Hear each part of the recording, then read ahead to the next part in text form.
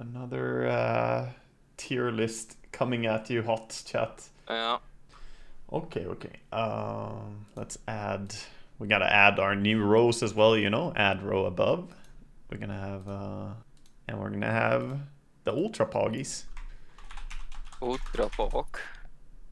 I'm gonna add one more. I'm gonna add F, because I felt like D and then dog shit was a bit too little. I want it to be called F for fucking bad.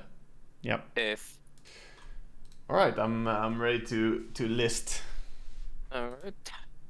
First one is again Abadonger with shield CDR, 1.5 second cooldown on shield and coil, while also adding additional slow, and your spells can proc Curse of Avernus. Yep. I feel like it's pretty good. You're not necessarily always wanting this, but just the fact that you get that that basic slow, because you get 25% basic slow, and it increases the base slow by 10%. So actually, it's 35% slow just for your Aphotic Shield triggering in an AoE around it. I think that's pretty good. 1 second CDR as well for both the Mist Coil and the Shield. I think if you're core, you definitely want this. If you're support, maybe you don't want it as badly. It's a bit expensive, but the CDR is really good. Like, if you constantly need to dispel someone, it's already worth. And as a support, it also gives you the actual potential of triggering Curse. Because you have so much cooldown reduction on your spells that you can actually stack it. Yeah. Which is pretty cool. So, overall, it's a good one. It's not, like, game-winning, but it's quality of life and pretty strong.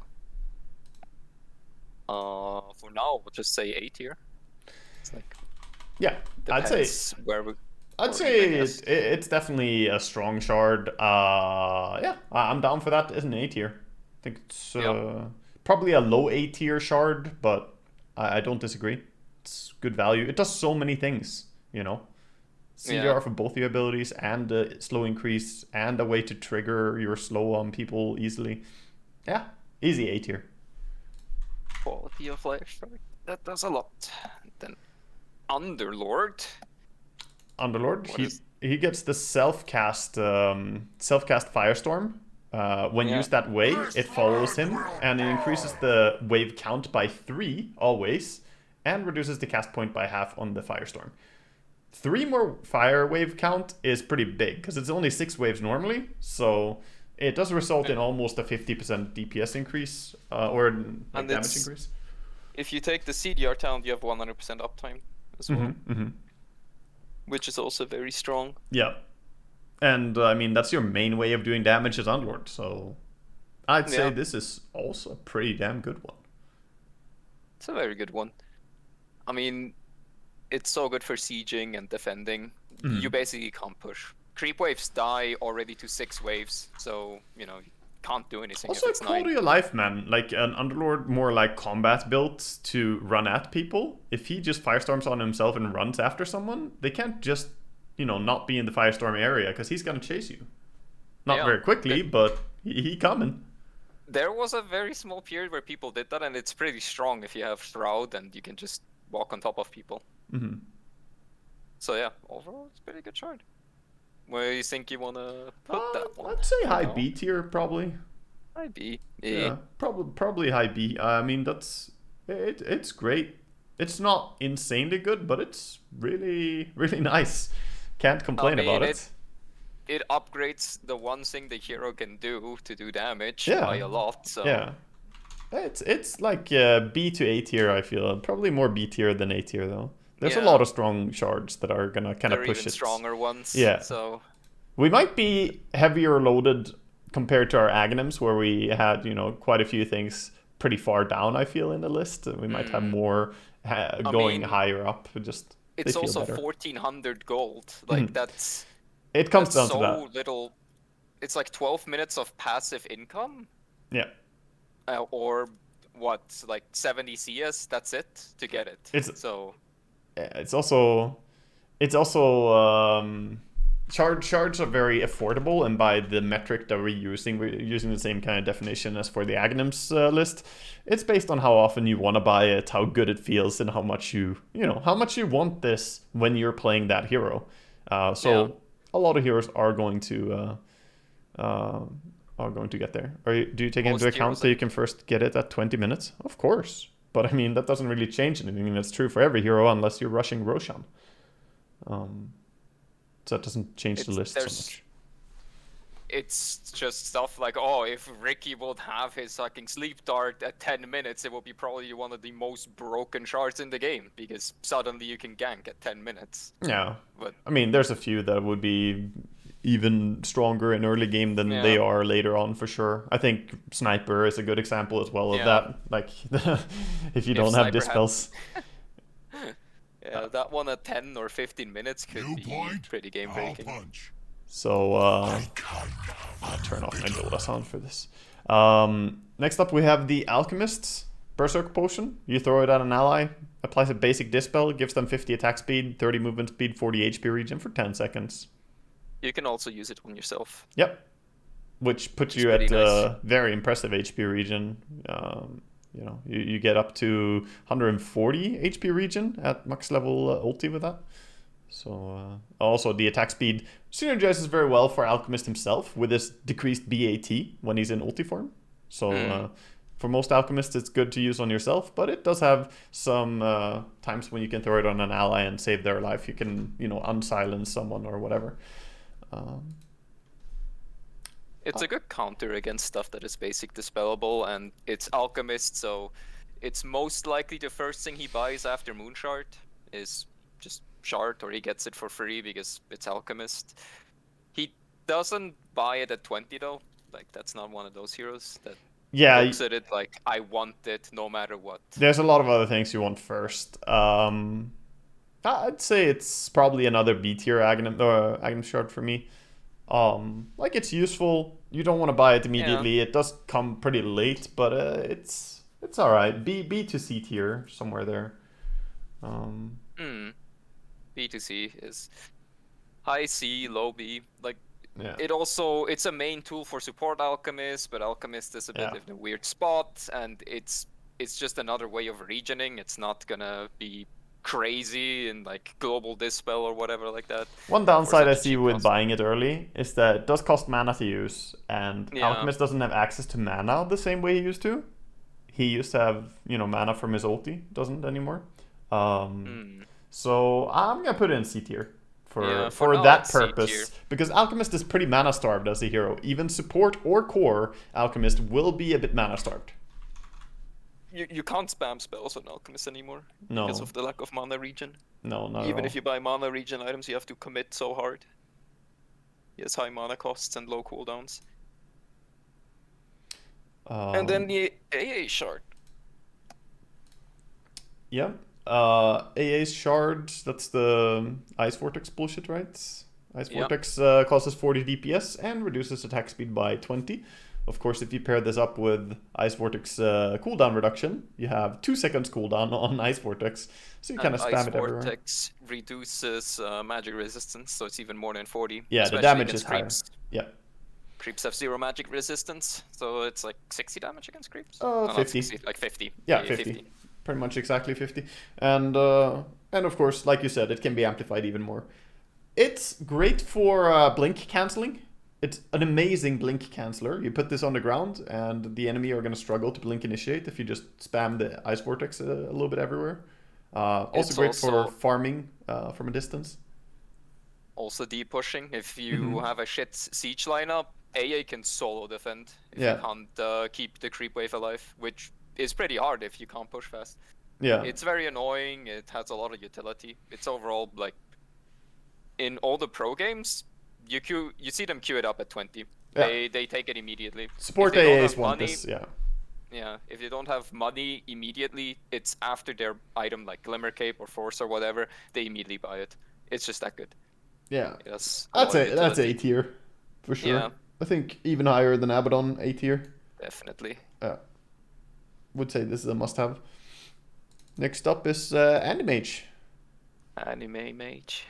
of course. Gives minus spell amp Mm-hmm. in a 900 radius, 10%, and if you're 300 units close, it is 30% minus spell amp, Yeah. which reduces overall spell damage for both you and your allies.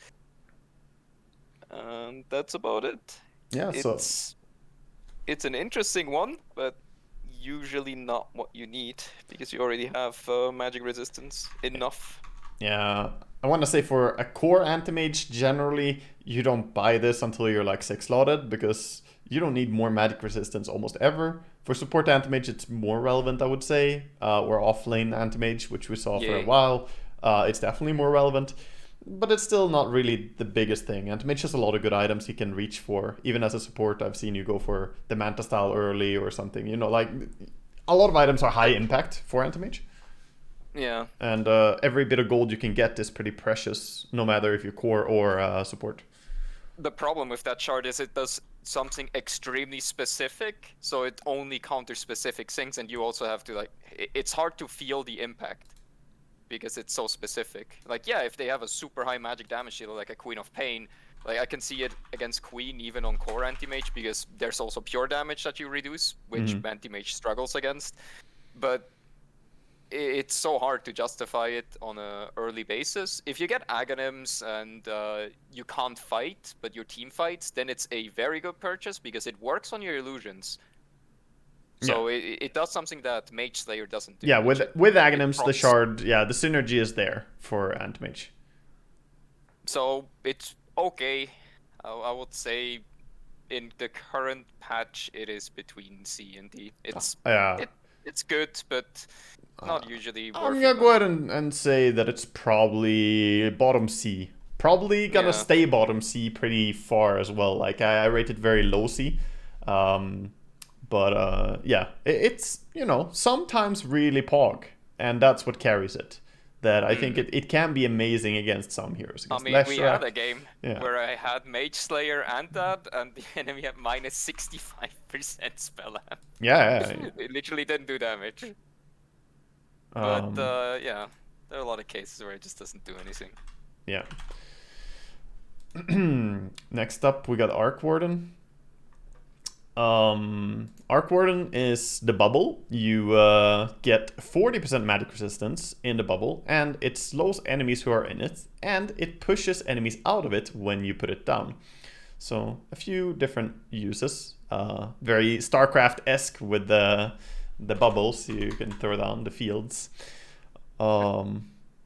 Generally, it's an afterthought, an item that you buy at some point because you're against spell damage lineups, but you don't really buy it early for Arc Warden. I play quite a bit of Arc Warden, and I would say it's anti-mage. It's literally the same as anti-mage, I feel. It's the exact same. It's the exact same reasoning. It's good against some lineups because of high spell damage, but it's really not priority to get this item early.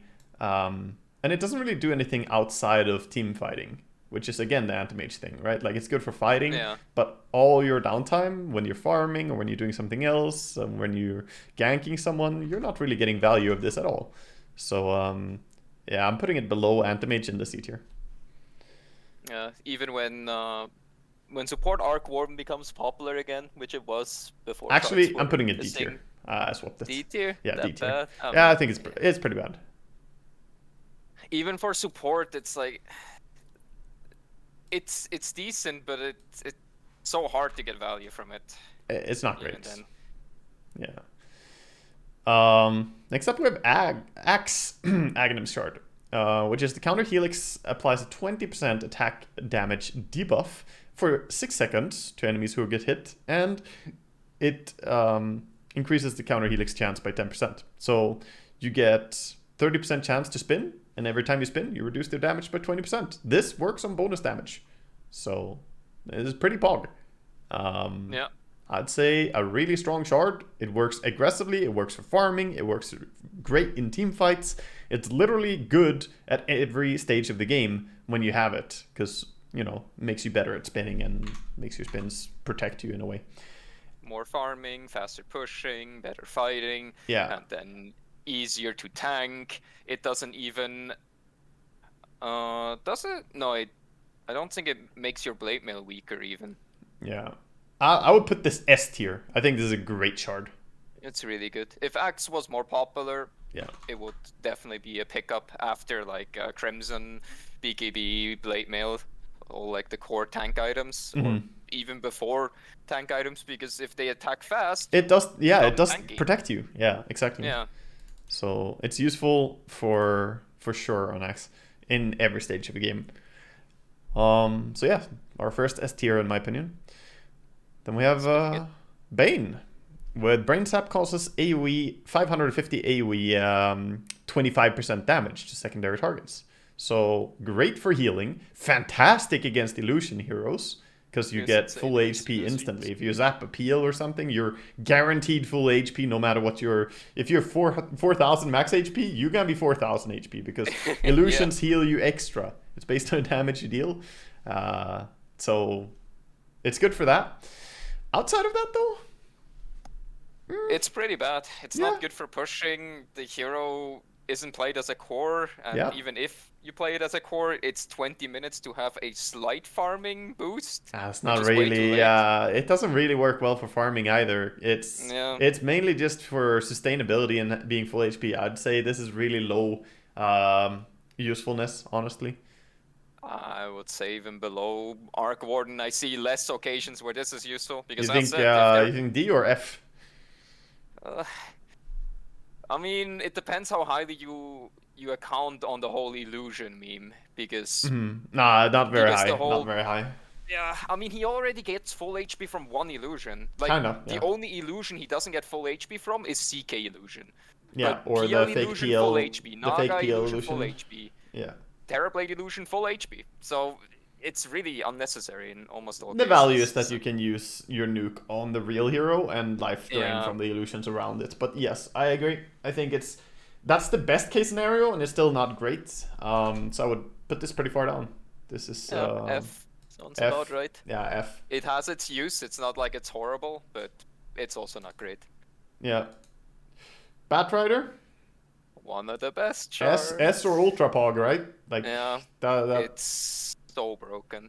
I think it's probably Ultra Pog, I want to say. It has to be. It's Ultra Pog. So Batrider Aghanims shard is that he causes Flame Break to have 2 charges, so already like doubling one ability. But not just that, you apply Sticky Napalm charge when you Flame Break, which is great for keeping Sticky Napalm on people for longer. And it already just buffs the damage on your Flame Break by a lot.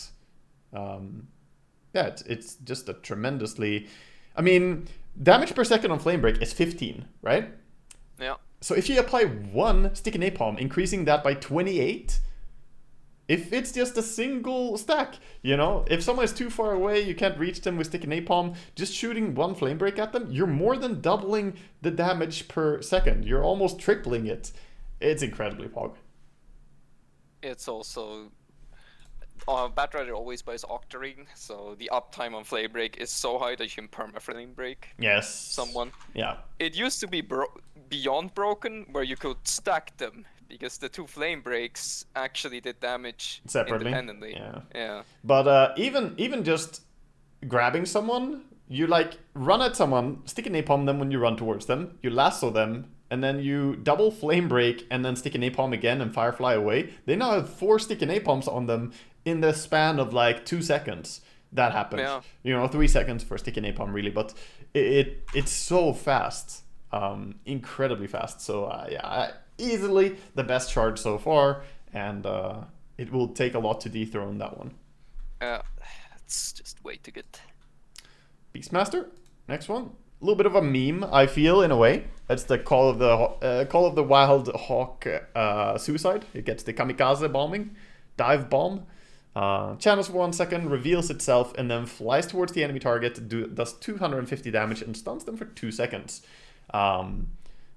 It's killing the Hawk as well when you do it, but it does put the Hawk on, what is it, a 23-second cooldown instead of 30. The CDR part is the biggest part. Yeah. I mean, it was broken where you got control over the Hawk again. Yes. And you just had 4 you could stack Hawks them. movable. Yeah. and then you can stack them. And the other thing is you have infinite vision. Basically, you just played broken Beastmaster again. Yeah. With the movable hogs. Back then, it would be A tier, but the fact that you now have to send them to where they should be and then wait for the enemy to come there and fight, you can't have 4 Hawks as easily. You can't just bring them with you and chain stun someone. Because before, with good micro, yeah, you could stun someone for like 10 seconds as a Beastmaster, which was insane. And that's before Helm of the Dominator or Centaurs or something. So it's still good, sort of, but it's not nearly as useful. They have a lot of cast range, like a lot. But yeah, 1200. It's only 1 stun guaranteed. There's a very unlikely chance that you get more than 1 Hawk stun, because you still have to send Hawks everywhere on the map, because, you know, the whole vision advantage. 2 seconds so you don't have them grouped up. 2 seconds is a pretty long stun. It just takes a while before it lands. That's the only downside with this, is that it's a 1 second channel, and then it has to fly in. It flies in fast, but it ends up being like 1.5 or 1.25 seconds before the enemy is stunned. So it's a 1.25 second delayed 2 second stun. I don't know. I mean, best of B. Like, Beastmaster wants it. Yeah. It's good. B for Beastmaster. Yeah. B for Beastmaster. It's that simple. Yeah. No, I agree. You want it, but there's probably a lot of other items you might want more. Yeah. Yeah, B tier precedent. Bloodseeker. Discussed this a little bit on my stream yesterday. I played Bloodseeker in the Battle Cup quite a bit. So this is a Blood Rage upgrade. It makes Blood Rage do 2% of the target's max health as pure damage and heals Bloodseeker for that amount. It only works for Bloodseeker. So you can't Blood Rage someone else and heal. That would be kind of weird. But it's great against chunky targets. It's pure damage, 2% of their max health every hit. So it's a tank slayer. It also is great against high armor targets. This kills Timbersaw, your Centaurs, your Dragon Knights, you know, your tanky AGHA carries with high armor in late game. I think it's a B tier, is what I think. I'll put him below Beastmaster, but yeah, I think it's around there. Can't really say much. It's a very cheap damage upgrade. That's what it is. Yeah. Sustainability. So if you need more damage or you need more sustain, you can get that, and you can turn into Lifestealer. It's good for man fighting. Yeah. You're just trying to be Lifestealer is what you do when you buy this. That's a good way to put it.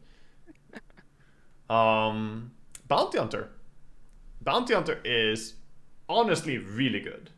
It's pretty good, yeah. He gets Shadow Walk, grants 35% damage reduction while invisible. This works on spells, on right clicks, on everything. Doesn't matter if they reveal you or not, you're still invisible, just revealed, so you still block 35% damage.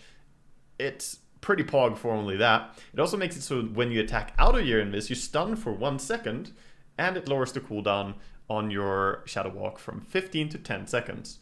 So you can, of course, double hit someone and stun them for 2 seconds with this, which is pretty pog.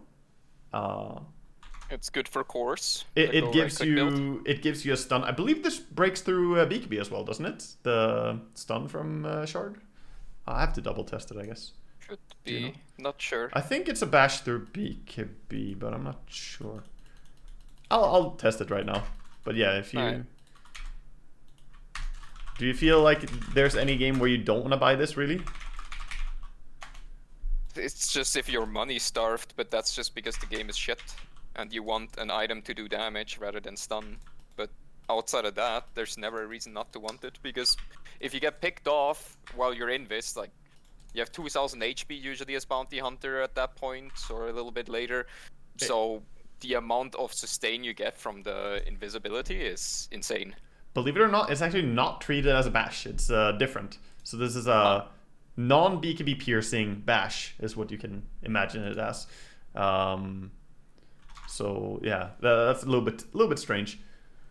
But I think this is fantastic. I think this is. It's still really good. Yeah, like high A tier, leader of A tier, I would say. Yeah. I mean, everything about it is good. You can buy it for the damage reduction. Could make a case for S tier, but. Yeah, I think it belongs in the A tier, I think. Yeah. Now, the next one, I believe, I'm gonna double test if it's lying to us still, but you can read what it does. and say what you think. The Brewmaster? Brewmaster. Primal Spirit now creates a Void Bruling. His Astral Pulse ability affecting enemies in 500 AoE applies a slow and disarms them for 2 seconds. Void Bruling inherits a Brewmaster's attack modifiers. Okay, yeah, they did fix that the Bruling didn't slow at first. it straight up didn't have the 40% slow. So now Nice. that works. That makes it a lot better than it used to be. Because a non-slowing disarm for 2 seconds was kind of underwhelming as an effect. I mean, I think it's an extra item that Brewmasters will go for if they don't know what to buy. If they already have their Aghs refresher. I don't think Refresher. you never buy this I mean, before you have Aeon Disc. refresher. Yeah. You don't probably buy it before you have Aeon Disc. And even then, It's- you probably have to it's think, like, do I afterwards. want Blink or Travels or something more? I don't know. I mean, the idea is cool with the whole right-click Brewmaster, so you can buy a Basher, and then in your ult you still have the Basher or the Maelstrom, but Brewmaster can't build like that in this patch. It's too scuffed. I like the idea, but it's not that good at the moment. Mm-hmm. The disarm can be good though, like having an additional disarm available and having an additional unit can sometimes also be good depending what you're playing against. It's But fun with overall, Mage Slayer. Mage Slayer. I mean, Pog. yeah, it does apply. The Void Ruling has the attack modifiers, but it's very hard to make use of that in a good way. I mean, Mage Slayer would be the likeliest to Yeah. get value from, but as said, it's scuffed. Yeah, It's so also scuffed. you personally don't care about spell damage while you are in Primal Split, so you would have to, I mean, not much at least, so it would pretty much be buying a Mage Slayer to help your allies while you're ulting, but I mean, anything you buy that has an attack modifier is to help your team. That yeah, but you could say that Deso would be more helping yourself kill people, Yeah, or a Maelstrom, or, that's you true. know, like, many other things, but yeah, I don't know. I feel like this one is pretty low. Maybe partly because Aghanims Scepter on Brewmaster was so fucking high, and the refresher value and Aeon Disc value is so fucking high. All of those things are like ultra pog for Brewmaster right now. Yeah, So it's- because of that, he gets dragged down a bit on the shard. 1400 gold is a lot considering what his item build is and how fast he wants to reach it. So you actually can't pay for anything additional. Yeah. So I'm gonna go ahead and throw this into D tier. Yeah. I don't think this is a great one. You almost never care about getting this. It's a nice addition, but it's not like the hero is unplayable without it, even in late game. Even in late game, it's like, wow, there's a Void Panda now, I guess. Every time I saw Bruce have it, it's like, shit, they're 4 now, not 3. And it's still kind of the same. Yeah. It doesn't feel like it adds enough to be scared of it. Agree. All right. Bristleback next. No. Bristleback has the hairball. He Hog. coughs up a quill-packed hairball and spits it at the enemy. It applies 2 stacks of quill and 1 stack of goo on everyone in a 700 radius. It's cheap. I think it's like 25 mana or something, right? Yeah. I think it's pretty mana-wise- cheap. It has like 14-second cooldown. Yeah, I'm gonna go into double check the mana cost on it, but yeah, I think. Oh, it's actually okay. It's higher. It's 100 mana, but still, that's not too bad. I mean, Bristle has high int gain and he has a mana regen talent at level 10. yeah, You actually don't struggle with mana on Bristle. yeah, you don't. No, it's fine. Especially with the Aghanims build, which is the standard build. You have more than enough mana to just spam click all of your buttons. Pretty good for chasing people. Good for applying more shit in an AoE. I don't know. It's good for gap close, it's good for finishing people off. I mean, it's Yeah. basically just Flame Rake. Yeah, it's sort It of has like the Flame same Break, idea. except it's not nearly as good as Flame Break. I feel. Yeah. It's similar in some ways, but it doesn't do the massive upgrade of one of your base skills the way that Flame Break gets upgraded. It's like, if you're in a fight, then you already have like 5 quill stacks on you, and then maybe 2 or 5 goo stacks as well. and he throws that at you, that is a lot of damage. Yeah. That's like 500 damage, but it's just okay. Bristle is playable without it. It's nice to have. It makes the hero easier, and it's a quality of life to have a way of hitting people even if you're getting kited. I would not say it's stronger than Underlord, even though, who's our bottom of the B tier. I think it's maybe a bottom B tier or a C tier. I'd say it's behind Bloodseeker. I mean, I played Bristle. Like, Yeah. it feels really good when you want to burst people. It really helps with bursting. It's not, like, amazing. It's just more damage more quickly. That's the whole thing with Bristle. Is like, anything that lets you do more spell damage quicker is good.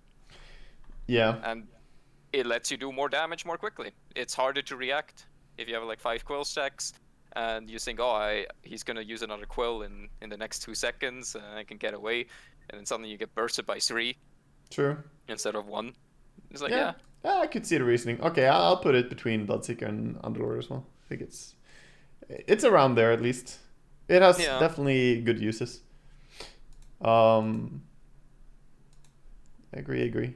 Broodmother, she gets Silken Bola, becomes a 550 AoE spell, and increases the miss chance from 55% to 80%.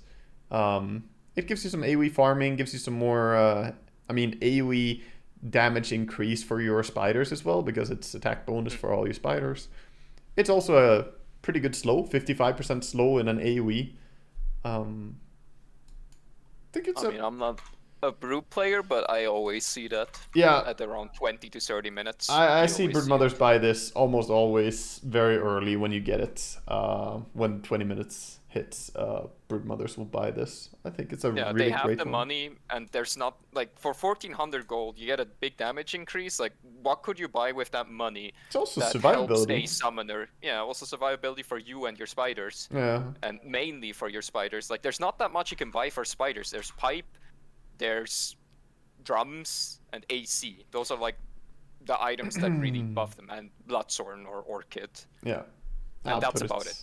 Yeah, I put it in S tier actually. Yeah, I think it's good. It's a must-have. Yeah, you don't play without it. You just almost never see that on Broodmothers. Below Axe for me. Usually, like most heroes that counter Brood, they don't buy BKB early enough. Like they don't have BKB at 20 minutes, so it's like you suddenly can't kill the spiders if you right-click. Axe is S tier. Does it not just make Blade Mail a useless item on Axe?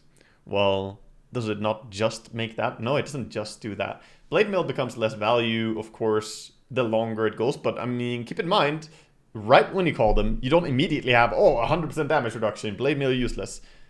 There's also other people who are going to use spells on you, possibly. I don't think that it's a big concern that you cannot Blade Mail anymore. Blade Mail is a very short duration, and it takes a while before the spins start getting up there. But if all you care about is your burst potential with Blade Mail, then of course, maybe don't play towards Shard. Keep in mind though, it increases your spins, so you spin more, so you do more damage because of that. But yeah, if the enemy has an ultra farmed Giga carry and you want to kill him with Blade Mail, then maybe don't buy Shard. Alright, to go back on track, we have Centaur. I think we're missing a Clockwork. Are you missing Clockwork? I think Clockwork is all the way down. Is he all the way down? I don't see him anywhere. Yeah, he's down. Oh, there. Yeah. Okay, never mind. Yeah, some heroes might come in random order. Don't worry about it, I guess. Alright, Centaur. A rattle trap. I think Centaur is really great. It causes Double Edge to increase Centaur's strength by 15% per hero for 15 seconds. Anytime you hit someone, it refreshes the entire duration for all your previous stacks. You can have 5 stacks, and it slows the enemy for 25% for 2 seconds when you Double Edge. You get so much HP from this. You also get more damage output because you're getting strength, which is, scaling with 3 of your abilities.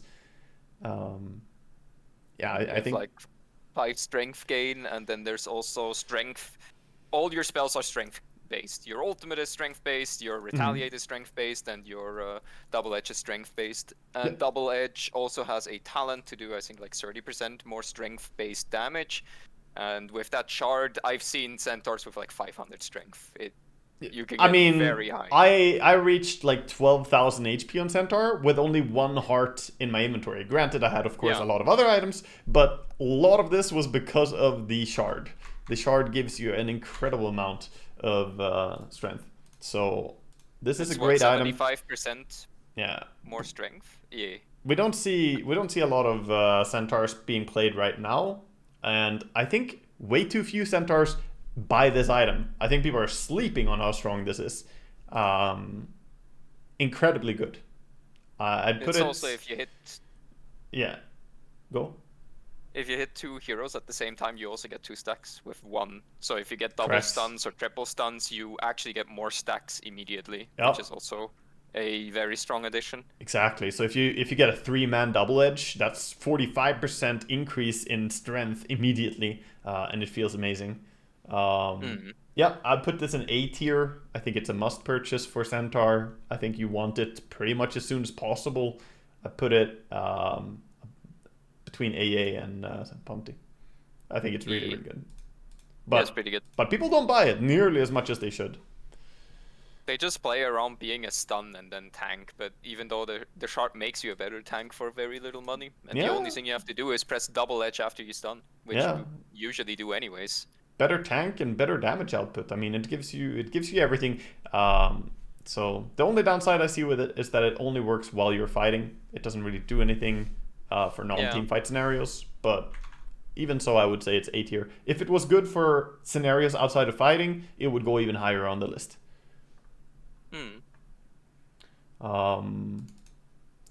We have CK. This is a shard that we see every CK buy ASAP, pretty much. Literally, minute 20, I want to buy it type item. This is Chaos Bolt creates a Phantasm Illusion attacking the target for 6 seconds. Of course, it swaps to other targets too if it kills an initial target, allowing you to use it to farm creep waves or jungle. It also increases the cast range on your stun by 300. So more than an Ether Lens added to your stun range is really great as well. And of course, your stun can just solo kill supports. If you're farmed enough on CK, you just throw your stun and that's a support dead sometimes. Amazing shard. Yeah, it's good for farming, good for fighting, good for pick-off because more stun range. It does everything CK lacks and wants. Precedent S tier, in my opinion, for sure. This is a great shard, and like you said, it's the fact that it's always good, right? It's at all the points in the game, it's great. I put it S tier. I think it's the closest we've had to breaking into Ultra Pog along with Batrider. It's not really that crazy, but it's a high S tier. That's a pretty good one.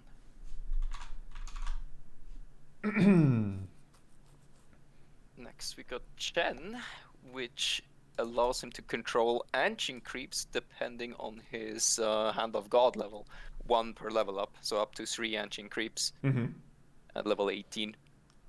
Yeah. It's a lot better than his Aghanims, and in the rare occasion of people picking Chen, they will actually buy it because it's very cheap compared to buying an Overlord to get an Ancient Creep.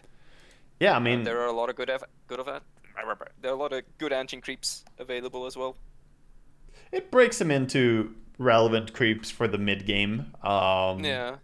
I'd say very affordable too. 1,400 gold, and you in the mid game quite quickly have access to 2 ancients at least, which can allow you to have a dragon and a granite golem. Or in the event that you have a high DPS hero, you can buff him up with lizard. Pretty good, I'd say. I mean, that's very relevant for Chen players. There's only like 12 Chen players in the world, and most of them don't play Dota right now, so can't really say too much how often we see this. We don't see Chen players, but I imagine if I was to play Chen, I'd always buy this, right? Is there any time that you don't buy this? No, it's not. It's guaranteed. It's not insanely strong though, but you always buy it, so I'd say probably goes up A or S tier because of that. Just how I think essential bottom it is. Of A tier because it's not amazing, but it's really good and it helps the hero. Yeah, it's not like it makes you crazy strong fighting. Yeah, I'll put it there. It's like a cheap overlord though, because you give the creeps bonus damage, you give them bonus movement speed, Yeah. and they have their innate high HP, so you actually have very playable creeps. Mm-hmm. So it's really good. It's very cheap, and the hero needs it, but it's like Overlord. The reason not everyone buys it is because it's not uncounterable, but it's strong. Yeah, seems fair. Clinks. He creates 2 Burning Army skeletons when he goes out of Shadow Walk. He can, of course, stack his Shadow Walk by being Invis and then recasting it immediately, allowing him to get 4 skeletons, helping him DPS something very quickly. Good for AoE control, good for area denial. You can also eat them. They do have, what, 1000 HP, I think? Yep, 1000, which is 100 less than any normal creep. Yeah, so they're quite great targets to eat, and you know, you got your food on the way. I put this pretty high. If you compare it to Aghanims, it's also like 60 or 80% of an Aghanims, but with way higher uptime.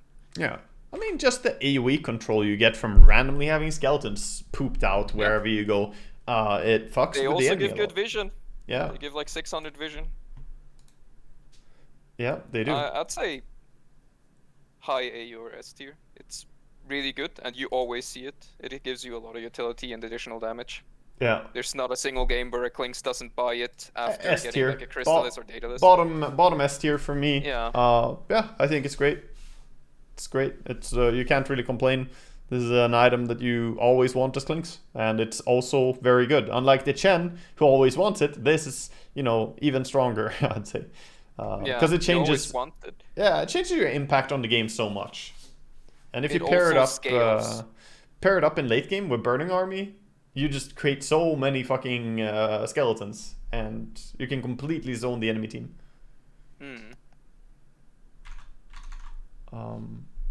Yeah, it scales with your items into late game. Next up we have CM. I saw Vanilla in the chat. I mean, CM Shard. It allows you to move this fucking shit. A move, cast, and attack during the freezing field. You can still be interrupted by enemies. You move 75%. 75% slower. And quote unquote move. And CM doesn't really move in the first place. And it increases the total number of explosions by 20%. The final part is good. The only really relevant part, sadly. It's good with haste rune, alright? If you have haste or something like that. But I'm gonna go ahead and say I played 4 Maiden. I have the power to talk. I played 2 games. I stomped both of them. And not even remotely did I consider this being an item, because I used my ultimate 3 times in those 2 games, and it got interrupted twice after 0.1 seconds. Yeah. Fucking shit. CM ulti is incredibly hard to get a scenario for it to be Pog. And even when you cast your CM ulti, 20% more explosions. I mean, it's not a mass. If it was like 30% more, I don't know. I'm putting it. I'm putting it in dog shit. I think it's actually the first really bad shard here. You have to really combo with it to make it do anything. So hard. Like, as said, you need Maiden 4 with a lot of gold and a Dark Seer, or you need a Lycan that ults the Maiden, then you have a mid Maiden that goes right click with the attack speed and goes tanky. It requires you to do so much work good to do anything. Good mention there by Vanilla is that it's nice against Rubik, because you can stop him from stealing your ulti. You can cast Crystal Nova, so that's a little use you have there. But you're paying 1400 gold to like stop an enemy hero from taking your ulti. It still doesn't feel great. The only time that it could be good is if you're like insanely overfarmed on Maiden, which you should never be anyway. Kinda, you're probably winning anyway. You can, but that's not the timing you're playing for. No. As said, it requires you to combo and actually play around the shard, which is a gamble in itself, because Maiden works better without even playing around the ultimate at all. Yeah, Maiden so Shard. it's pretty worthless. I mean, this makes Maiden the first hero to be both in the dog shit tier on both Aghanims Shard and Aghanim Scepter. We put her there for both, which says a lot about the poor Maiden and her state. I think she's a good hero, but Aghanims is not very kind to her. Yeah, not much more to say there. And we're going to go straight from Maiden to Darkseer. The contrast in power level on the Aghanim Shard. Yeah, Darkseer gets the normal punch, passive cooldown attack, causes Darkseer next attack to have True Strike, knocks out an illusion out of the targets, stuns them for 2.25 seconds, and knocks them back 350 distance and 300 magic damage based on how far you've moved. Jesus, it's a mouthful to say what it does, but basically run far and then punch someone and you get big damage and it has True Strike, so you can hit PA once or wind range. Bit of chain stun capability as well. I got wrecked by a Darkseer recently who used this. He surged and ran around a little bit, then he blinked in on me, punched me, stunned me for 2.25, and then he vacuumed me afterwards while also walling me. So I had 2 illusions of myself punching myself. I straight up just died to Darkseer. I mean, Vacuum can be a 1.1 second stun if you use it correctly. Yeah, exactly. So you get stunned for 3+ seconds while 2 illusions are hitting you. Yeah, and then Iron Shell, of course. There's Iron Shell, and Darkseer will have Aghanim, so he's just gonna spam both Iron Shells on the 2 illusions there and then run away and you're dead. Yeah, 33 has been playing Orchid Blink Shard Darkseer. Yeah, that's exactly what this guy was doing as well. I think a lot of people are playing that right now. I think it's very strong. I think it's really strong. Yeah, I think Ultra Pog. Like, it's a stun, it gives you True Strike, it gives you an additional illusion against carries. It just gives everything. And it has a short cooldown and no mana cost. Yeah, I think I'm gonna say S tier for me. Because I think it's not, I don't see it really being complete Ultra Pog, but I will put it as the leader of S tier. I think it's really fantastic. The only downside I see with it again is the whole, like, you use it for fighting exclusively. Outside of that, it's not really good farming tool or something. Doesn't even trigger on creeps when you farm. I don't think so. No, so but I mean, you don't need it. It's no, Darkseer. Yeah, you don't, but I think it's a great shard. I will put it in S tier for me. I think it's, to me, not much stronger than what I see CK do, for instance. I think it's, yeah, I think that's how I would rate it. Better than CK? Nah, I'd say they're about the same. They could be left or right of each other, either of them. Like, if Darkseer was to go Ultra Pog, I think I have to put CK up there as well.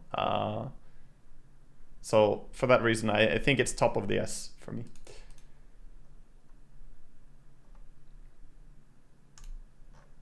It's bought in all games. Yeah, but that's true for a lot of things that are not in Ultra Pog here as well. I mean, pretty much every Bounty Hunter will buy a shard, you know, every Chen, like we said, every CK will buy it. A lot of things that are not going to be in Ultra Pog are still going to be, you know, an always buy.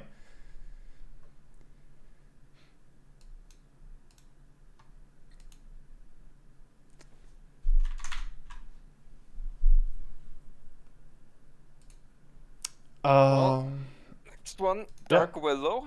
Willow reduces the Bramble, the Curse Crown duration for it to proc from 4 seconds to 3 seconds, right?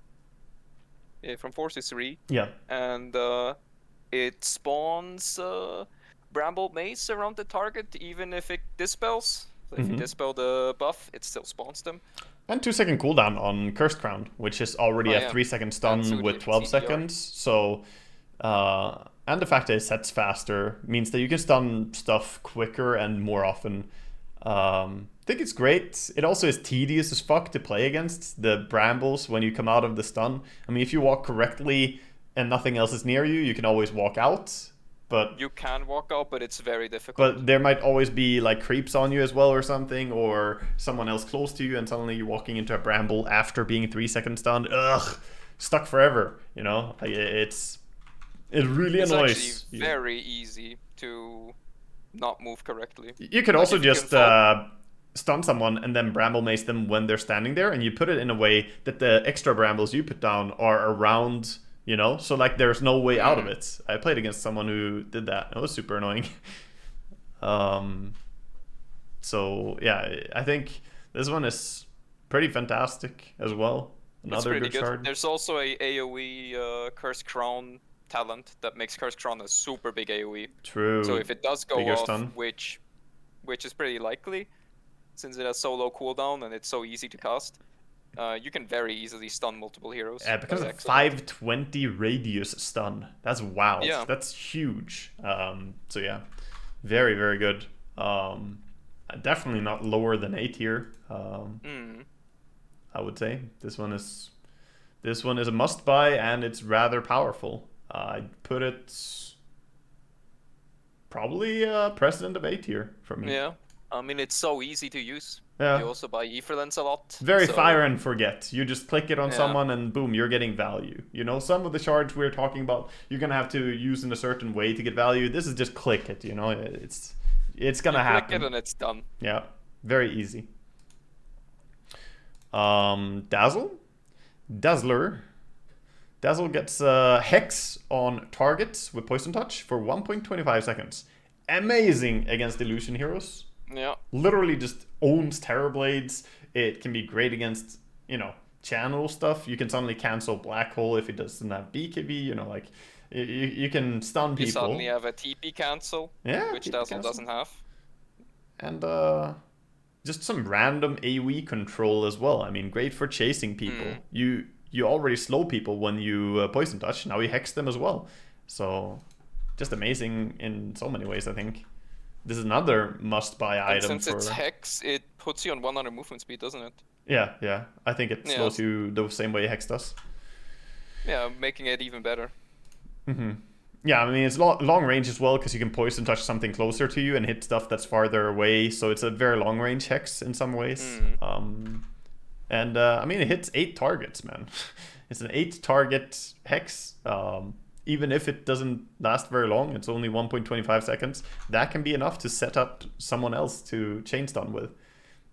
This is a must-buy, and it's rather strong, I think. And it completely destroys Terrorblades and some heroes. You know, Naga, TB, PL, all these heroes. Yeah.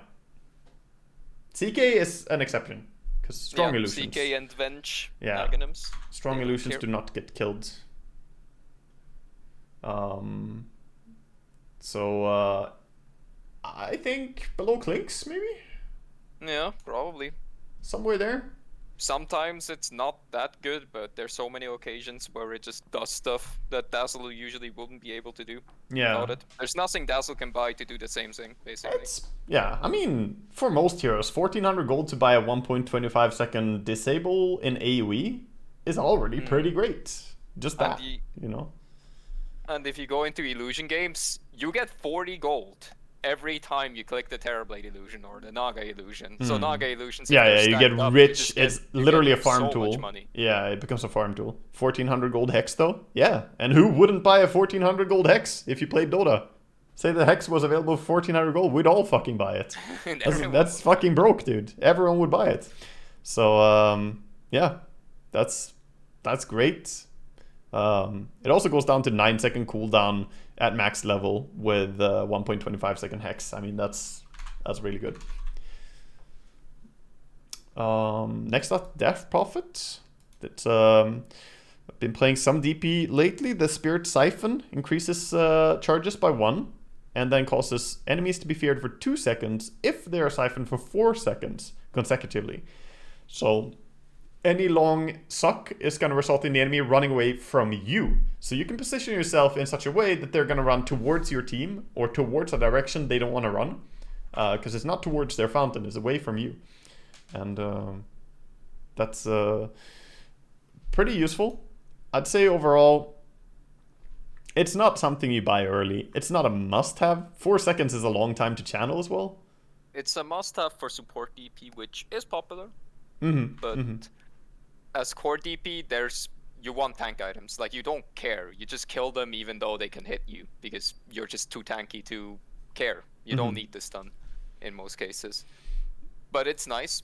The one problem that it is like your suck is 6 seconds and it's continuously, so you can only stun them once per drain, and then if you cast the second drain, it will take 6 seconds in total, because you have the 2 seconds in which nothing happens and then you reapply it. So it's a bit scuffed. I'd say this feels like a C tier for me overall, because it's good, but it's a bit conditional. You know, we talked earlier about how easy Dark Willow is to use. This is the opposite. This is like hard to get value from, but if you get the value, it's very good. So situational, I'm putting it precedent situational. Yeah. C for situational. Situational. I even named my C for it. Situation. Yeah, feels right. Disruptor. He gets the Thunderstrike that can be targeting allies. Each strike gives a 1.25 second buff that provides 50% movement speed and 75 attack speed. Also increase the radius to 650 from 240.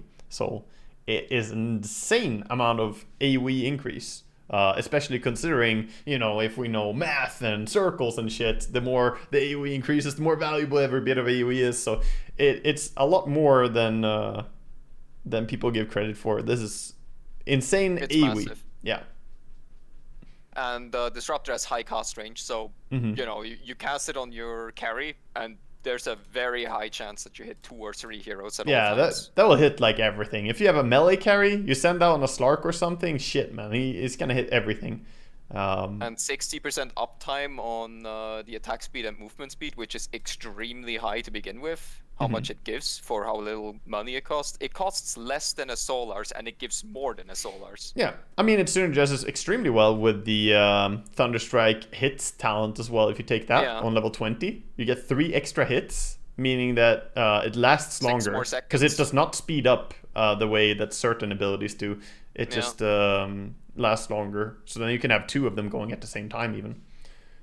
6 seconds more duration? Like, holy shit. Yeah, it's really good, and it's another one. It's like, yeah, it helps with farming for Raptor as well, because you can now kill the whole wave. It's enough range to kill the range creep while killing melee creeps, which is good. That's one thing. The other thing is you can farm. I mean, you can buff up your carry so he can move faster around or kill stuff faster. So good at all points in the game, would you say? You farm with it, move across. I mean, if you're just running, if you're late to a team fight. You can even use it on yourself, you use it on yourself to get to a team fight, because you're suddenly going to move with 450 movement speed instead of 350.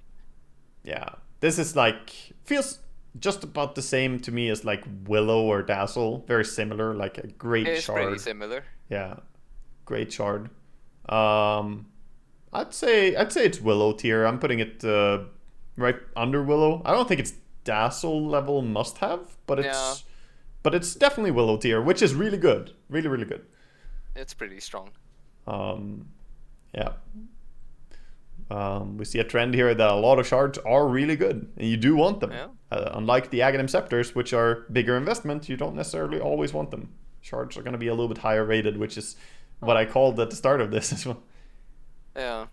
I mean, it's cheaper, more heroes can get it, and most shards are made for you to want them. Yeah, they're very appealing. Doom has an Inferno Blade upgrade.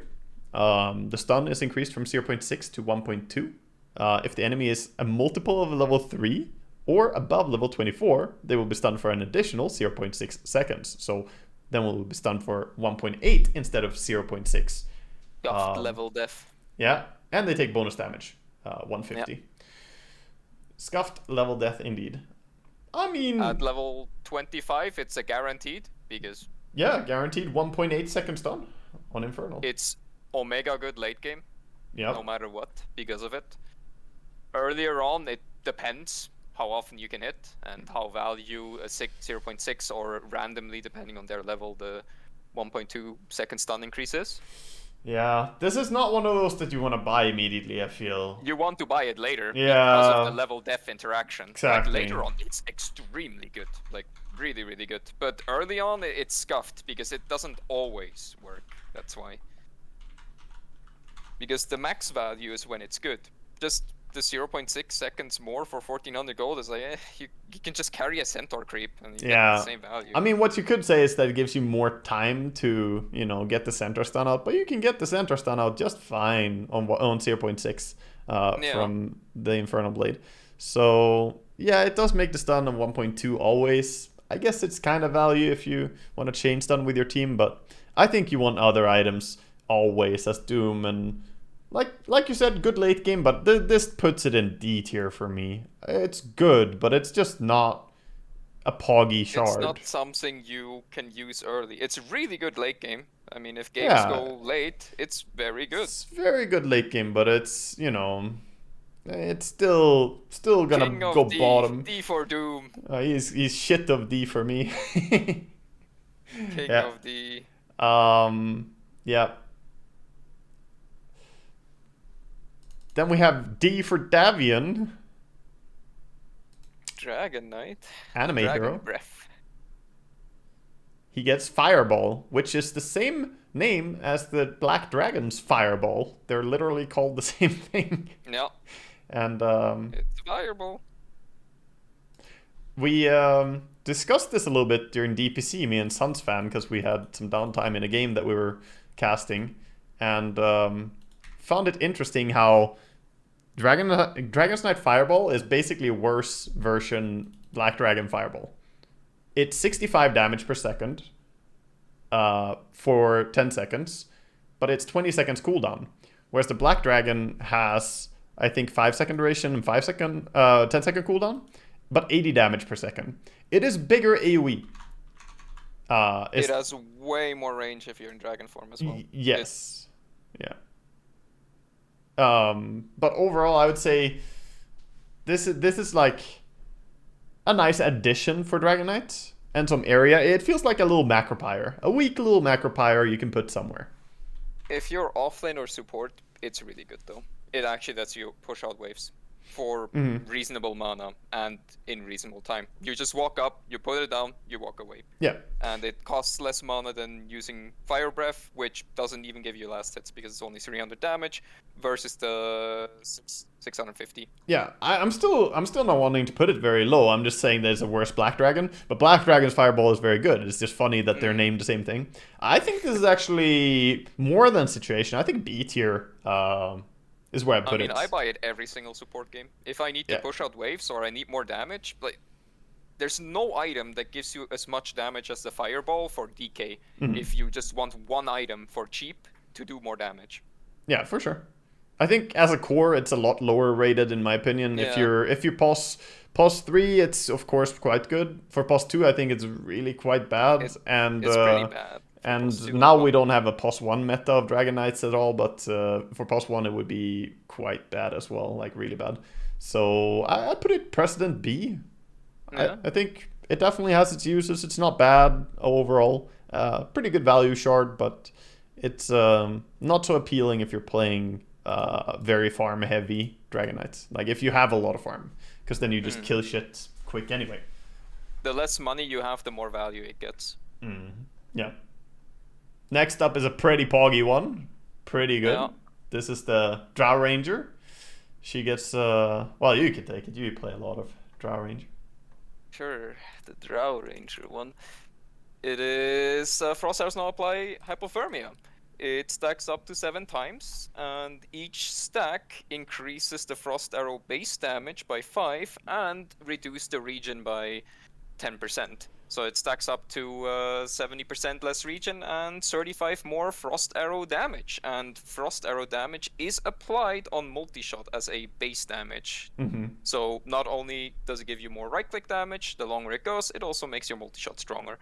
And next to that, if the unit dies, it does additional damage per stack, 60 damage per stack, onto nearby units in a 650 radius. In an AoE. Yeah, so multiple stuff can explode, and I mean, that's... Basically, multi-shot is a guaranteed creep wave clear. Even if they're like 50 units, you only need to kill like 6 or 7 units and you kill all of them. Yeah, kill a few, everything dies. Yeah, 1400 gold Scotty. It's the fact that creeps are exploding too is so big. You know, anything that And it dies with slows. hypothermia. Yeah.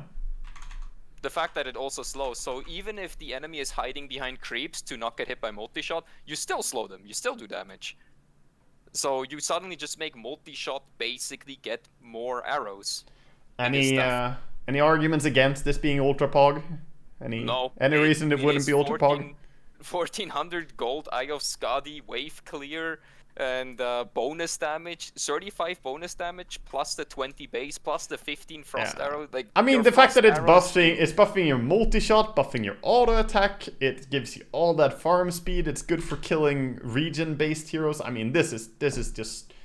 I think better than Batrider. This is actually probably literally the best one we've had so far. This is hard counters so many heroes as well. That's just 1400 gold is fucking ludicrous value. It's bad. It kills creep waves instantly. It makes you fucking kill every single tank in the game. It's bad.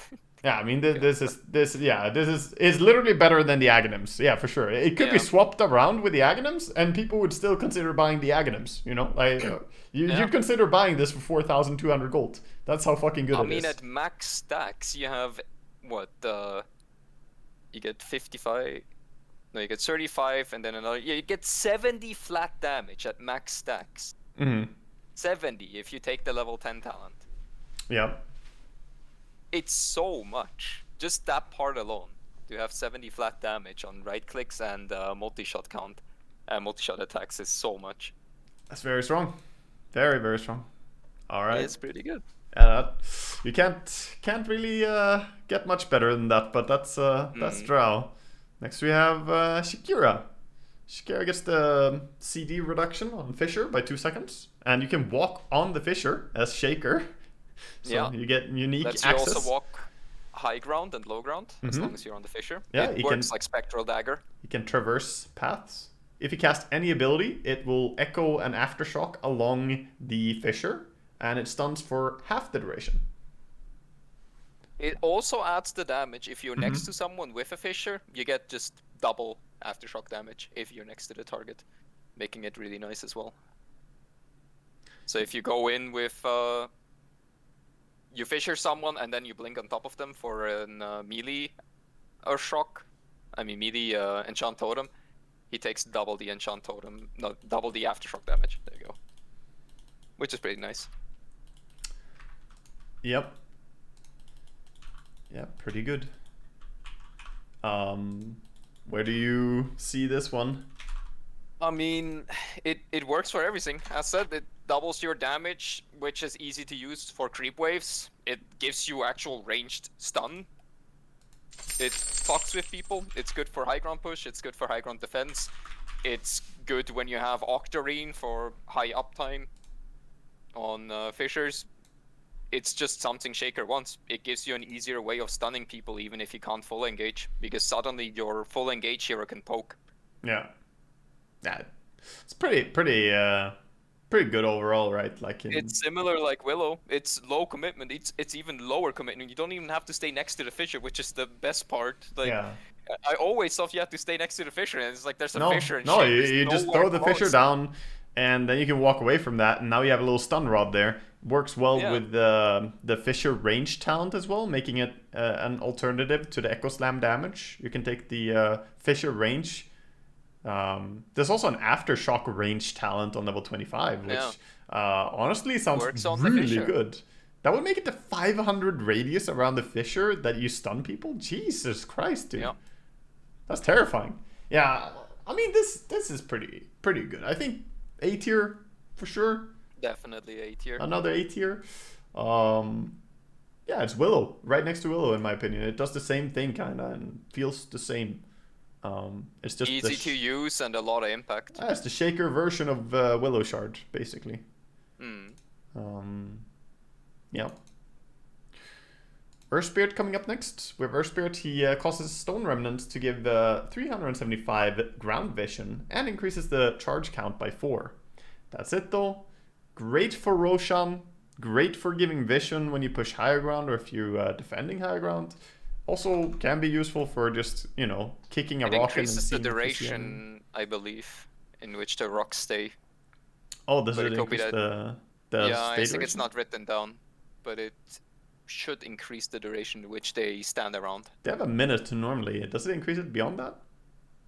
It could be that they actually... No, they nerfed that. Yeah, that's what they did. They nerfed it, so because of that shard, they reduced the duration in which the stone remnants stay. Because before they stayed for like 2 minutes or something. Yeah. I mean, you can just leave 1 minute duration. You leave that shit on Roche Pit. Suddenly the enemy can't take Roche without you knowing. And there's no way for them to deward it. It stays there always. I mean, that's really good. Outside of that, though, I mean... It's a utilitarian shard, right? It gives you that vision, expensive. Gives you those counts. It's rather expensive. It doesn't really carry on its own. I don't think it's that good. It doesn't give you... If it will give you CDR speed, like 5 seconds on rock replenishment, it will be immediately good. Because you have 4 more rocks, but the same duration. So it just takes you, what, 2 more minutes to get max stacks? You're never going to get up to having 11 charges stone remnants in a game as Ember Spirit unless it's incredibly passive. The only time it's good is you fought, you died, you have no remnants, you buy back, and you have enough gold for shard. So you immediately have rocks. Because you do get the 4 rocks immediately. Yeah. So if you need an instant refresh for a little money, that's when I saw it being bought. Yeah. I mean, this is probably not very high, right? Yeah, I mean... It can be POG in some way, but yeah, I think F, actually. It works with the Aghanims, it has some combo potential, it can work... Below Bane for me. I think it's not quite dog shit, and that's only because you can make cute plays with it, but it doesn't make cute plays on its own. This is one of those shards where you have to make it do stuff, and it's very conditional. Scouting Roche is pretty much what you're paying for. 1400 gold to get some vision, you know, is the way I see it. Of course you can get vision in other places than Roche, but mainly you buy this to know when the enemy are taking Roche. But that's a lot of gold, dude. It's an expensive word. Yeah. Elder Titan? Titan, he can switch Echo Stomp into an autocast mode. When it's autocasting, Elder Titan will take the place of the Astral Spirit after the stomp is completed. That's all, but that's pretty crazy if used correctly. You can move around with it. It's a cheaper blink that doesn't get cancelled by being damaged. It can get cancelled by stopping your channel. Yeah. But you usually use it to go in. It's an initiation tool mainly. You rarely stomp to get away so much, because you need to like stomp the enemy, and you do that with your spirits, so you don't really jump back. Great for going in if you have the Aghanims as well. Synergy with Aghanims is poggy. Like you get BKB when you stomp people with Aghanim Scepter, and then you jump in with this thing. That's a nice combo. But it's also for when they have high armor heroes, because it's hard for Elder to get in to apply his aura. Yeah. Because he only applies the minus magic resistance with the spirit, so he has to actually go in with his hero, which this lets him do for a cheap cost, because it's better than Blink Dagger for Elder Titan in how Elder Titan is being played. It's still risky, but I believe you can change the autocast on and off while channeling, and you still... Like, if you turn it on and you see you can stun them, you will still jump, even though you didn't have it on before you started the channel. Yeah. I mean... With that, it gives you some utility. It's utility and not bad. I mean, I'm between C or B for this, though. I don't feel like it's a very high tier. It's not high tier, but it works, and it does something that Elder Titan would like to do for less gold than the alternatives. So I would say either low B or high C. Yeah, I agree. I think I put it in C tier. Yeah, it's like DP level. I feel this seems fair. Yeah. It's kind of the same, Yeah, I put it next to DP. Conditional like DP. You can fuck up and die, but you can also make big plays with it. Yeah, for sure. Then we have Ember Spirits. Ember Spirit has that his Fire Remnants now do 45 damage per second in a 600 AoE around them. Pretty big AoE, cancels blinks. That's nice. If an enemy hero dies within 400 range of Ember, he will get a Fire Remnant charge replenished. That's almost the bigger part of this. You don't need the kill. You don't need the last hit. If you're just there, Sleight of Fist, of course, moves your hero forward as well when you Sleight of Fist, so killing with Sleight of Fist works. In general, Ember is a very in-your-face type hero as well, so generally he does get those charges. And that can make him so much more elusive. Yeah, this is a good shard overall. And there's some value. You can use the Remnants to deter the enemy from going high ground. Like, if they're sieging your high ground, you just put, like, 2 Remnants there, and now they're gonna take some Radiance burn just for going up there, you know? Has a lot of usefulness. I mean, also the fact that even if you get chain stunned and you couldn't use Remnant, you can always buy back and go back into the fight. Yeah, true. That's an additional You usage. can also just throw a Remnant into Roche if the enemy are Roshing, and that's gonna start burning them a little bit, you know, make it uncomfortable. And if they go out, you see that Roshan walks out. Yeah, Roshan walks towards you if no one is there. Yeah, no, it's pretty good. I think this is like A tier, really good. A tier, maybe S tier even. I think S tier because compared to the Aghanims, like Aghanims doesn't do that many things anymore. And the Aghanims was usually bought so you have more remnants to play faster, and the shard is literally you play faster. You don't get range, but you get more remnants and you get them faster. I'd rate this. You have tempo. I'd rate this even higher if we go back a little bit, because the Kaya, Sange, Ember builds with Aghanims Refresher late game with Shard was really popular because you had mana cost reduction on Aghanim Scepter, which you don't have anymore. But back when you had that, so it was 25 mana to activate the Aghanims, then I think the Shard was also stronger because the Aghanims was stronger. But yeah, I agree. I'll put him in S tier. I think for me he's a bottom S tier now because the Remnant does cost 150 mana to activate, always. And that's a lot of mana still. You can't reduce that. Yeah. So if you go in, you kill someone with a Remnant, then you jump to the next guy, you kill them, you already used 300 mana to move from one guy to another, and then you most likely want to move to the next guy, and that's another 150 mana. Like, it eats your mana pool if you play as fast as you did with the Aghanims build back in the day. Yeah, it's but the Shard on its own, you don't have to go Aghanims and full commit on that. Just having the Shard is pretty damn good, even for a right click Ember, you know. It's always good. So, it just adds so much to it, to your hero. Yeah, for sure S tier. Enchantress. Enchantress gets 3 permanent Nature's Attendants that follow her around. 3 little creeps, dude. I mean, she has a Nature's Attendants heal talent, but it's on 25. If that was earlier, this shard could be better. If it was swapped with the Nature's Attendants unit count at 15, at 15, it should be the other way around. Yeah, she has a 25 talent, and that's very late. It does scale with Holy Locket, though, and which is a popular build to go Holy Locket shard. Since it does drastically increase your passive regen. Yeah. Because of the shard. Yeah, I mean, they do heal for 16 each, so, you know, you're getting what? Amplified 40, by 30%. 48 heal per second before amplifying it. But 48 heal per second that you can pass to an ally or for yourself. Problem is, though, it's great if you die slowly. It's horrible if you get bursted. Yeah. Literally garbage if you get bursted. So... it's wasted money if you need something against burst.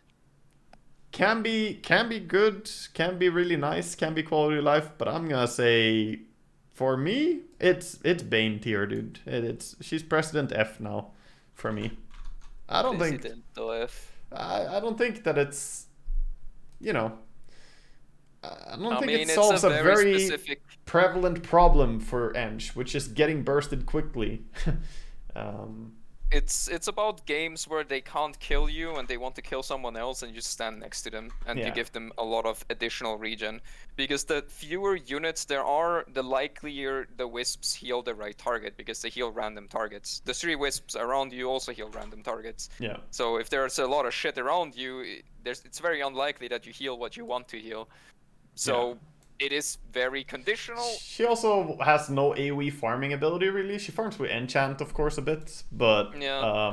she doesn't really farm the cash for this so easily as some other heroes might. So I think for Ench, very often you're happier getting other items. But it's still, you know, It's like it's if there.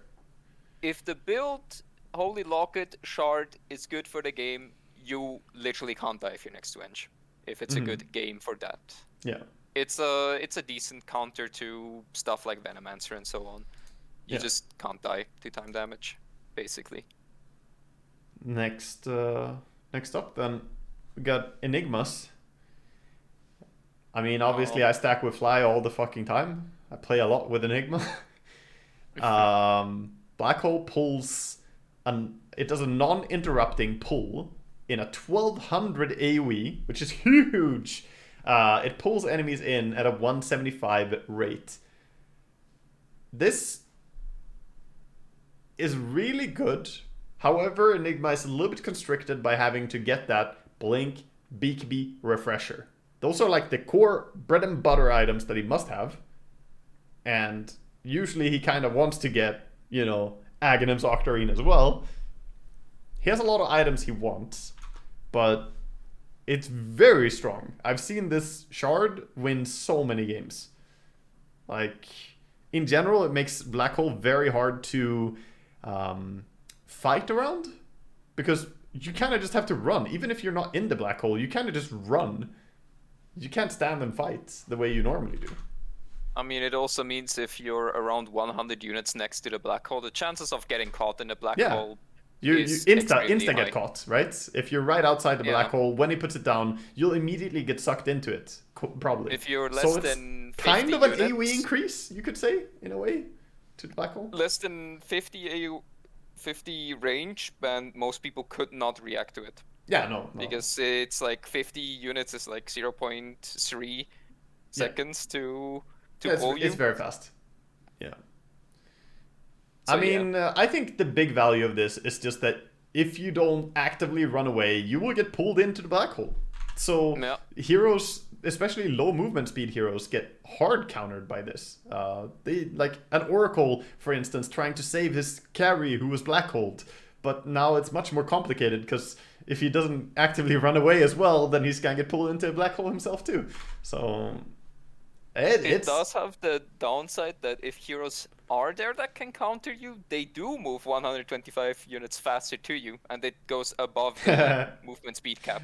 So you can move at 600 speed towards I mean, yeah, if you're running from the right angle, if you're running from the wrong angle, it slows down the rate that you reach Enigma. So I had that where I was stuck in a cliff. So if the Black Hole is underneath a cliff and it pulls you towards the cliff, you can get stuck in between trees and you can't move. Yeah, I also think when you move from this pulse, someone can test this, but I think the shard from Enigma, if you move sideways, you will get pulled at the full speed.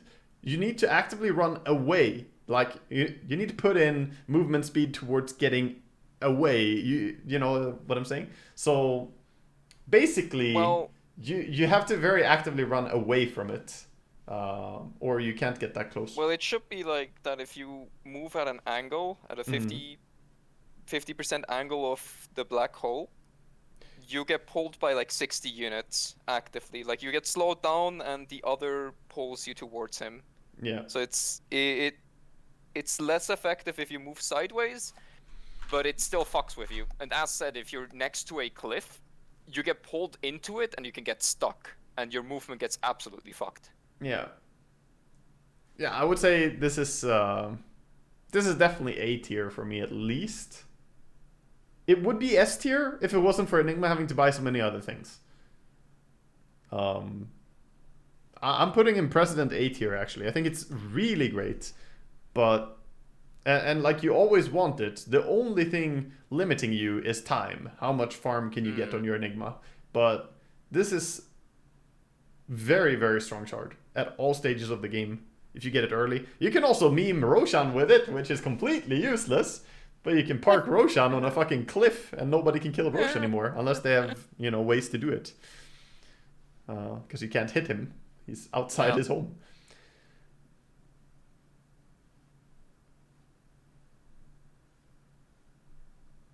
Well, the next one is Faceless Doid. Mm-hmm. It gives Faceless Void the ability to jump back. So grants reverse time walk and increase time walk cast range by 400. So it already does something by itself by giving you 400 more cast range, and the cast range is 650. Yeah. So it's almost double. Yeah. Just it's a lot of range increase. So worth it on its own. That alone is why so many carry. Why carries buy it. Yes, carries buy this to reach people and to farm faster. It moves you around the map faster, which does generate more farm speed. But also being able to get better chronos, 400 extra range. It's great.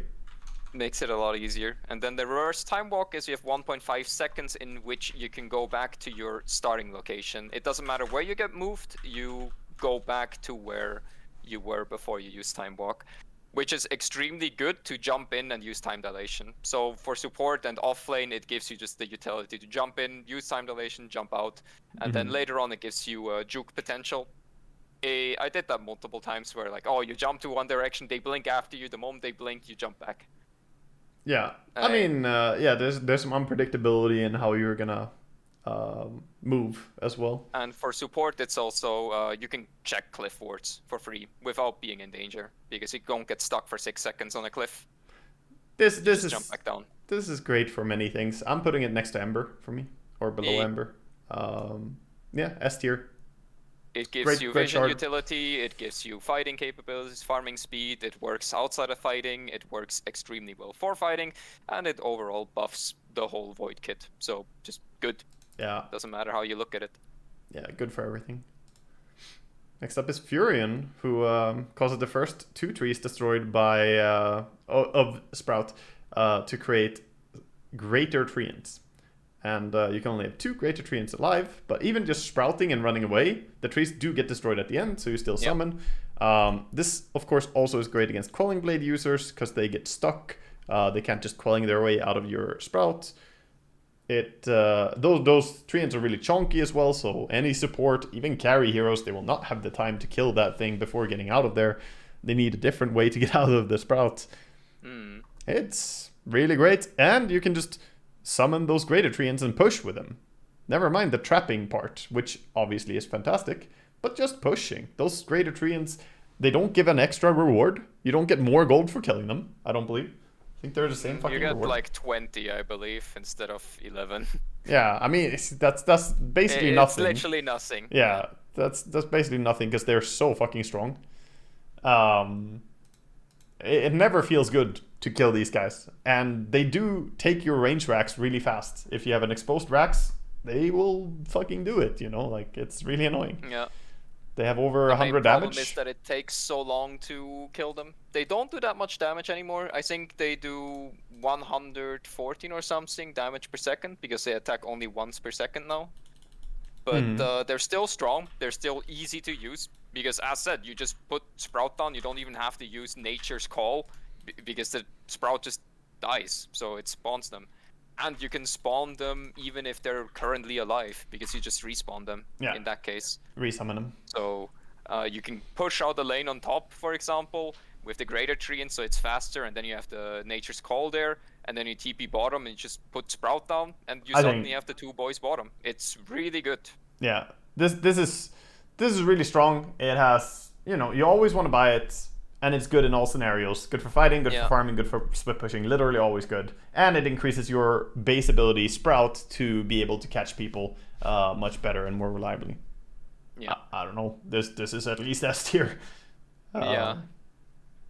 The fact that you need both Face Boots and Quelling Blade or a Force Staff to get out of Sprout suddenly is pretty dreadful for support specifically. President S for me. New President S. I think he's great. Fantastic. And a shard that you will pretty much always see. There's no way around that. Grimstroke.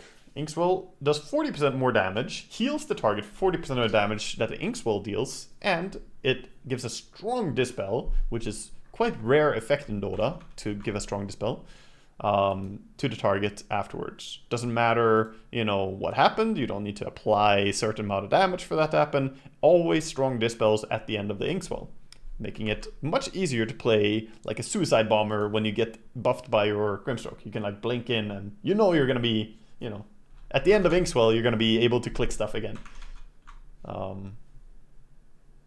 I think it's really good. Just the 40% damage increase is already pretty strong. Yeah, I mean, And this the shard heal. is what the Shadow Demon shard should do. Because you have HP regen per unit, True. which is a lot of additional regen, and then you get the explosion regen if you Oh god, hit we the haven't gone to stun. SD yet. Yeah, I mean, Yeah. this is the Giga Chad version of SD shard. That's true. It literally does the exact same things, but on a super low That's so cooldown true. and with way better effects. That's so true, dude. It's one of the best. It's like in games where you struggle, like I wish we picked Abaddon or Legion or whatever. It's just like I'm grim. I wait Bottom 20 minutes and I help. bottom ultra pog for me. I actually think it's that good. Strong Dispel is a very, very, very good effect. It's a mechanic that is so useful in Dota. And, like, yeah, you can do so much with this. And even if you don't actively play around it, 40% DPS and 40% heal of the damage you do is great. That's just straight up great. That's already great. So, yeah, it's amazing. It's good in every single way. I'd say easily up there contending with Batrider and Drow Ranger. Our third like Ultra 3 Pog. seconds for a massive heal and a hard dispel Yeah. on a 10-second cooldown or whatever it is Yeah, if you take the CDR talent. Yeah, keep in mind you have like Inkswell Radius at max level, which makes it insane. And it also has a 15% spell amp, which is great with it. So, yeah. Which is more regen because it's more damage. Yeah. It combos really well into what Grimstroke wants to do. Yeah. No, it's this is definitely one of the best. Next up is Gyro. I played it yesterday, I think, the Gyro shard. Yeah. The homing missile fires a rocket barrage with a 725 AoE after 1 second of being cast. It will prioritize the target that you put the rocket on, but it does not work if the target runs into fog of war. So if you don't have vision on the target, then it's a lot weaker. Fantastic if you get Fey grenades. Feels so good. But yeah, it's a good shard, but It's rocket a bit is... memey in how Gyro has to be played to make use of it. Yes, core gyrocopters will scoff at this and not buy it, because right now core gyrocopters generally don't skill rocket barrage at all. So completely irrelevant if you're a carry gyro. If you're a spellcaster gyro or a support gyro, which we also have seen, Fada playing a support gyro in DPC, and you know we see gyro being a pretty flexible hero overall. If you are support gyro, it's literally the dream. It's amazing. It's like so good. It lets you use rocket barrage damage without having to go close, because you can't go close. You're And you have two of gyro them. With, You can have the base as well, your base rocket barrage with the homing missile rocket barrage, and you just burst people. If you can get close, you can also use your normal rocket barrage, If you had the 3x homing missile still, dude, oh my god, dude. Oh my days. That would be some ratatatatat. But yeah, that stuff's gone. bottom situational, I think. Yeah. Bottom C, yeah. It can be Pog, but it has a lot of problems. Like, what if they don't run away? It doesn't shoot. What if they go into fog? What if they go invis? What if they just kill the rocket? Or what if they already the have lower the BKB? IQ of your enemy, the better it is, though. Yeah. If they keep running That is away, true. that shit can kill someone from like full HP. It's literally Rupture 2.0. Why am I fucking dying to this rocket? What the fuck, man? I'm running away. It's killing me. Yeah, you do a Pepega test on your enemy. You put a rocket with homing missile on it. See what they do. Yep. Yeah. Huskar. Inner Fire applies 40% movement speed slow and deals Huskar, heals Huskar for 50% of the damage dealt to heroes. Lowers the cooldown by 3 seconds on his 11-second cooldown, 4-second duration possibly 5-second duration with talent, Inner Fire, very high uptime with this, and it can be cast while disabled. That's the big kicker on this. You can be like stunned and they try to kill you, and you just stop them from hitting you. It's extremely good against melee heroes. Yeah. Obviously worse against Drow and like long range, but yeah. Melee illusion heroes, specifically CK. CK jumps, he puts all his illusions on you, and you're just like, no. Yeah, because no you shit. also heal for 50% from all the illusions. So even if you're already low HP because you're Huskar, you suddenly get like a 700 HP burst heal from all the illusions. Yeah, it's just the ability to cast it. Being able to disarm enemies in an area around you while you are stunned is on its own good. And then you also heal, and then you also get CDR, and you also slow the enemy. That's good, dude. That's S tier. Yeah. That's S tier. That has to be S tier. It's a pretty good one. Right up there with CK, actually, as we were talking about him. Putting him next to CK and Darkseer. I think it's around there. Not quite Ultra Pog, because you don't always need this that badly as Huskar. Huskar is sort of a timing hero in many ways. He kind of like goes and ends games quite quickly, and 20 minutes might be... The game might even be decided by then when you play Huskar. But he does kill Roche. He does kill Roche twice pretty fast, so he's happy to get it from Roche as well. And can feasibly get it from Roche. He's probably the likeliest hero to get it from Roche. Because Huskar can kill Roche at 11 minutes. Because all those other heroes where you say, oh yeah, if I get it from Roche, yeah, but you know, fuck you. But the amount of times I saw Huskar with... I mean, I even saw Huskar at 17 minutes with the fucking shard run around. Sure. It's possible. Yeah. Yeah, it's good. I think that's fair placement for him. In Joker, we have Invoker with his Chaos Meteor, 2 extra. And they go alongside the main Meteor, and it reduces the cooldown by 15 seconds. That's... The CDR part is the biggest part. 15 and seconds the other here. one is like, it can fuck with people. Some AoE denial. Yeah. But it's not... It's not amazing. It's not that bad, good, but man. it's not good. I think it's rather bad, actually, overall. The 15-second CDR on Meteor, paying for that doesn't feel so good, I think.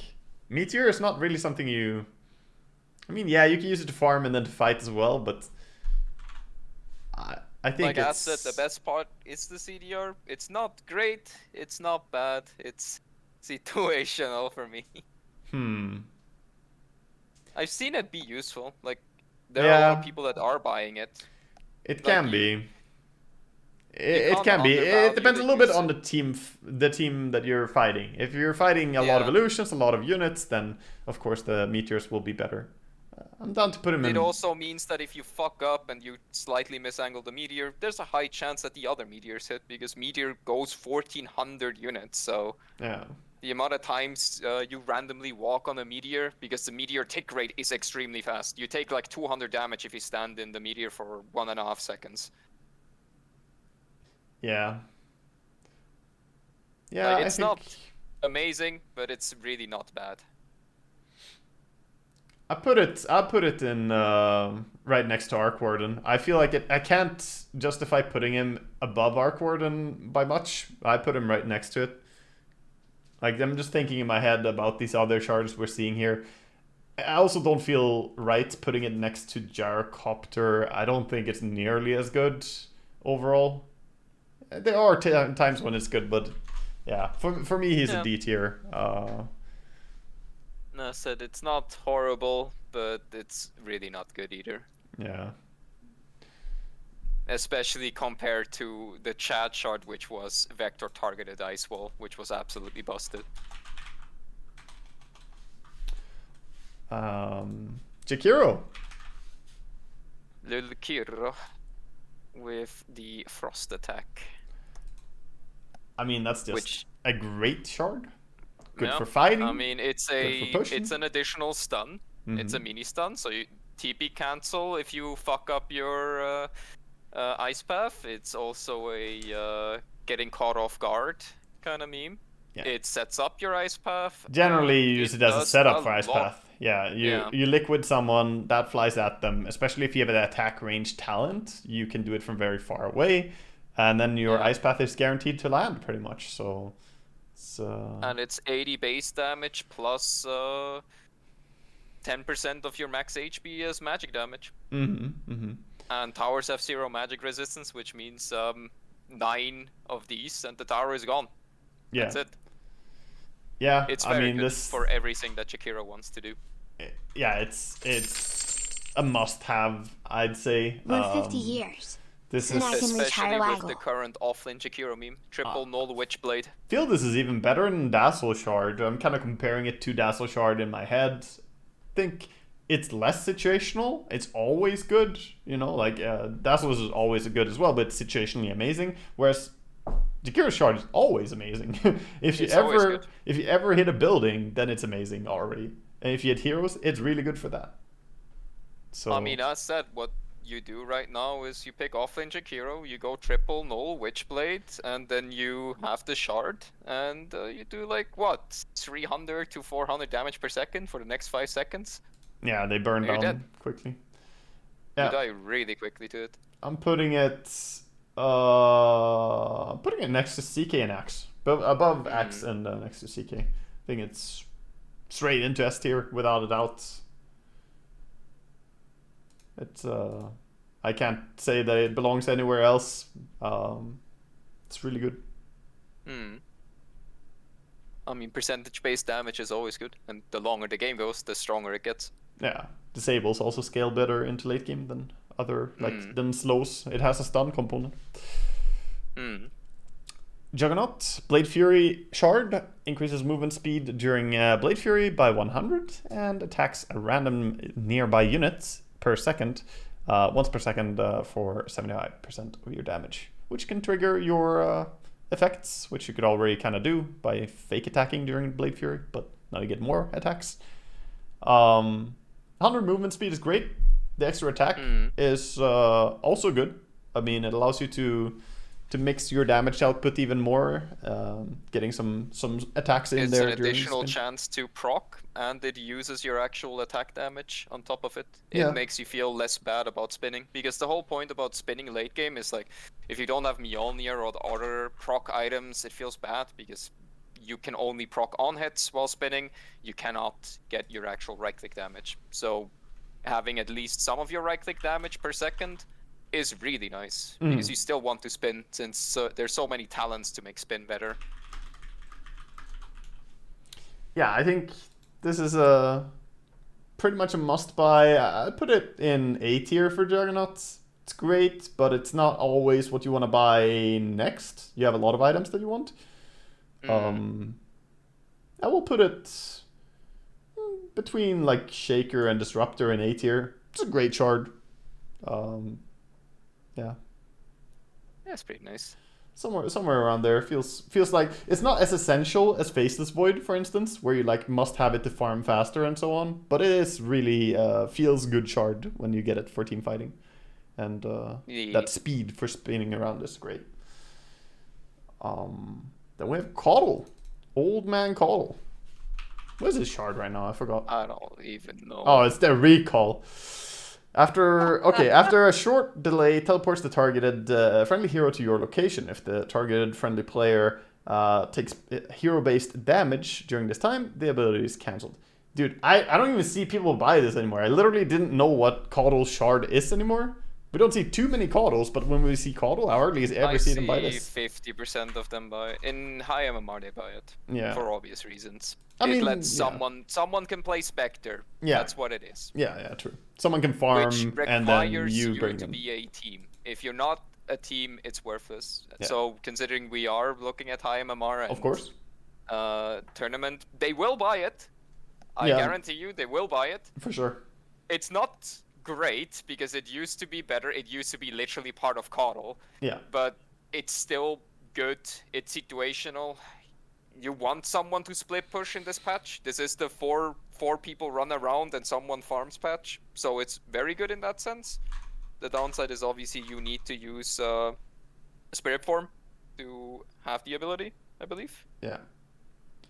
So there is a little bit of downtime, but it's still okay. It's just okay. The hero can farm it, so it's not impossible to Yeah, get. the problem I see is that it's one support item less that you have on your support for him to be able to recall you. So yeah, you can turn someone into Spectre, but on the other hand, that's your Ghost Scepter gone, or, you know, parts of your Glimmer Cape, or your Force Staff that you probably want, or your Aghanims. A lot of Coddles want that Aghanims because Will-O-Wisp is a really strong ability, so...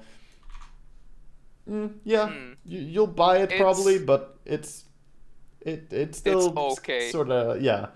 It's not always good. In every game, it's not always going to be good as well. Sometimes you don't need sometimes you don't want someone to split push. You just want everyone to be grouped. Or you have a Boots of Travels mid laner that does the split push meme. Or you literally have a Spectre, in which case you also don't want it.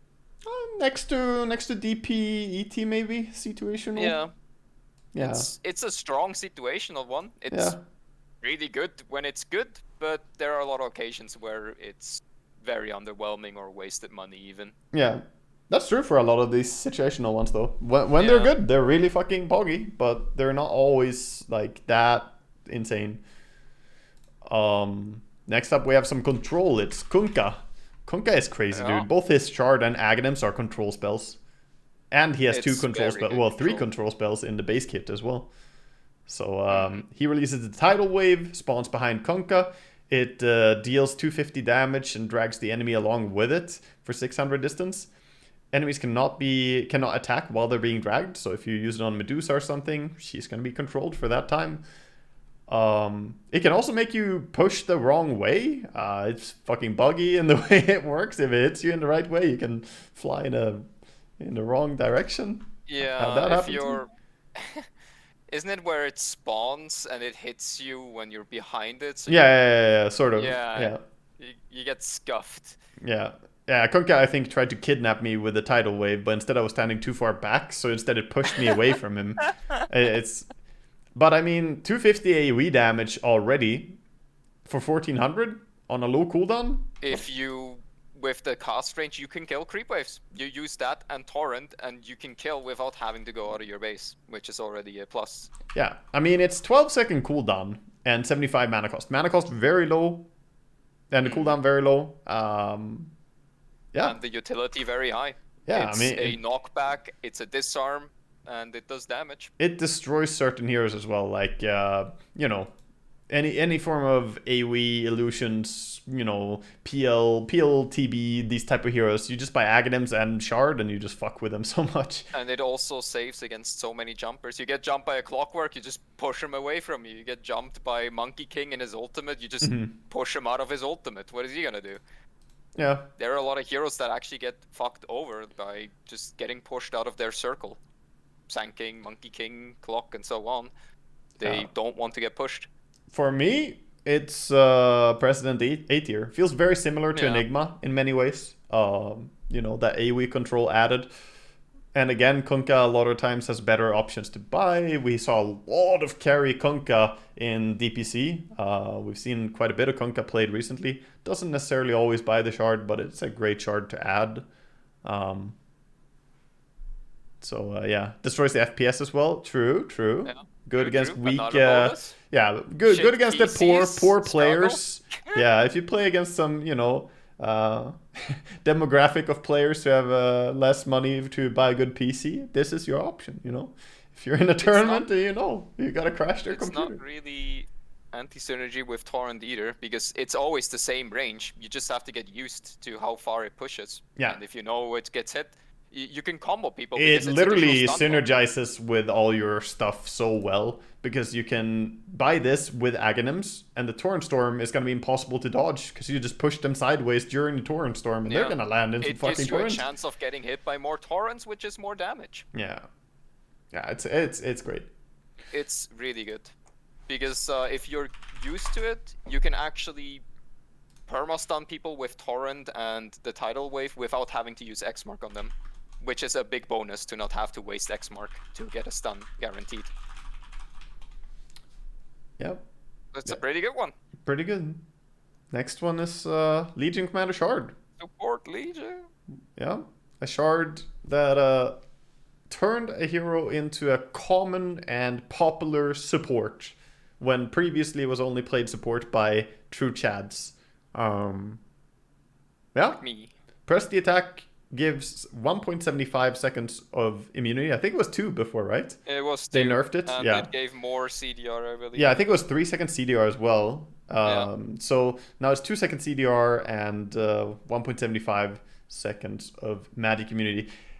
It's also, you know, on an ability with a strong dispel, so you get them out of trouble very, very well. If anyone is initiated upon, this is one of the best saves in the game, I would say. This is what you want. You get given a BKB and an unstun by your teammate. I mean, and a heal. What's not to love? And a heal, and attack speed, and there's a talent to make this a 500 HP heal. Yeah.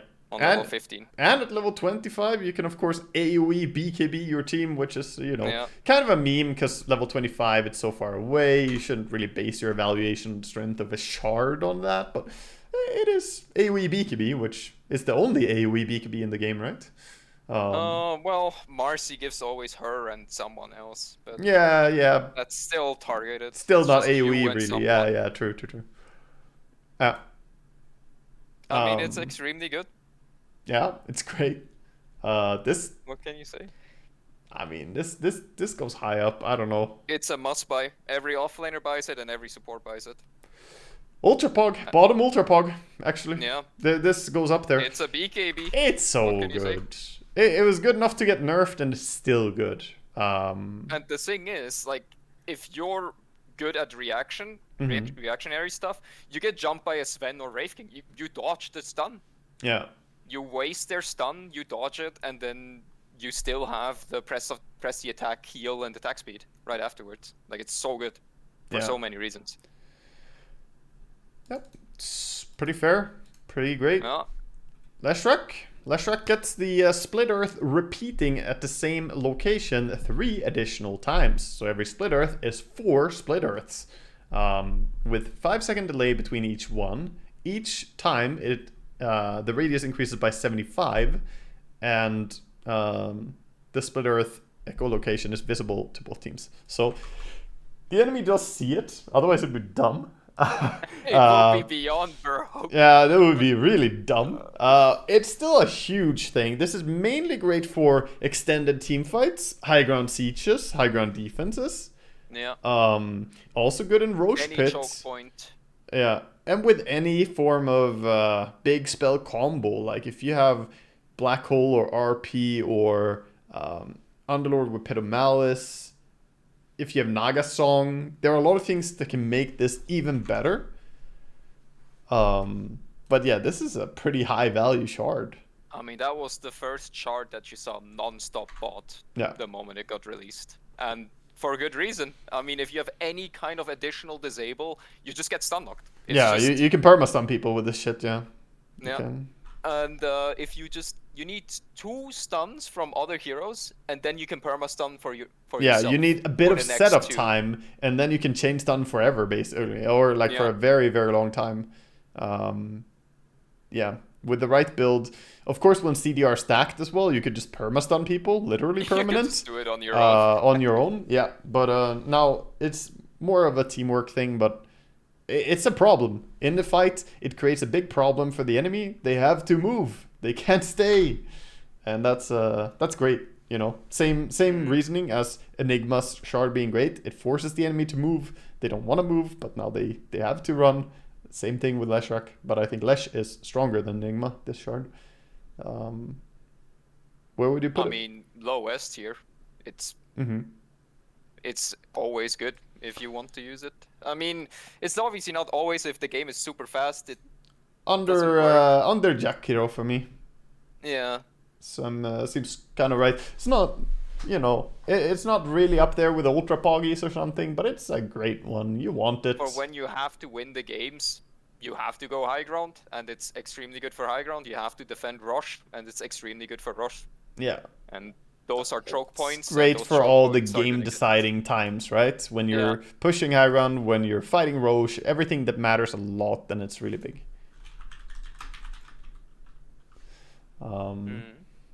Yep. You played some Lich. Lich next. I played some Lich.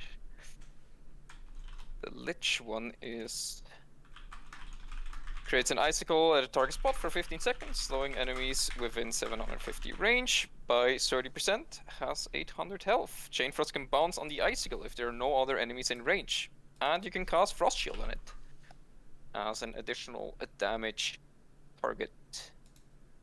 And it's really good for a specific purpose. The enemy is split up. You can't get good Chain Frosts, or you want to get single pickoffs, and Lich is really bad at picking off people. You suddenly can use your ultimate no matter what. And if you time it correctly, if you have Etherlens, it's beyond broken. Because the thing is, with Etherlens, you can cast Chain Frost out of sight, pop down the icicle, and immediately use the ulti. The gaze. Oh, you mean like that? Yeah. You throw your ultimate, then you notify the enemy that they're fucked by suddenly spawning an icicle right next to them. The closer, the better, because the closer they are, faster. Actually, you don't want to put it closer. You want to put it between you and them, because they're going to start moving towards you. So the moment the Chain Frost hits, they're right next to the icicle, so they take super burst damage during the gaze, and they're done. I tested this against Meow Spirit, and he was ready for me to do it, and he got killed multiple times with no chance of doing anything. It's really good for when you want to solo kill. That's what it does. It gives you solo kill potential. Not the only thing as well. It's still good in 5v5 fights. You put down that Spire, sure, it's getting killed pretty fast. But it is, 800 health, so supports don't kill it. It has to be a core to bring it down. And it's a 750 AoE slow. 30% slow. It's not that bad. You can also, if you want, put the Frost Shield on it. You probably shouldn't ever, but you can if, there's no one else to Frost Shield, I guess. It is, the Frost Shield part is for when no one is in. Yeah, exactly. If everyone is running away and you're throwing down the shard as sort of a smoke bomb, like, oh, we're out of here, then you can shield it and force them to fight that a little bit. It's also if they have damage to actually kill it, because it's 800 HP. You give it more HP by giving a physical damage block. In fights, though, it doesn't often, but it can be grief in team fights. If you throw your Chain Frost and you have this thing down and there's also multiple heroes, it could have bounced between the heroes only. Or does it always prioritize? The moment, yes, it can't be grief. Okay, it can't. Okay, nice. There is no unit. That's true. It says that. It's very good. Okay. That was like the only grief I had with it, that it could maybe be a downside, but that's not even a thing. So yeah, it's pretty great then. It's good for everything. Solo kills, team fights. All you want to do as a support, really. It can even scout for you. Throw that shit in Roche Pit. Boom. Are they in there? Oh, they're in there. And it has a pretty low cooldown, considering how much it gives. What's the cooldown on it? Do you know? God demo it. Have to demo it. God demo it. Yeah, I wish the tooltips were better, but sometimes we gotta go in and check. 25 seconds. Really low for something that lasts 15 seconds, and, is tanky. It lasts 15 seconds, and it gives you a lot of utility. Yeah, I think this is great. I don't think it's quite like Jakiro level must buy, but A tier is what I'm thinking. It's A tier. I mean, it's like Willow and Earthshaker. Yeah, I'm putting her right in there. It's Lich getting a Shaker Willow sandwich. It does the same thing, kind of. Like, feels similar. Next up, Lifestealer, which someone yesterday told me is garbage. Which I immediately opposed, saying it is not. You just buy an improved version of your old open wounds, basically. You get open wounds, new ability, or old ability, I should say, which slows an enemy and allows all allies to heal for a percentage of HP, the damage they deal to the unit. And all damage dealt will steal life, including damage from spells. That's a big part. And the victim recovers movement speed over the duration, and it also deals 2% of the target's max health per attack on target from real heroes. So auto attacks now do the Bloodseeker shard. So even for your allies, it does a lot of things, but mainly what practically this means, while it does increase your survivability because you heal, your damage output because you increase it. The main thing is it catches people. It gets Lifestealer close enough to hit someone. And that's when they're in problems, because now they're getting slowed by Lifestealer hits. Yeah, this is rather good, I would say. Usually not a must-buy super early, but you do want it. If you have any kind of combo with your team, it gets extremely good very fast. And just for yourself, it's still very good. I mean, I'd put it bottom A tier. Because it's good, but it's not really like high A tier or S tier or something, but I'm putting it bottom. You don't need it that desperately. Most Lifestealers don't want it that desperately, but whenever you see them have it, it's pretty decent. Yeah, I think it feels fair.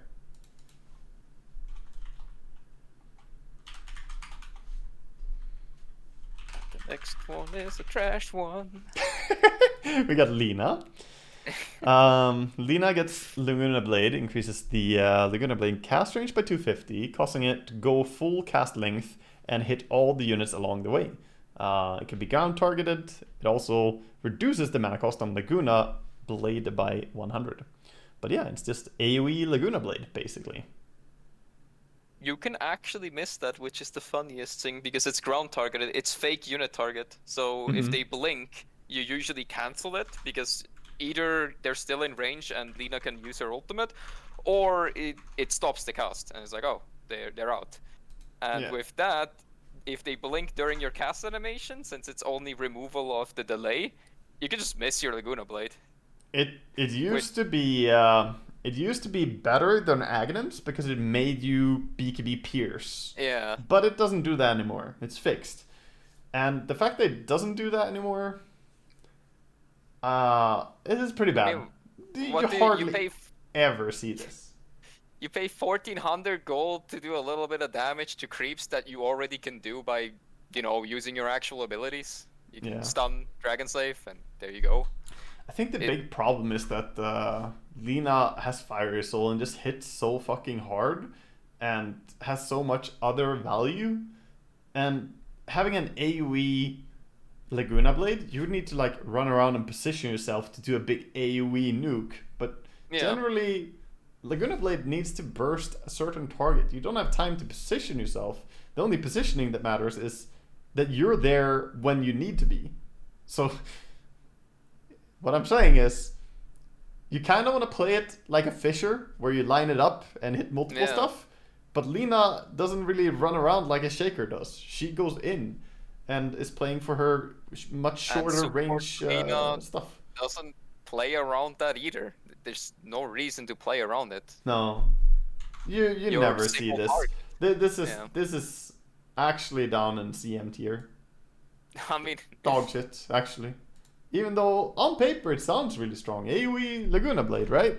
It's good, but good. Practically and because of what she can do, I guess it's pretty bad. If it was wider and it would give CDR or something, I mean, it gives mana cost reduction as a poor excuse of being able to use it against creep waves, but then again, you paid 1,400 gold to use your ultimate on creep waves instead of your fucking spells, so what are you doing? It's the sisters too. Hey sister! They're both... Oh, you also have a shit shard! Fuck Aghanims! Ah, fuck man, why does he hate the family so much?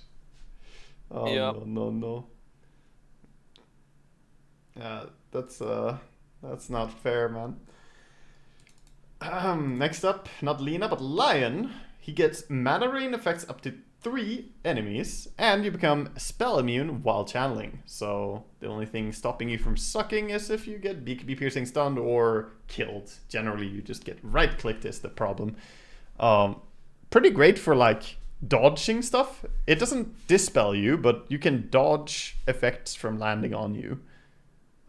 It's a very small cooldown, and the cast animation of Drain is pretty fast, considering. I mean, mana drain is almost instantaneous, and it's a 6-second cooldown. So in a way, you could say it's a 6-second cooldown, potentially full uptime BKB almost. It's 5-second channel at max and 6-second cooldown, so you only have 1 second of not being BKB'd.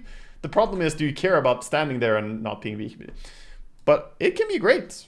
This one can be fantastic for, you know, just taking the mana away from heroes. I've seen some gamers that if you have projectile stuns, they just turn around, suck, dodge it, and then run away. Yeah, the suck dodge, common technique.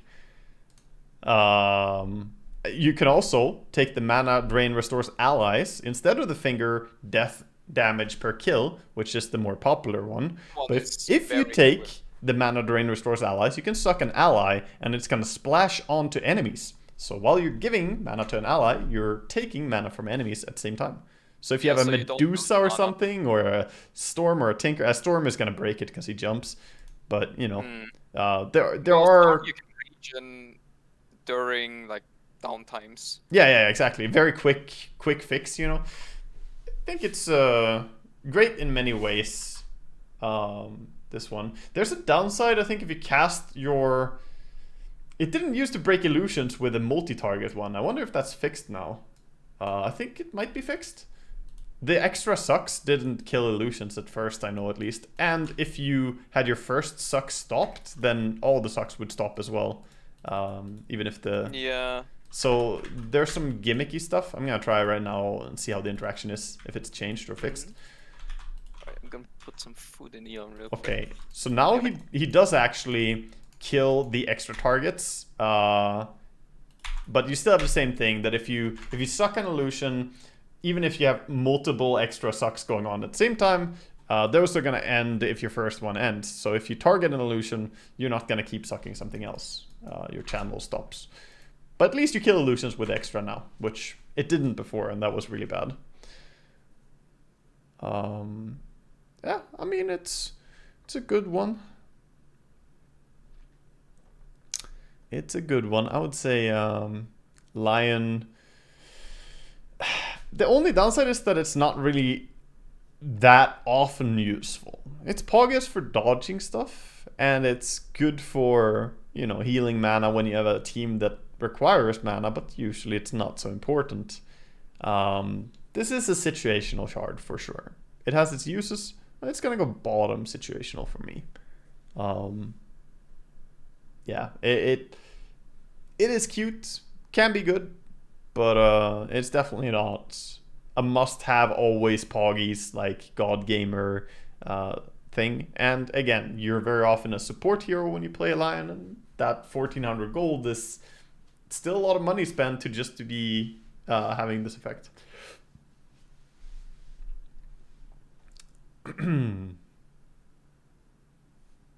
Should have a 60+ minute here. Well, I mean, if we're rating based on item or based on timing as well, it would be very complicated to make this list. But of course, certain things are stronger in late game. That's why, like, Doombringer would be in an ultra pog if we were doing a late game. What do you? I put him bottom C on Lion. Yeah, I think makes sense. Good on, you know, some games, but generally not that important. And next up, I'm gonna slide this Lone Druid right between Grimstroke and Batrider. Yeah, it's extremely good. Maybe even higher is justified. You know, maybe it's the best one, arguably, but it's Savage Roar now empowers allies in 700 AoE with 20% movement speed and 60 attack speed for 5 seconds. Applies a basic Dispel when on both you and the bear, and it replicates between Lone Druid and the Spirit Bear regardless of the cast ability. So if one is stunned or silenced, doesn't matter. And on top of that, you have a 10-second Savage Roar cooldown reduction, putting it at 10-second cooldown, 5-second duration. It's literally just, you get Warcry, but a more aggressive version, because this one gives damage, or attack speed in this case. So yeah. It's amazing. If you play Lone Druid, always buy this. Always buy it and always get big value. Yeah, Koikwa says it's the most broken shard. Makes sense. I mean, it's right up there. The difference is very, very minuscule here between the top 5 that we have put here. Especially top 3, I would say. It's very minuscule. These 3 are like really, really, really strong. Drow, Batrider, and Lone Druid are all like they're almost in an own tier of Ultra Pog. Like they're so strong. So yeah, it's great. Must purchase. Always happy to have it.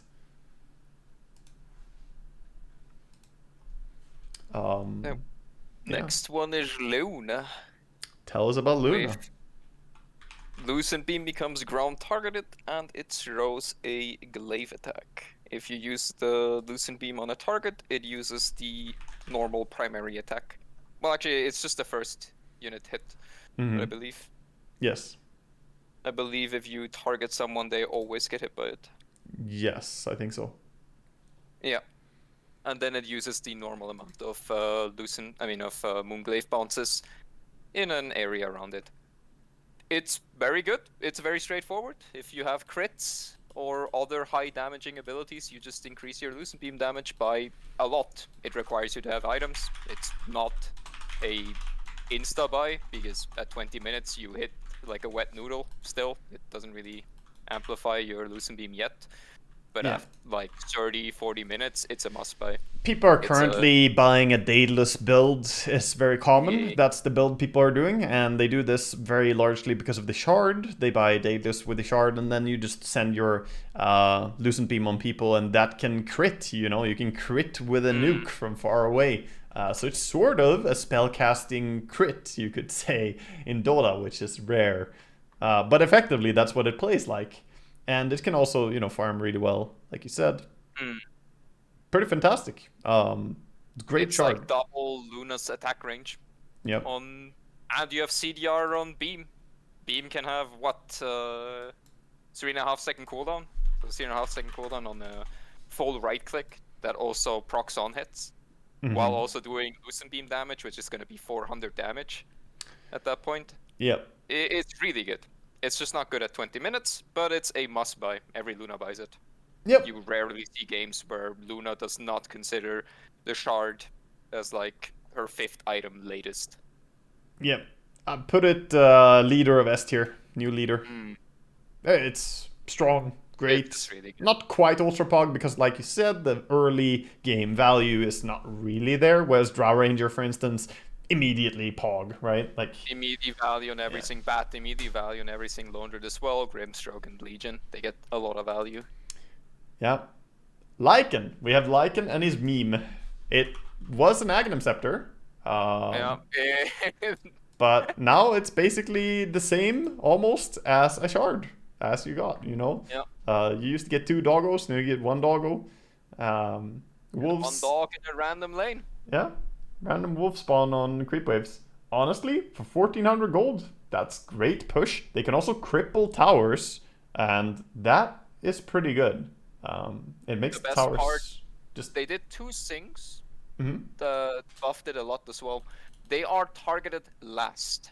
Yes. The wolves are no longer in fear of dying as long as the creep wave lives, which is a massive change. Yeah. I mean, but you're also kind of just turning yourself into Jakiro in a way, because those wolves that you spawn, they have cripple, and cripple slows attack speed by 60%. So, or 60. So 60 attack speed slow on towers is gonna make Lycan just passively make towers die, dude. And it forces the enemy to play big map whether they want to or not. They have to go deal with those creep waves, or the wolves will just take towers. And then spamming howl. You can howl in 3 lanes if you micro your wolf. Yeah, it's really good, I think. This is... Yeah, it's a very strong, especially for the gold cost and what Lycan wants to do. Yeah, and the wolves don't give that much gold. They give as much as a normal creep. They give less. They're not really worth. Yeah, they're not really worth going and killing, and you don't get happy by being able to kill them. You can't control them. Yeah, you can control the wolf, but you don't need to. I mean, that's almost the good part. If you could control them, would almost be worse, because just having them automatically run with the creep wave and push waves all the time is super annoying to play against. They're 15 gold and 10 experience. Is that what they give now? Jesus, that's not much. They gave a lot less. Yeah. They used to give full wolf, and that's why no one bought the Aghanims, because you just fed the enemy. Yeah, that's nothing, dude. 15 gold, 10 experience, that's fucking garbage that you get from them. So that they're way stronger than a Treant, and they're basically giving you Treant rewards. So I think that's I mean, at least an S tier. They cast Howl. They have Cripple. They just apply pressure. I am gonna put it below Broodmother and Clinks, right between Clinks and Brood. Yeah, I think that's a great chart. It's a very good investment. Yeah, so cheap and you get so much value. Magnus, if we were before TI, it would have been Ultra Pog. It would have been literally the best shard in the game because it's what won TI, you could argue. This shard won TI, largely. Collapse made people realize how fucking insanely broken it is, to the point that people were just tired of it. You can't do anything about it, and he was very, very good. Of course, there were other people playing it too, but Collapse is, you know, the player who really showcased how to fucking destroy people with Magnus. So it would go Ultra Pog. They changed it. This is Horn Toss, of course, so we're talking about. Horn Toss used to make you unable to do anything the moment you get Horn Tossed. Now you can still click stuff. So you can BKB, you can Force Staff, you can Yule Scepter. You know, you can do stuff while you're being Horn Tossed, and that changes everything. Still good. Still see a lot of Magnus players buy it, but it's not what it used to be. Now I would say bottom A tier. Still a good shard. But it used to be ridiculously good. You can force stuff out of it, you can BKB, you can stun the Magnus while he's tossing you, because it's not a stun. You can do anything except moving. But force movement will cancel the Horn Toss movement, so any force movement or any type of escape abilities, you can just use all of it. And Magnus just can't do anything. It's pretty bad the moment you have a counter to it. But otherwise it still works how it worked before. Yep. Yeah, it's great. Can Marcy throw Magnus over her while being Horn Tossed? Yes, she'd be able to do that. She can also just jump away, rebound. Yeah. Next we have Mars. Spear of Mars impales 2 units and leaves a fire trail behind for 10 seconds. 35 damage per second, slows for 20%, and debuff lingers for 2 seconds. It's a long duration on the fire trail, 10 seconds. But I see a lot of people buy this. Offlane players really love this on Mars, it seems. It's very popular. But it's also very good for support, which is mainly picked in China. Yeah. Mars. True. I mean, being able to stun, if you do get those 2 heroes stunned, this is another one of those shards that doesn't play itself. But if you make it work, you can make it look broken. Take some effort to make this really be as strong as it can be. It's not going to give you a lot of value passively. It won't. That fire trail is not really a great impact. The fire trail is only good if you do the long spears, for example. If you spear someone over 1,000 units, that takes like, what, 2 or 3 seconds for them to reach the destination? In which they take the fire trail damage. Maybe 1 second, yeah. One, 2. I mean, yeah, 1 and then they're stunned there for a while. So, yeah, obviously, if you do stun them like that, they're probably going to be in the fire for about 4 or 5 seconds, depending if you have the stun duration taunt as well. Yeah. So yeah, you'd get probably 7 ticks because 2 second linger time as well.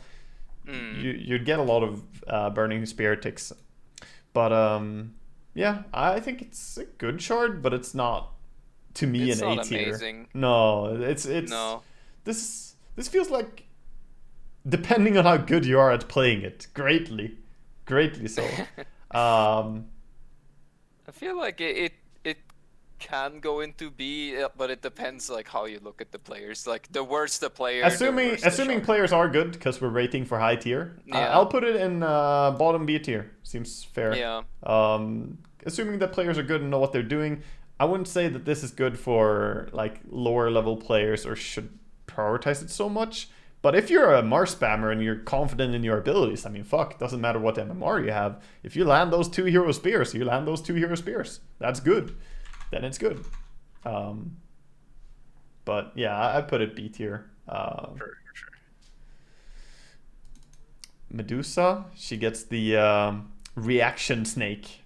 When Medusa is targeted by a spell, she will send out a single mystic snake back to the enemy. Synergizes amazingly with the Aghanims of Medusa, which stones the enemy. It makes it so you can't get charged, pretty much. If you have Aghanims and Shard, Spirit Breaker charges you, you get stoned. Spirit Breaker, of course, a big menace in the current meta. I think it's a pretty good one. You also gotta consider, you get mana back. If the enemy bursts you in a gank, they will come around the corner. They start nuking you, targeting you. Your Mystic Snake flies out. They're hitting you. They're dealing damage to you. And then it comes back, man. It comes back. Brought a little bit of mana back. Hopefully it was a Skywrath or something clicking, so you get a big mana chunk. Yeah, this can save you. This can save your life. This can kill people. Value shard. The amount of times when Deuce is out of mana and someone uses a target ability and then suddenly she gets like 300, 500 mana back, it's so much survivability. Yeah. And also when you're close to 0 mana, if you get mana back and you're not stunned the moment it comes back, you can toss out the actual snake and then get more mana back. It's a very good quality of life that lets you survive things that you otherwise wouldn't be able to survive. I'm putting it under Broodmother, I think. S tier, for sure. Yeah. It has combo, it's good on its own, and it scales into late game, because the longer the game goes, the more mana people have, the more mana you steal. Yeah, and Aghanim synergy scales into late game as well in a way. So, yeah, for many reasons, fantastic. Here we have a meme hero. I played him recently against No Tail, even, one of the original Meepo players. Meeple's Shard is interesting, to say the least. It's basically Sven. You have Divided We Stand, can be cast as long as there's a Meepo within 300 radius of yourself. So the Meeples can toss each other. It also works if you have an illusion next to you. It's really strange overall how it works. But basically it throws the Meepo at an enemy and 900 cast range for that. Does 100 damage when it lands. It slows them for 50%. And it has 14-second cooldown. It costs 100 mana. Mana doesn't matter for Meepo at all, so mana cost is irrelevant. This is just another way to catch people. It's sort of a cheap blink, you could see it as. Currently, I would say if you play Meepo, just go E-Blade, Skadi, like Dragonlance, E-Blade, Skadi, and then you go Shard as well, and you have a way to move. So you can buy it instead of Blink. Not as good for catching people, but really great in team fights, since it doesn't get stopped by damage. You can still toss around. Meepo is rather bad overall as a hero right now, but as far as the Shard goes, it's decent. The Shard's okay. I mean, the thing about Meepo is if you're having a good Meepo game, you're probably gonna be really rich by the time 20 minutes kicks in, so you might already be ready to buy it. But yeah, the Shard, I can't really argue about it. Yeah. I haven't seen Meepo, haven't played him. I played him a bit. I got 300 games on Meepo and a 58% win rate. In my opinion, the Shard is not why Meepo is bad at all. His Aghanim Scepter is a whole other thing. His Shard, I put it pretty high, dude. I'm putting it like somewhere between Shaker and Juggernaut. Yeah. Around there. It's a great Shard. You love to have it. You definitely want to buy it. There's no doubt that you're gonna get it. Shard on a bad hero. Yeah. So yeah, somewhere around there is where I would put it. Then with the next one, there's Milana,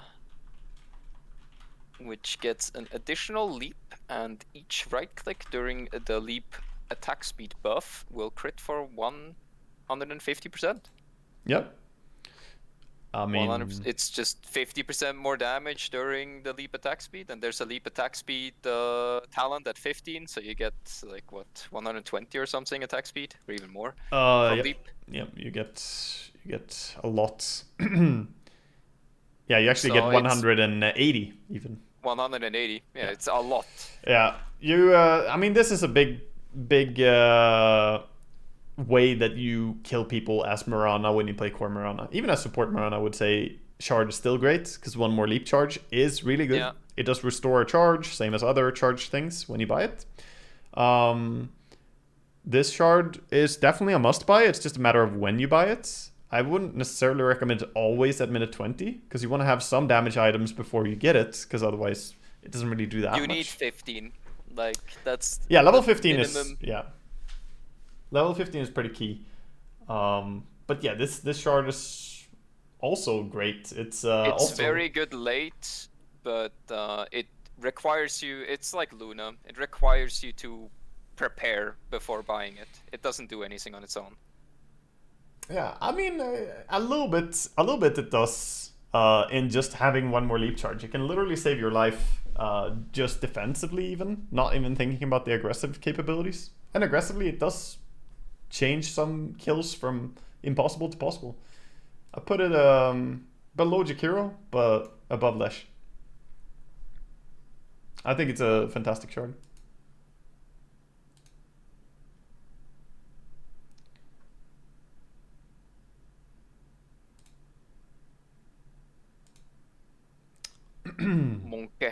Monkey.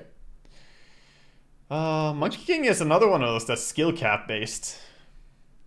It's also... The problem with it is that it kind of contradicts with how Monkey King is being played on support, for example. Mm-hmm. Which is the whole movement speed part. The more movement speed you have, the better it gets, because you can use face boots.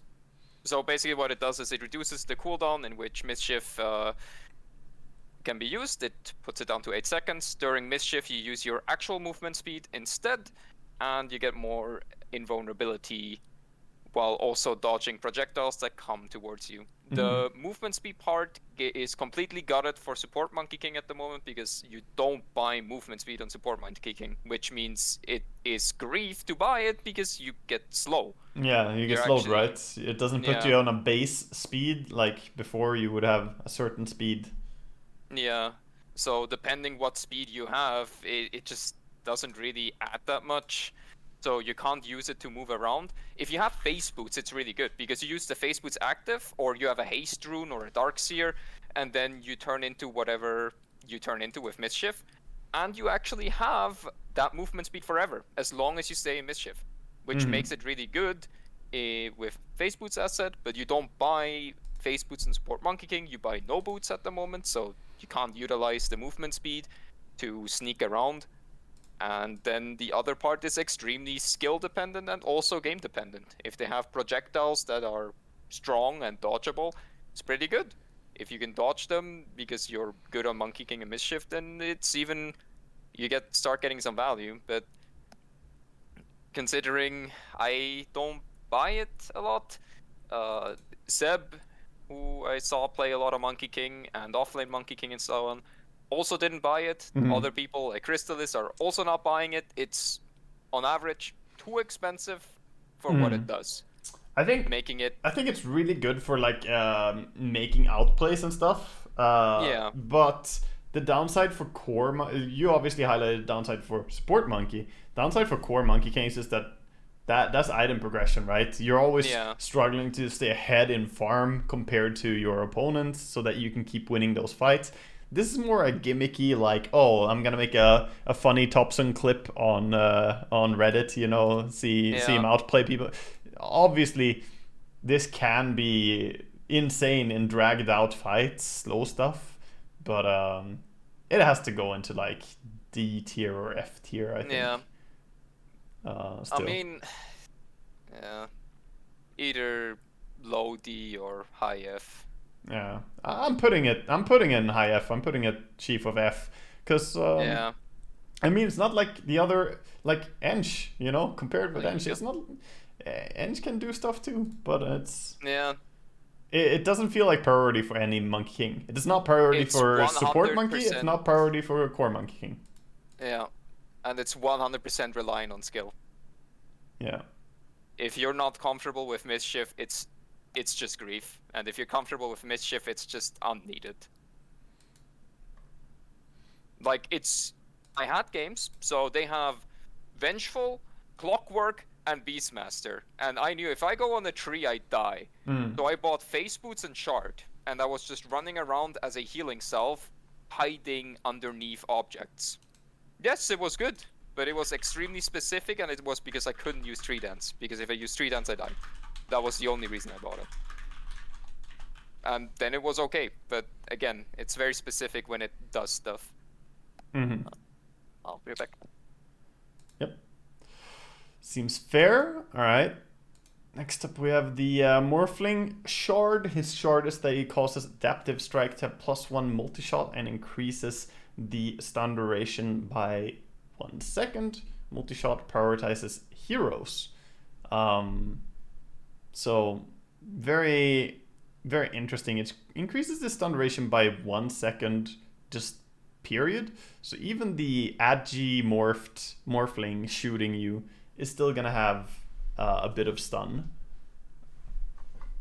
Honestly, it's interesting, but it's not something you want to buy very often. This is the gear cap Morphling coming at you hot with the shard. Another one that feels sort of like Doom, that, yeah, great in late game, but you don't buy this generally on Morphling earlier on. Yeah, the +1 multi-shot is cute, but generally Adaptive Strike is strong. You know, it's overall strong, but it's generally insanely strong because you use it with E-Blade. So combo it with E-Blade, very pog. The extra target that gets hit is not going to be E-Bladed, so he doesn't take the same amount of damage. It's not great. The Morphling Shard you buy when you're already 6 slotted, I feel. That's one of those you take it, might as well when you get it. You take it because it does something, and it can be pretty strong in ultra late games because, you know, making multi-shot on something that scales off your agility, I mean, yeah, of course. Yeah, that's pretty good. Late game is And I strong. mean, the quality of life of having no cooldown on both the thingies also helps, because if you're close to 50% of AGI strength, you can go towards strength and get the stun, and then you just swap. Between you use your nuke. Bane and Ench for me is where I put it. It's like +1 second stun is kind of cute, but again, core Morphlings are not gonna want to fall behind in farm. They're gonna. Support Morphling doesn't exist anymore. Yeah, support Morphling also doesn't exist anymore.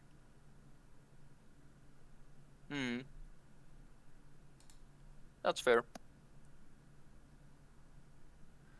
And then we have the Naga Siren. Yep. Naga, she gets what was... I mean, she gets part of what was an old Aghanims. Song of the Siren heals allies by 5% for of their max HP for its duration. So for your entire song, you get a lot of value, right? So you can heal your team 40%, and reset. Right? Was it 35, right? Oh, 35? It's 7 30, seconds. Yeah, it's 35 because it's 7 seconds. Yeah. Times 5. So I mean, you get some good value. You get some good value. 35% HP heal is nice, but that's it. You usually don't want to use Song like that, which is the problem. Yeah, you kind of need to wait for the enemy to have gone on you then. Why is Batrider Shard S tier? It's not. It's Ultra Pog. Batrider is not S tier. But yeah, Naga Siren, I'd put her in very bottom C. It is a strong heal. It's a really strong heal. But usually that's not how you want to play it. It's extremely situational in how to use it. Yeah. Like both core and support Naga can use it, but it's just like you need to make use of it. It's quality of life to have it though, as a core Naga. If I just happen to have a lot of gold, I'm happy to get, you know, a big heal. So I can do that as well with my ulti. Just one more thing I can do. But that's true. But I did like the Skadi Shard more as a core Naga. You know, it used to be the extra minus armor and slow on Riptide, and I was like, hell yeah, that shit destroyed people. This one, meh. It was also, it was that you can use Riptide as an active. it was also useful as support, because suddenly, even though they changed it, you reacquired the normal Riptide for support Naga, so they were actually able to de-push stuff. Yeah. Necro? Necro sends the Death Seeker, spawns a fast-moving large death pulse. It makes the target go sceptered for 2.5 seconds, reduces the magic resistance by 25 if it's an enemy, and it spreads death pulses towards nearby allies and enemies. Using this with 1 Q, you can farm a creep wave, so great for increasing your farm speed. Obviously, it's good with your ulti as well, because you can now take away the enemy magic resistance. And yeah, it just makes your ulti a lot easier to combo. And yeah, I think it's a good shard in many ways. It's pretty good. You have more than enough time to use your ultimate. It makes your ult stronger. It helps with the Holy Locket build, which is sometimes popular. It's just more survivability. It's more... It's a Lincoln's break, that's true. Good point. Yeah, it's a Lincoln's break, which is very good. Yeah, because it's a common item to counter Necro as Lincoln's.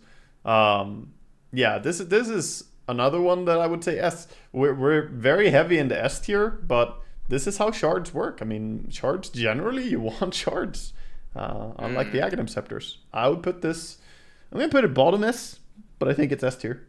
I think it's a great item. The fact that you can have a very high cast range Lincoln's break that is also extremely strong when you don't want it as a Lincoln's break. It's so good. Yeah, it's farm speed, it's, you know, more healing abilities for your allies. Lincoln's breaking, it's a lot of things, man. You want to take the next one? Next one? Shit, man. Shit. Well, you have the privilege to lose souls with that shard. That's basically it. You have the privilege to pay 1400 gold to nerf your hero. That's what it is. You get 2 souls per kill, which, alright, that's nice. And you consume 1 soul to do a 190% crit attack, which doesn't stack with other crits, for obvious reasons, on a 3-second cooldown. Every crit consumes 1 soul. So you lose damage to do damage. It is 500 gold cheaper than a Crystallis, which does the exact same thing without griefing you whenever you cannot kill stuff. Yeah, you're paying to make yourself weaker. Yeah. Almost. It's that bad. Really bad. I mean, 1 single soul is 7 damage. Think about that. If you have the damage talent, you have 4 damage from the base Necromastery. You have +3 from the level 20 talent. So a single soul you consume is -7 damage on all your future attacks unless you killed something. It's in my opinion, beyond garbage. This is worse than Lina, I'd put it. Even if you get it for free, you might not want to use it. I mean, you'll still be very careful about how you want to use it. You'll only use it for last hits. You know, oh, you die on this hit. Okay, then I can use it.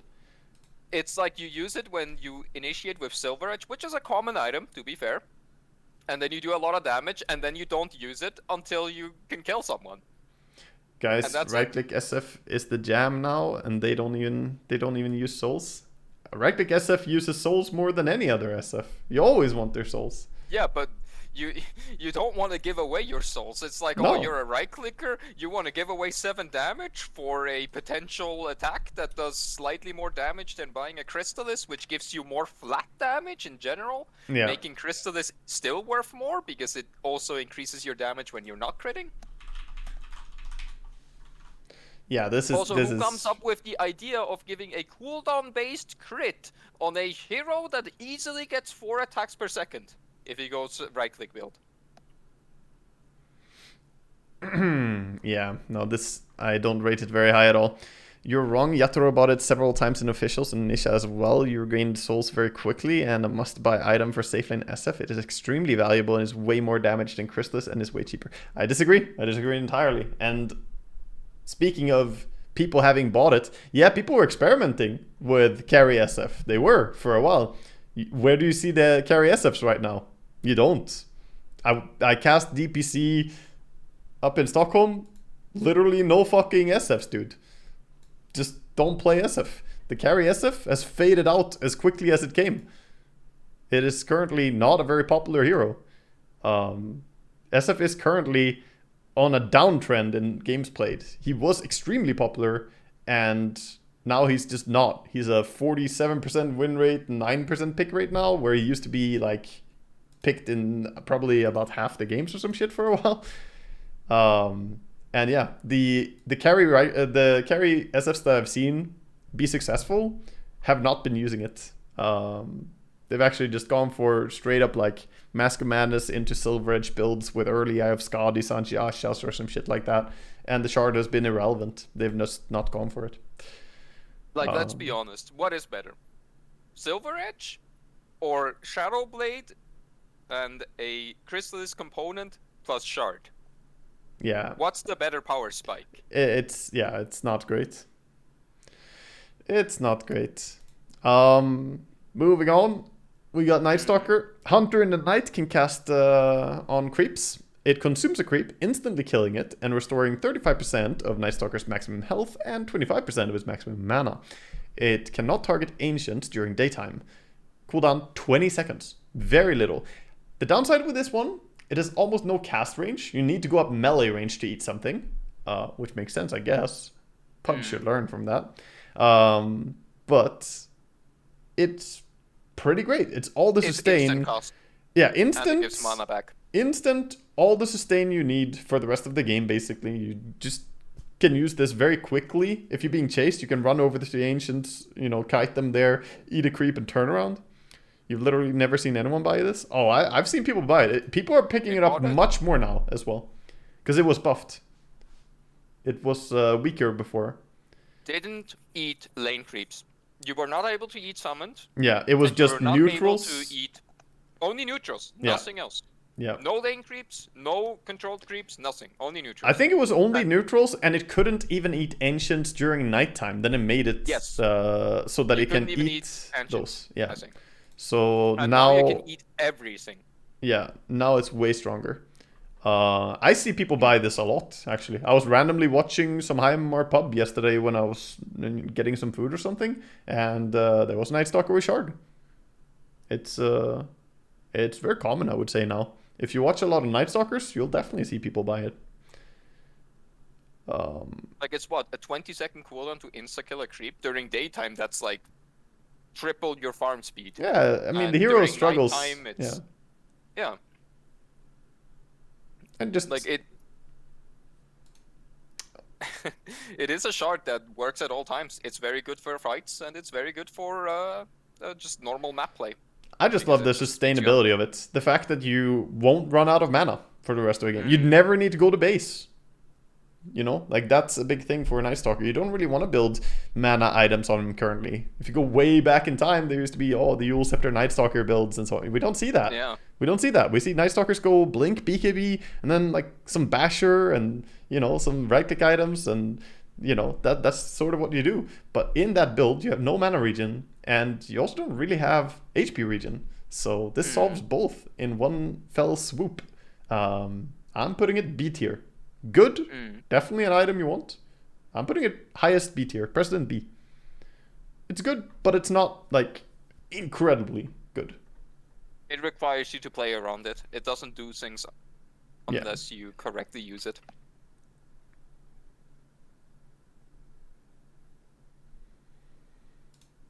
Then next we have Nyx as in. You checked the SF shard, 2,500 bought in last month. Oh, where did you check that? I wonder, is that just I'm curious, like for where, or was that total? That's not a very high number, so either way, the SF shard is not very popular to a lot of people I played with.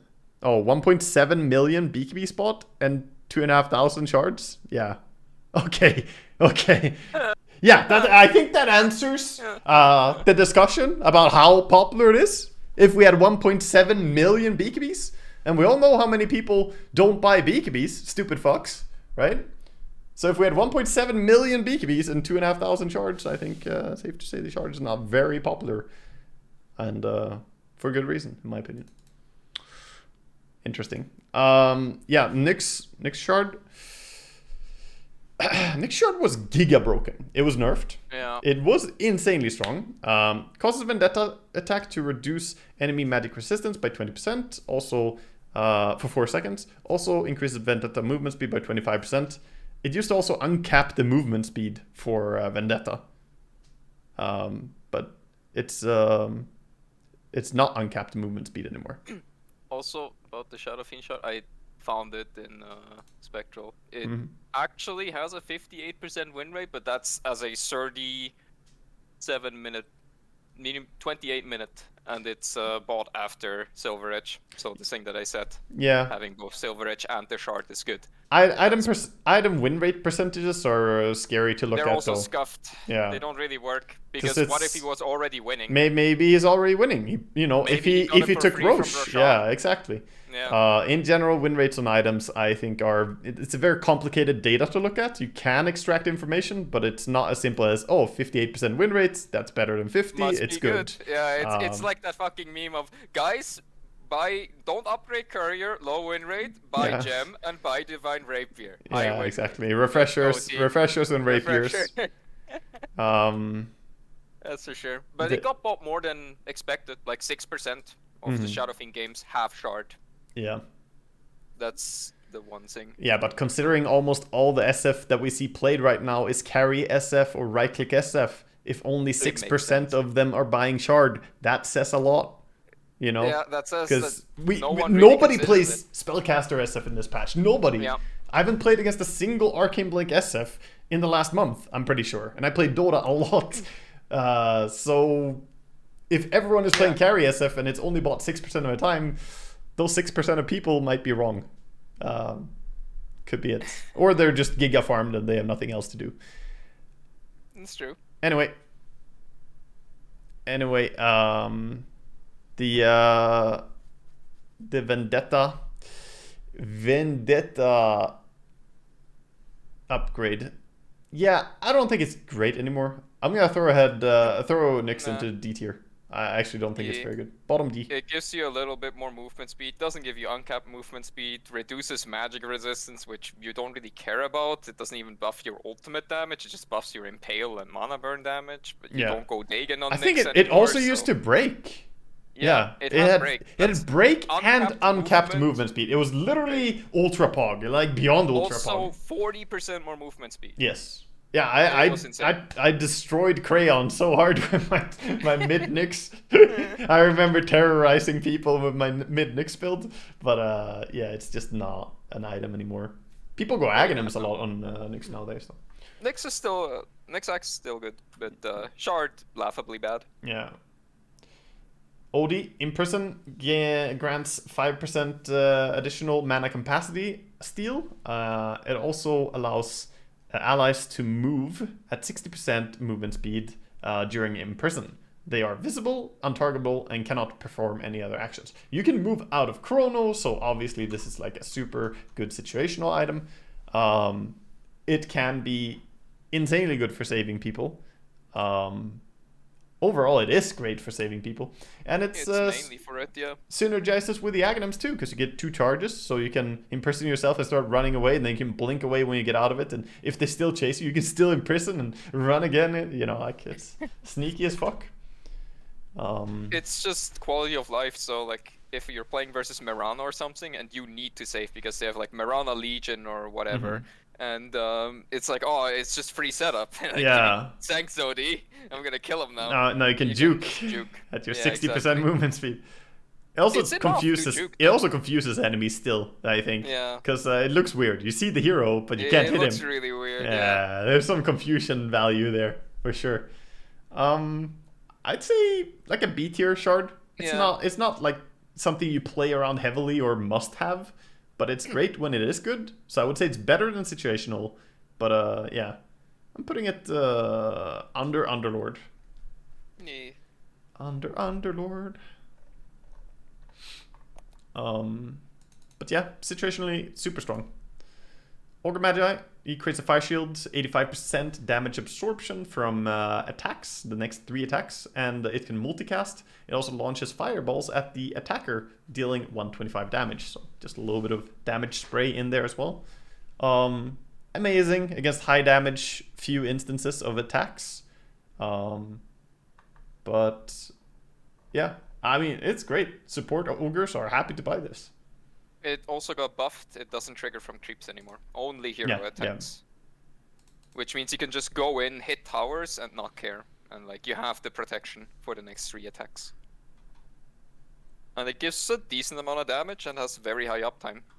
I see a lot of ogres buy it to keep cores and literally everyone safe from any kind of physical burst. Yeah, I mean, Core Ogre buys it as well. If you play Core Ogre, you definitely want this. It's just another thing to click and multicast, which is fantastic.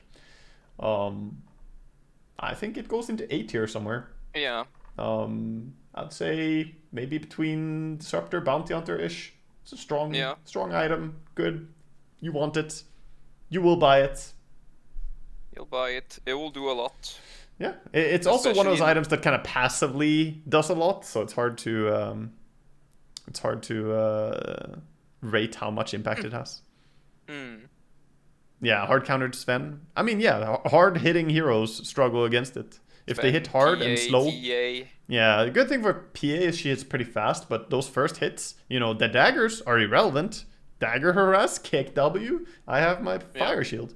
But it's like usually PA can kill a support by tossing the dagger, jumping in with blur invisibility, and he's dead the moment you. Yeah, and now it's a lot more work. Yeah. Yeah. Yeah. Definitely. Omni Knight. Augers into the trash. Yeah, this causes Omni Knight's next attack to deal bonus pure damage based on 60 plus 115% of his base damage and reduces all outgoing damage from the target by 60% for the next 4 seconds. However, dispellable. Dispellable, high cooldown, requires you to attack, and you only get the bonus damage, which isn't even that much, once all 10 seconds. Consumes on a miss. Yeah. It gets consumed if you miss an attack. So if they have any kind of evasion, there's a likely chance that you don't get what you want, which is get the attack out.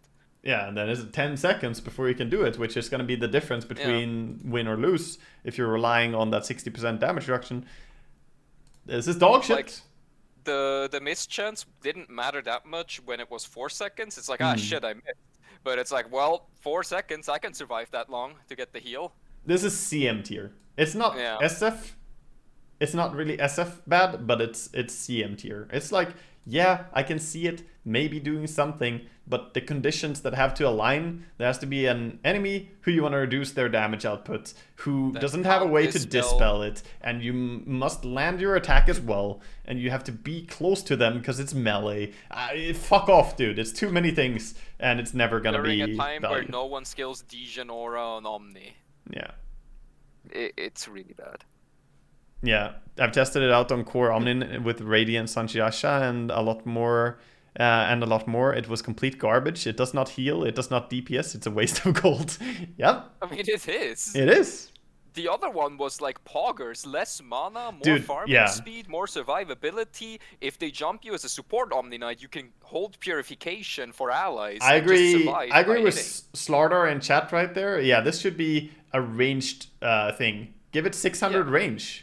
You know, something you throw your hammer at them, and now they can't do damage. Boomerang hammer. Yeah. Sword. Yeah, boomerang. Something. Yeah, exactly. Then it would actually be playable, you know. And give it True Strike. If you give it those 2 things, then maybe it can still be dispellable and devalue, because at least you're guaranteed to land it. Yeah. So you get range damage, which is pretty big for support Omni, because Omni actually hits pretty hard, especially if you take the talent. So you get some decent damage out, which is otherwise impossible for Omni. Yeah. And you force them to dispel, which is also good. Yeah, I agree. Yep, it goes in dog shit right now, though. As it is right now, it's very weak.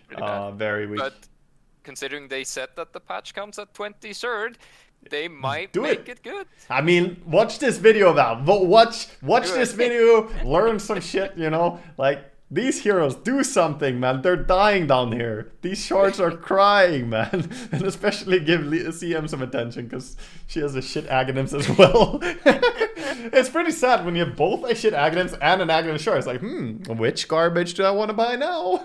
I guess nothing. Look, we all got Axe. CM, take the Aghanim scepter. No one has room. Yeah. Yes. Yeah, no, that's not, yeah. Okay, we are gonna keep going. We have Oracle. Oracle. Causes false promise to have a 0.15 second fade delay invisibility. On its own, it's pretty good. Like, invis on your false promise, okay, I mean, it's pretty value. But we're talking about high-level pubs. People do have detection generally already because, you know, they always fucking do. They're always ready. Glimmer on a higher cooldown. Yeah. You're like glimmering with your ulti is what you're doing. It's a stronger glimmer because it fades very fast. 0.15 is really quick fade time. But on the downside, if the enemy put down a sentry or have a gem, or, you know, even if they just go on Oracle so you can't be there to purge off a dust, they can just dust. You don't buy this. Oracles don't buy this. How many Oracles have you seen in high MMR or competitive that buy this? I've seen it once. I've never seen it.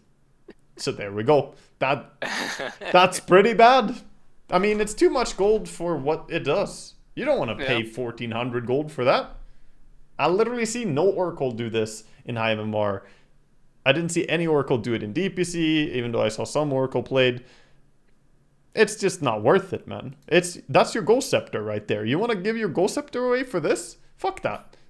It goes also in the dog shit.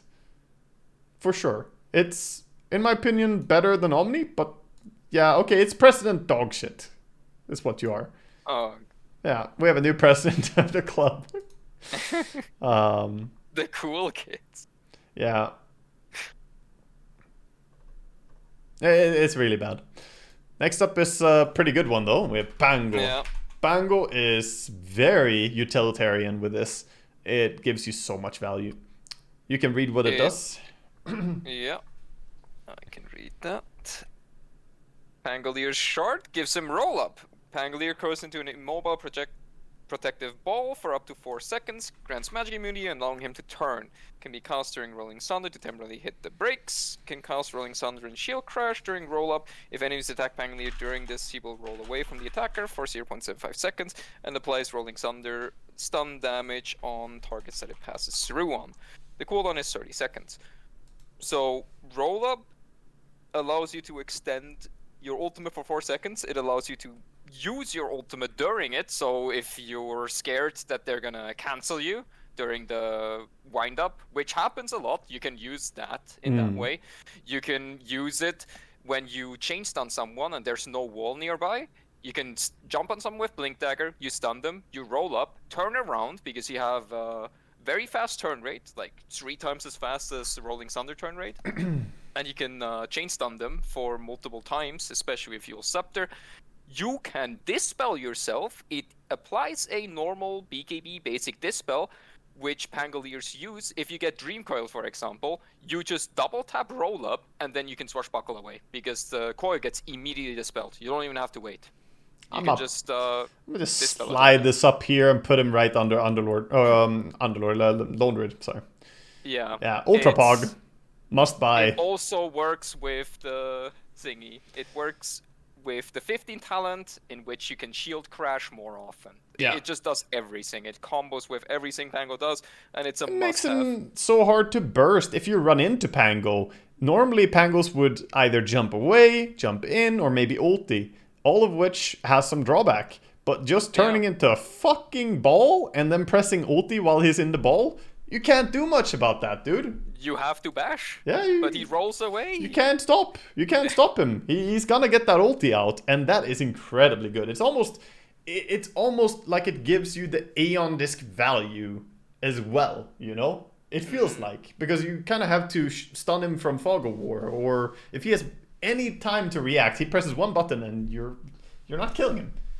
Like, yeah, and very it's unlikely. Instant cast. Yeah. No cast animation. Instantaneous.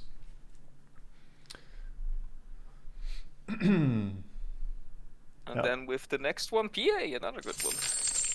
PA? It's a bit, Yeah. bit better against certain drafts, though, is the Yeah. drawback. Because it is, of course, a break. Break is good against some things more than others. But still an AoE 16% of their max health pure damage. It's not bad. Not bad. Yeah, it also combos with the Aghanims. Yes. The combos with It's the Aghanims additional resetting. damage. Yeah. 16% pure damage against tanks is already value, and then you mainly buy it against targets that need to be broken, because it's a very long break. It is BKB piercing, they forget to say that. So you can always break. I think it's also undispellable. So it's really good. Yeah. You don't even care about BKBs. So if they have high armor and you can't finish them off like a Terrorblade, it's good. And the other spectrum is super high HP, like Tidehunter, Axe, and so on. And then the one that is the most common, they have Bristleback or Spectre and so on, heroes that need to be broken. And then you break them and you can do the massive crit damage. Yeah, it's a BKB piercing.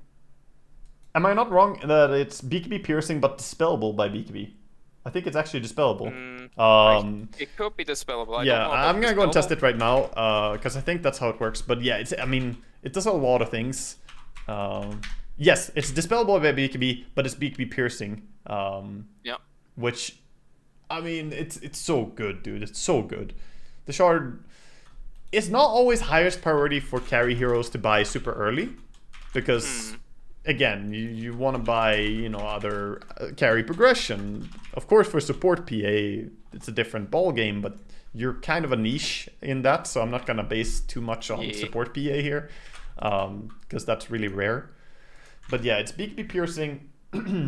It's fantastic in some games. When it's good, it's great. Yeah, it's a 320 pure damage nuke at 2000 HP, pretty high damage even for a nuke without utility. Yeah, well, the big kicker on this one is that it scales insanely hard into late game. Once you get Aghanims, you kill one target, you press it, you know, to kill him, and then it resets, you press it again, and now someone might have stood close to that. Yeah. You can wipe the enemy team very fast using triple dagger and this.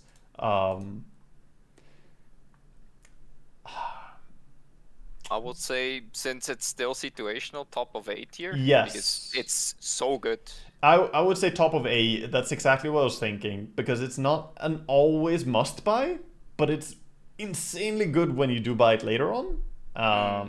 But yeah, I wouldn't say it's as crucial as a lot of the S tier ones are. But it's a very, very powerful one that should not be underlooked. And of course, if you're against the right type of enemies, if you're against Bristleback, I mean, fuck, he's not gonna be too happy about that. Keep in mind, it's dispellable though, so if you're Bristleback on the receiving end, Lotus Orb is your friend. Use it after you get broken by PA. In the frame before she crits you. So yeah, I think that's fair. Not Phantom Assassin, but Phantom Lancer. Another very good shard. Yeah. You get the Lance. 750 bounce radius, prioritizing heroes, increases Spirit Lance illusion damage by 40%. The Spirit Lance illusion damage is only 20% to begin with. It makes it 40% bigger. So 60% damage instead of 20? Those illusions start hitting like real heroes. And you have a talent for CDR on the lance. Yes. Yeah, this is also an Aghanims or a shard that is so strong that it changed how the hero was played entirely. I think people still play PL very different than they used to. Just, you know, the poke value of this. I'm putting this in bottom of Ultra Pog for me. Yeah. It is so good. If the shard is so good that Octarine PL had to specifically be nerfed. Yep. They like PLs went with Ether Lens early. You'd see like Manta Style into Ether Lens plus Shard. Nothing else. You'd already see that shit. And you're losing. You can't do anything. And you can't fight it. Yeah. You can fight without fighting. Exactly. You just sit there. And when you spawn your two illusions, just sending your lance, you can tell those two illusions to focus the same target too. So, Yeah. and that's 120% of your damage. And then they're gonna spawn their own illusions. Yeah, I mean, you can go on and on. That's a great shard. Great shard. It's just extremely good. Yeah, always buy it. Always want it. Always amazing. Support or core, doesn't matter. Always great. Phoenix allows Sunray to be cast during Supernova. It slows enemies for 12%. Nothing special, but being able to use 2 spells at the same time, and it refreshes the Sunray, so you can use 3 Sunrays in total. True. You use one, then it's over. Then you dive in, and you have to make sure that you're not using Sunray. I believe that's what the meme is. If you use Sunray and then turn into an egg, it will keep using your current Sunray. Oh, and really? It has cooldown. Okay. Yeah, Okay. I think that's how it works. Yeah, you have to make sure to turn it off. Makes sense. Yeah. But basically, you have Sunray during the whole fight, which is really strong. You turn into a little Death Star. It's you know, a lot of times I feel like when you Supernova, people might be trying to kill the egg, like pop BKB and go for the egg or something, in which case your Sunray feels kind of like... But there are times when it's good. It's more about, like, protecting the team with consistent healing, because Holy Locket Phoenix is popular. Yes, yeah, heal. Playing Phoenix as a healer, basically. Yeah. Very true, very true. Very In true. the cases of going Holy Locket, I always see Shard, like every single time. Oh yeah, for sure. That makes a lot of sense. It is only buffing you during the egg. Is my drawback with this one. A lot of the other Shard, we talked about how strong is it, how often are you using it. The egg's duration is just 6 seconds at its base, you know? And you can't even increase it, right? Yeah, you can't. No, it's 6 seconds. 6 seconds. Always 6 seconds. It is Sunray is 6 seconds, so you get a full Sunray. You get a full, full channel. But it still requires you to be very good on Phoenix, and it's very specific when it does anything. 2 minute cooldown ulti. Yeah. 2 minute cooldown ulti. You get 1 basic ability per ulti you use. It's a rough one. It's good, but it's rough. Yeah. It's like a D tier for me, actually, or C tier. I think C. Like, yeah, it's strong. I'm gonna be generous and say bottom C. Fights. Yeah, I'm gonna say bottom C because yes, it is situationally gonna win fights. It is amazing at its times, you know. But yeah, I'm not. It's on a hero that can farm it, and it does give a lot. But yeah, I mean Phoenix is pretty much all about the team fights, so it's okay to be only strong for the team fights in a way. But yeah, it's a long cooldown. So yeah, can't really put it higher than that because of all the drawbacks. If it did something else, dude, if it made your Sunray better outside of the egg as well, it would land higher on this list. It gives you the slow, doesn't it? Which works at all times. I guess that works at all times. That works at all times. Okay, yeah. So it gives you the slow, but it's very little. It's only just 12. Yeah. It's not that much. No, you'd probably rather want to see more heal or more damage or something, because the Sunray doesn't have a base slow. So 12% more is not, 12% on nothing is not a very big, like, it doesn't matter so much. But 12% if it had like 30% slow. You never played around the slow because it never had one. If it had 30% slow and went to 42, that 12% would be better, is what I'm saying. Because now it would be even more potent at keeping people stuck in the Sunray. But 12%, I mean, people still just run to the side. If you run all the way along the beam, yeah, okay, 12% slow matters, but that's not what people do. Alright, next up is Puck. Puck Shard is 70 damage, knockback for 250 distance over 0.4 seconds, doesn't interrupt anything, and reveals enemy units and wards in an area for 5 seconds. So you can combo it with your coil. Snapping the coil is obviously a nice combo. And you can also de-ward stuff with this, or randomly find invis heroes, or keep chasing invis heroes. It's also just 70 more damage, which for this high spell amp, like spellcaster type meta, seen a lot of null talismans and kayas. a hero that naturally buys double null Witchblade Kaya Sunch and has a spell amp talent at 15, like 70 damage is a lot. While also giving so many other utility things. The question is like, how likely do you see it being bought? Like, so I mean I play Puck a little bit and I feel like it's good, but you don't necessarily buy it early. It's not really a must-have. It feels amazing with level 25 talent for 250 extra AoE and with the level 20 talent for 6-second cooldown reduction. Suddenly you're waning rifting non-stop and Glimmer is just useless against you, but it's down the road.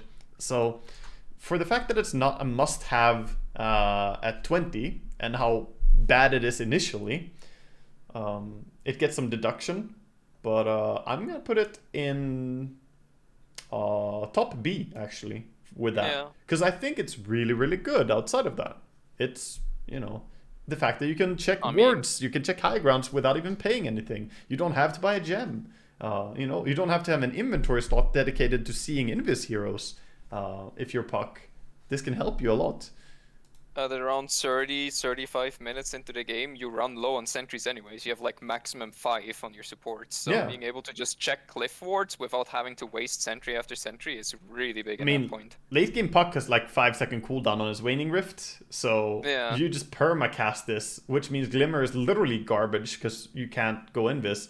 And like we got to the dewarding component of that is really big. And I've randomly found people with that shard just by trying to move around the map with it. And then someone was Shadowbladed on me. I'm like, oh, hi, buddy. So it has random uses as well. Yeah, top of B for me. All right, Podge, Ultra Pog. This one is actually dethroning. This is number 1 for me. This is easily all the way up in Ultra Pog.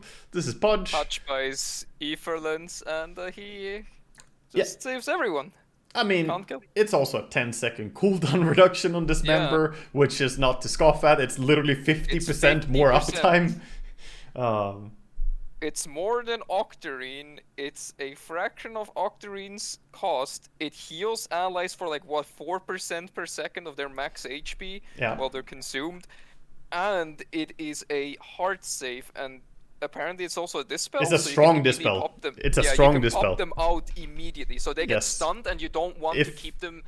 If someone's arrowed, pop them out. Yeah, someone's arrowed but full HP, you pick him up, spit him out again. There you go. You're not stunned anymore. It's the best shard by far so far. I don't think there's a better shard in the game. I think this is literally the best shard in Dota. Even Core Pudge, like Core Pudge is like, 1400 gold for literally 50% more uptime on Dismember. Yeah, and actually, Support Pudge is. Yeah, I even spoke wrong when I said that, because it's more than 50% increase in uptime. It's 50% cooldown reduction. Then you have 3-second duration, and if you take that into account, you can even you can even take the talent. So then the uptime increase is even stronger. Yeah, it's just nutty, dude.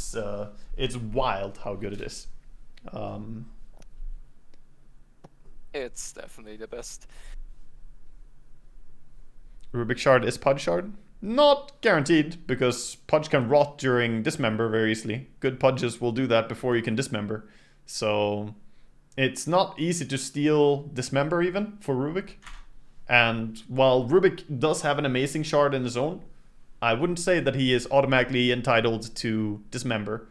Because good Pudges do not give this away. Rot is very, very quick. It's incredibly hard to steal it. So, yeah. This is for sure the best one so far. Not even close, actually. Back to another Centaur. Pogna? Another sucker? Yeah. For every 1.5 seconds of channel, another secondary life drain created targeting another random enemy hero in the area. It's a meme, mainly. It can be great. It also stops if the first target dies or you stopped casting it on it, right? I think... Was that changed? Did they fix it? It used to, for sure. I'm gonna double check if that was changed. I haven't played him for a little bit now. I want to say that was changed, but yeah. Let me see here if I can test this real quick. I just need someone to kill the first target.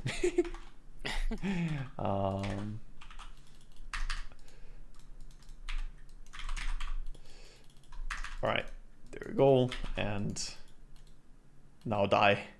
No, it keeps going. So yeah, so they changed it so that it keeps going on any of the targets that you've continued sucking on. So that made it a lot better. Garbage. Yeah, a lot better. However, you still have very low cooldown on your base life drain. It's just 7 seconds. And I don't know. I mean, usually people either run away or BKB or hit you or something. I have played Pugna and I have had the quadruple suck meme, you know, where you like drain everyone at the same time. It feels amazing. It feels like you're a fucking Cthulhu monster taking over the world. But it's not a very strong shard. I'd rate it F. Yeah, if the Sing from the bug which let you move while sucking will be in some way incorporated into the shard, it will be extremely good. But dude, yeah, give him some CM, like 75% slow. Reduce movement, yeah. Yeah, give him a 75% slow or 50% slow, but he can still move a little bit, and it could be higher. You know, something. But right now, I'd say it's F tier, and that's generous. It might be dog shit, but it's not quite dog shit because it is insanely strong if there's no way to stop you from sucking, basically. If you are in BKB form and you drain, the enemy just have to get away. They have to leave. So I think that's fair. Queen shard is that she sonic booms when she blinks. Does 175 damage at the start and end, and silences for 175 seconds. Everyone buys this on Queen. Queen is very popular in this patch, and every Queen buys it. It's because of the Scream of Pain build with Spell Amp. It basically just makes your Scream of Pain stronger, because you're next to the target anyways, because you want to scream them, so you just get 175 more damage on top of the 300 or 500 damage if you're level 20. Which lets you do a massive amount of damage. Yeah. It's another Ultra Pog for me. Yeah. I put it above Grimstroke. Not quite better than Pangos or the rest there, but really great. I mean, fantastic. It drastically upgrades what she does for very, very little money. Yeah. Yeah. You always buy it, which is true for a lot of heroes up here. But it also does quite a bit. It's great. We got quite a few into Ultra Pog by now, but yeah, those are strong shards. They're all very good. Clockwork. We always look at these shards. We found Clock.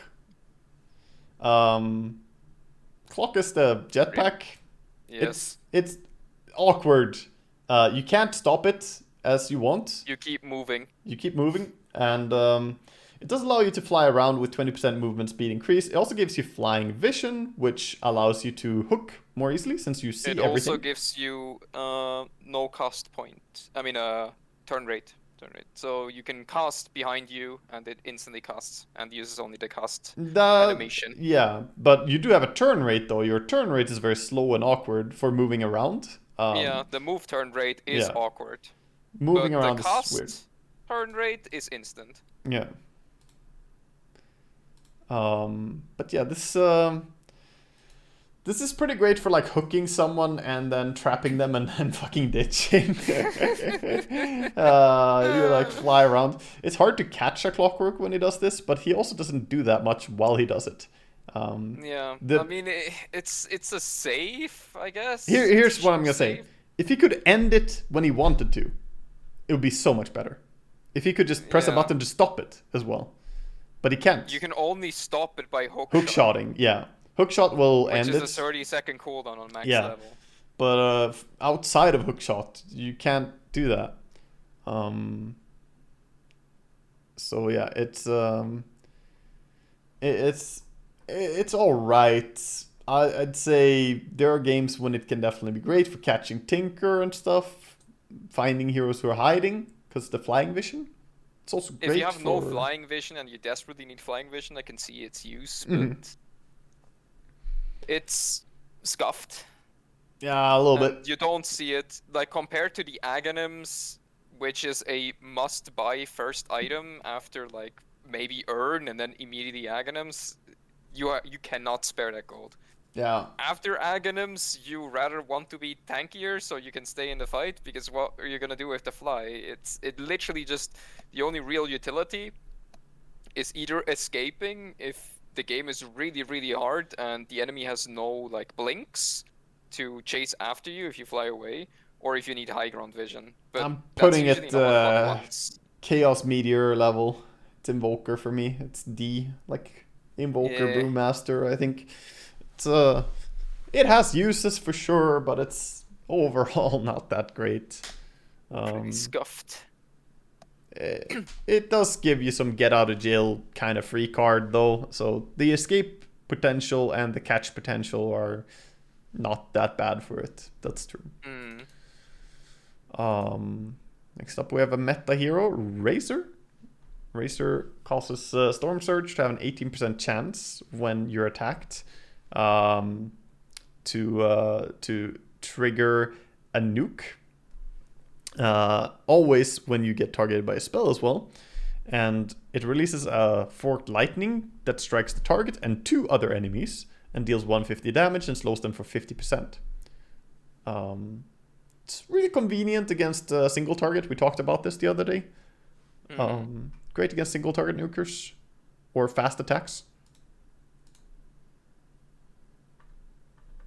Problem is just it's too expensive for what Razor wants. He has a tight timing, and Razor he doesn't really want to be a, like, tank in that sense. He's BKB'd for the whole fight with the double BKB with Refresher Orb, so you can't get single targets applied, which ruins that aspect, which has a guaranteed chance. You don't go for pipe and want to be focused. You don't want to be focused as Razor. You just want to run people down.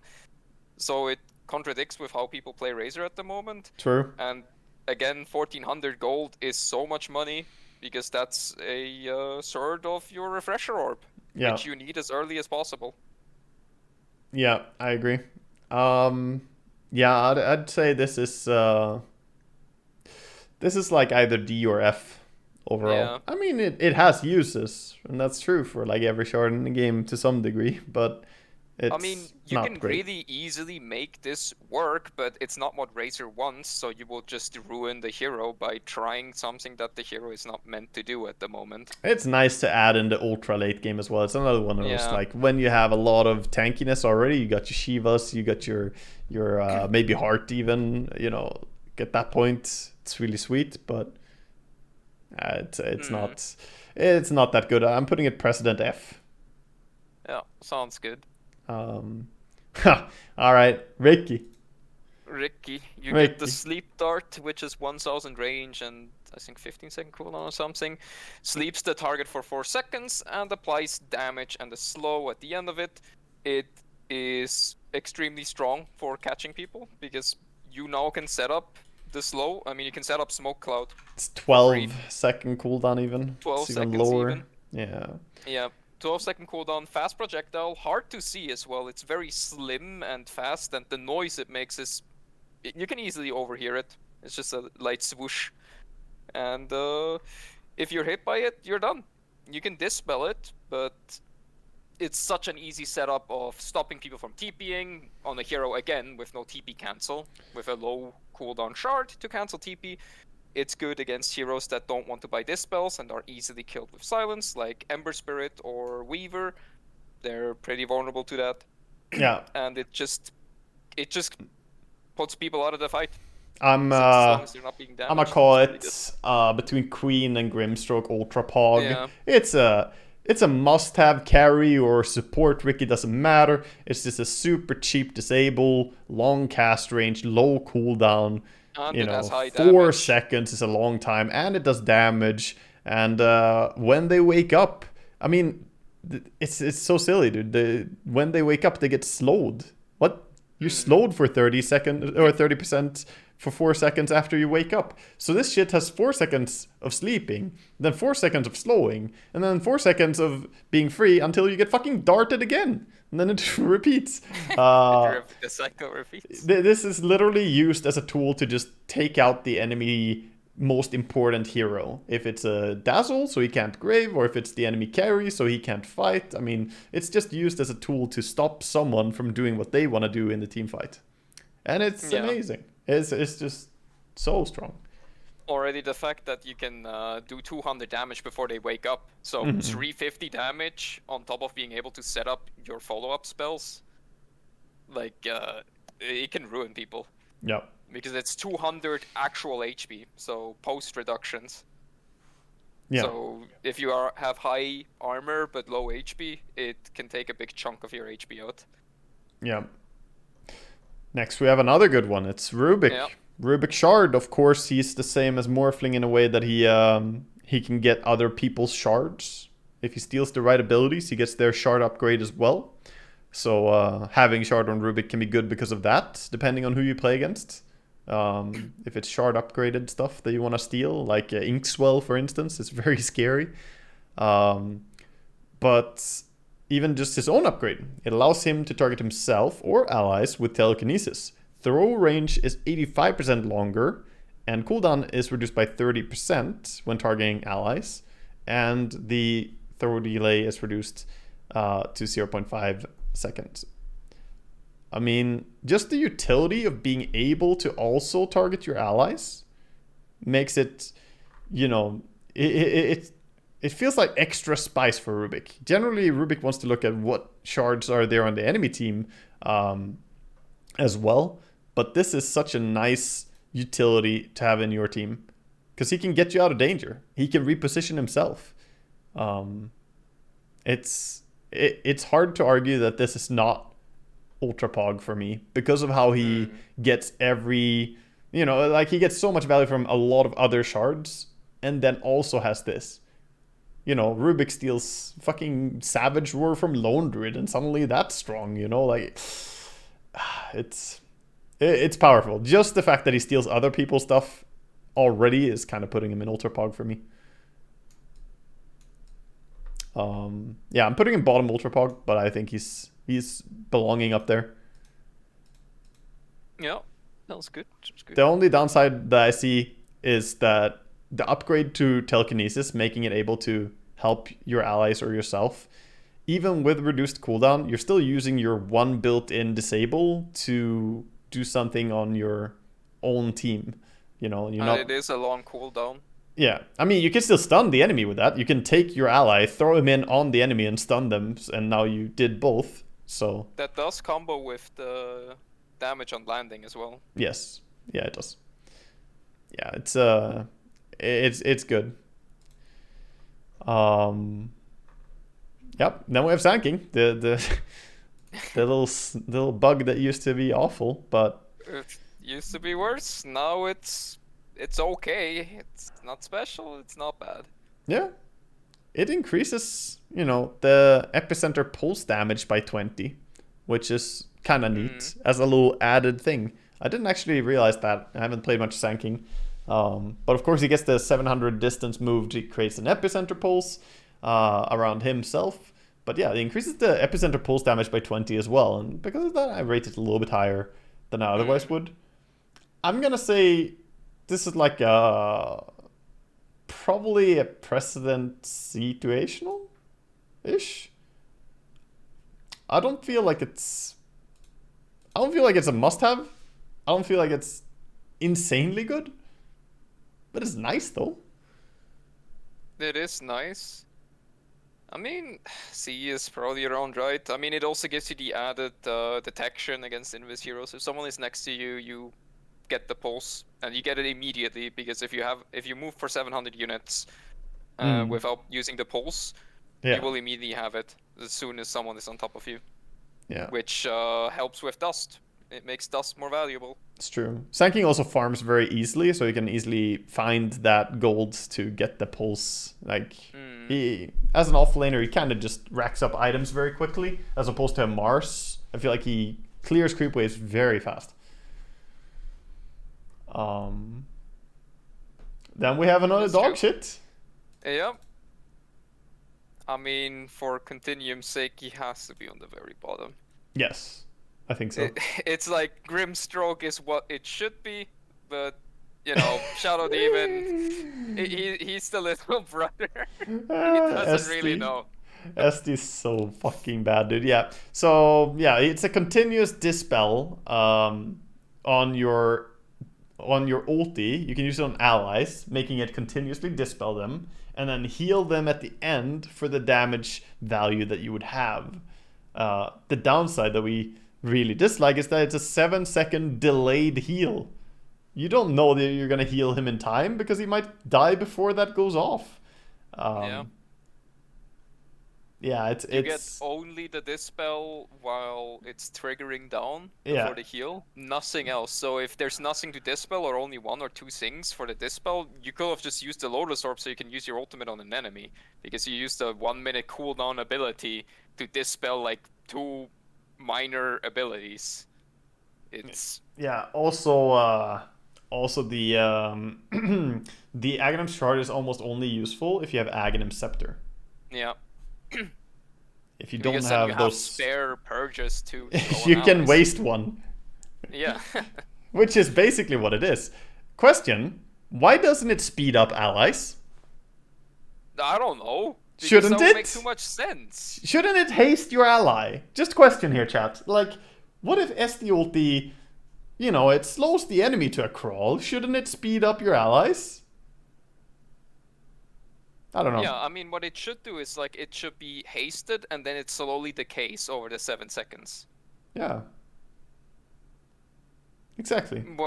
Whereas, if you use it on allies, it's like nothing, just the fucking purge. Would it be useful then? It could be, because then you could, like, someone gets Treant ultied, but then you SD ulti him, dispelling the root and hasting him, so you can just burst out. And kill the Treant. Yeah, it would be good. Then you could do stuff with it.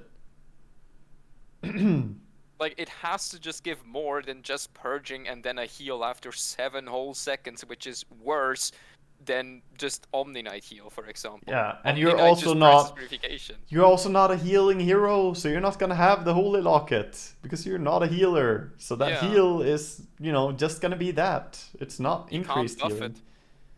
Yeah, no, I mean, yeah. It's just really bad.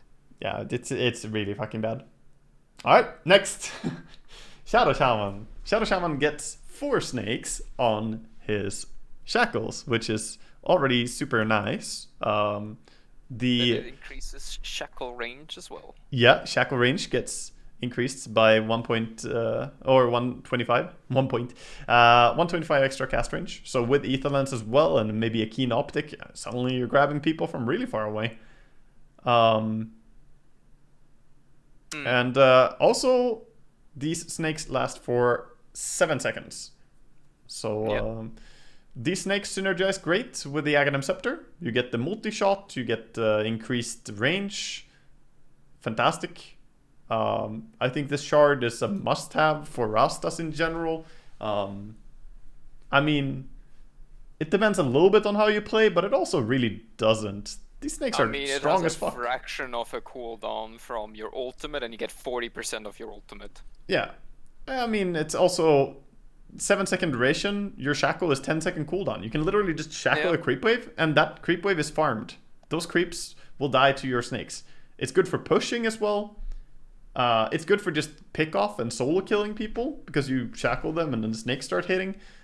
I mean, this is great. I think maybe not Ultra Pog, but I'm saying President S, maybe? Probably. Probably, right? Like, yeah, I mean, it is counterable. Like, the snakes are still killable, and you can still stun the Shaman to get rid of the bonus. It's not completely broken, but it's a nice addition to the hero. Like, the hero benefits from it a lot. Yeah, I think this is the extra cast range is as well nothing to scoff at. 125 extra. All you want is more range on Rasta, so you can lock down people from positions that are relatively safe.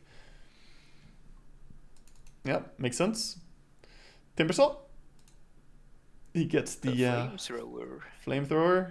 400 range flamethrower. Nice and girthy flamethrower. It applies a debuff that deals 90 damage per second and slows for 30%. It also affects buildings for 40% of the damage. And it lasts for 7 seconds and debuff lingers for 2. You can also cut down trees with this. I'm not sure. I'm not sure exactly where to put this. It's a good damage increase, but it's something you buy later. Yeah. Usually, like, you already have 3 high damage abilities, and you get the... Like, if you go Kaya Sanj build, you'll get it. I watched Rajix. Rajix is a very good Timbersaw spammer, and I watched him play it, and he went for like Kaya Sanj and maybe some other items. Felt like he went 3 items plus travels, sort of, and then Shard. He went back for it. So Kaya Sanj with like Shroud, I think, and then Yule Scepter and Travels or something like that. And he was very happy with how it felt then. Yeah, it's nice. It's nice value. It does add tower push, which he kind of struggles with. He just looks at towers otherwise. Yeah, I mean, if you have the 15 Spellamp talent plus Kaya Sanj, it starts to become value. Mm-hmm. Especially if you can siege, and you don't need more HP. If you need more survivability, it's a bad purchase. But if you need more damage, it's a good purchase. It's pretty cheap for how much damage it provides. Yeah. Amar the Fucker and Rajix great Timbers, and DM also. He used to buy Shard a lot. Yeah, I think Timbers in general buy it. They don't buy it super early though, so that gets a bit of detracted points because they don't go like, oh, minute 20, I must have my Shard. That's not what I'm seeing from them. I see a lot of people buy it when they have secured their survivability in the game and got items that they needed for other reasons. So they'll go back for it. It sounds a lot like a B tier Aghanims for me, or Aghanim Scepter. You know, it's good, B but tier. yeah, It's pretty good, but it's not needed. Yeah, high B is what it feels like. High B, maybe A, like somewhere around here. I'm not exactly sure where to place them, but around this territory feels correct. Because of how delayed it is, I don't put it higher. If people would buy it at 20 and like that was good, then it would deserve A tier, I think. But generally people are balancing on a tightrope with not being too squishy when they play Timber. It's like either you're unkillable or you're not. And if you're not unkillable, then that's a problem. You know, like that's what it feels like. Silencer Shard is bouncy glaives. He bounces the glaives towards the closest enemy unit, does 50% of his attack damage, also applies the Glaive of Wisdom, and bounce range is 600. You can also steal int with the glaive bounce, so if you hit 2 heroes, you get 6 int per hit. It's a bit of a farming tool, but also not really. 1400 gold for that is... It doesn't speed it up that fast. Yeah. And useless for support. Yep. Agree. It's only a carry, and depending on how you play Silencer mid, it can be okay for mid. It's not for offlane. If you go offlane Silencer, it's always about Aghanims and just be a caster, and maybe a tank. This is F for dog. It's pretty bad. Bottom F, I think. Yeah, somewhere bottom there. F. It can work, but it's not amazing, and it requires so much to do something. So Yeah. because it doesn't buff the actual glaze, it only gives you the bounce. So if you don't get any bounces, it does nothing. It's kind of nice for farming ancients. It's decent in the event that there are 2 enemy heroes standing next to each other and you just lay into them, kinda. But it's not an amazing feeling. I think it used to drain mana on the bounced glaive as well, but I think that was fixed. Because I remember running out of mana when I played this, and I think it was because it took mana for both. It used mana for both attacks. It was really bad. Yeah, I'm gonna double check that that's fixed now, because I think that's fixed for sure. If that's not fixed, it's going down to dog shit, so I'm gonna try that out real quick.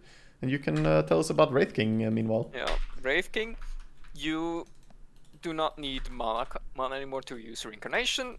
it becomes a free spell in that sense, and you spawn 3 skeletons on heroes. It used to spawn 3 skeletons around you on illusions as well, which made it pretty broke gem against PL, because suddenly there were 50 skeletons. But that doesn't work anymore. So it's up to 15 skeletons if everyone is nearby on the enemy team, which is a little bit more stuff. Like, skeletons do a lot of damage, and when you're back, you can stun and focus them all on the same target. But that's the minor part. The big part is to be able to counter mana burn. You do not have to care about mana loss, which a lot of Wraith Kings do care about, because it's one of the ways you can counter Wraith King.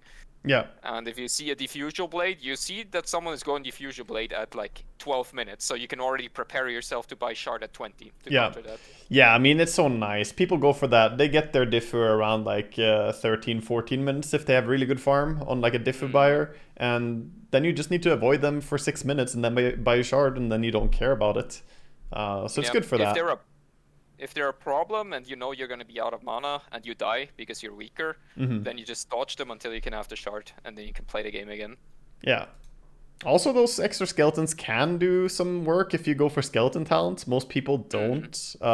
Watching a lot of high tier talents are too good. Yeah, high tier carry players, all of them kind of go for the cleave talent, and the Wraithfire stun duration is very good. Plus 0.7 seconds on a stun is really useful.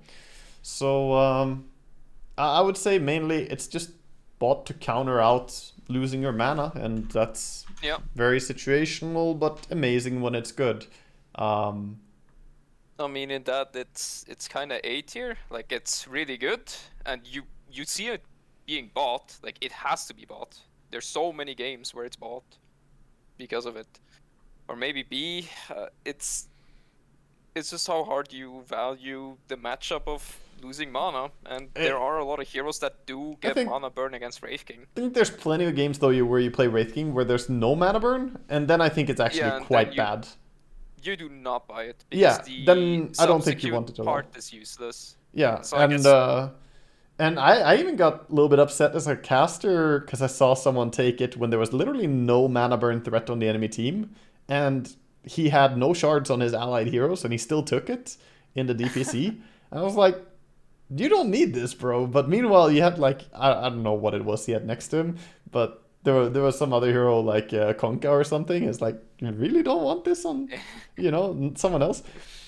I'm gonna say for me it's like a bottom B, because it is great when it's great, and it's a must-have when it's needed, but it's not on its own gonna do anything. Buy it on its own. Yeah, you can't force it to be a good shard. It's exactly. Either it is good or it isn't. So yeah, I'll put it around here. Was it RTC? I think it was RTC. He did play 2 fantastic games of Wraith King. Played like insanely good, but still, I don't think if there's no mana burn, I don't see the reason to take the shard for yourself. Yeah, there were literally 4 better heroes for the shard. Yeah. Either way, he carried those games, so I think he deserved it. It was like, it's mine because I'm carrying you guys. Next we have Skywrath.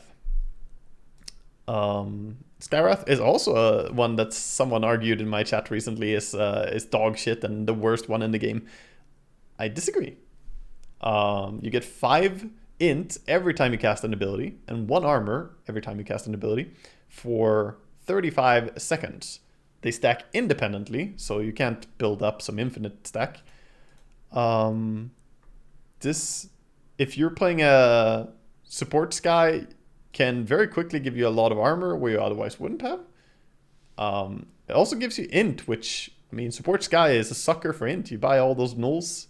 You're paying good money to get null talismans and spell amp. As a core Skywrath, I love this item. I think it's insanely good. It's a must. If you spam, drastically increases damage. Yeah, I mean, I was spam clicking stuff. If you have Octarine Bloodstone, like some late game core Sky, then you get to like 120, 130 int from this shit, which is that's quite a lot for 1400 gold. But of course, that's late game. Early on, it's not really something you buy at minute 20 on any Skywrath, so that should draw back a lot of points, I think. You buy it as soon as you have some kind of mana, and you feel like the additional damage is all you need, or the additional armor. The cool thing about it is how int works. If you're at close to 100% mana, Yes. you get the full mana back. So instead of 90 mana per bolt, I mean per arcane bolt, when you're close to 100 mana, you only use what? Yeah, you only use 30. Yeah. You use 30 mana. Yeah, you're basically getting unlimited mana sustain. It feels like when you have this. Yeah, it's insane. The lower mana you are, the less value you get, since the mana you get from the additional int is percentage based to your current mana pool. So if you're at 50%, you, instead of getting 60 mana, you get 30 mana back immediately. I'm putting him below Nyx, maybe? Yeah. Like bottom D. It doesn't horrible, change anything. But you don't buy it and then like, guys, I have shard.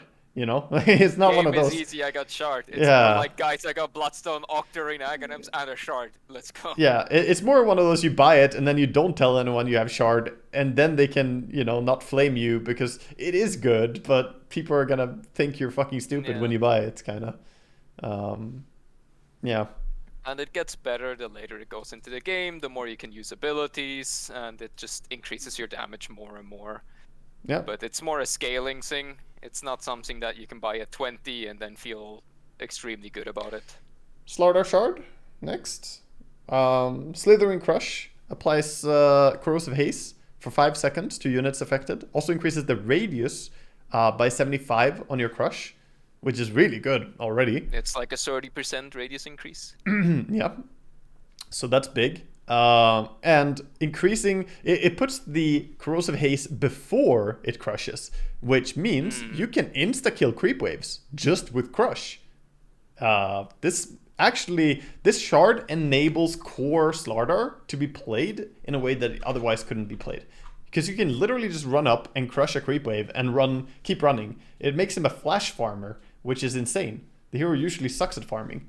And it's great for fighting as well, because obviously increases the damage of your initial crush and your initial right click. Sometimes people jump in, crush, and then bash and corrosive haste during it. This way, corrosive haste is always going to be the first thing applied to the enemy, and that's what you want. You want corrosive haste there for the entirety of the time. It also hits invis targets. Yes. Makes them visible for 5 seconds, so you can apply the normal haste and then they're visible for 20 seconds. Yes, exactly. So it's great for catching people. Yeah, you can randomly crush. If you're playing against a Ricky or a Bounty, just fucking click your crush and see if he's on you. If you have a feeling he's close by, you can randomly blink and crush and maybe you find him. I mean, the range increase helps with that. They're not going to be ready for the range. It's way bigger than you think it is. Yeah, the crush is rather large.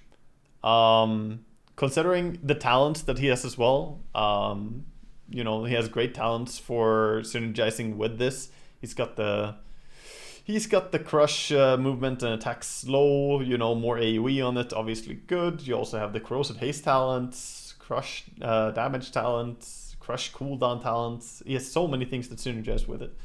I think this is a really good shard. I'd say definitely into the bottom S tier or so. Not like Poggies, but yeah, I think bottom S tier. Yeah.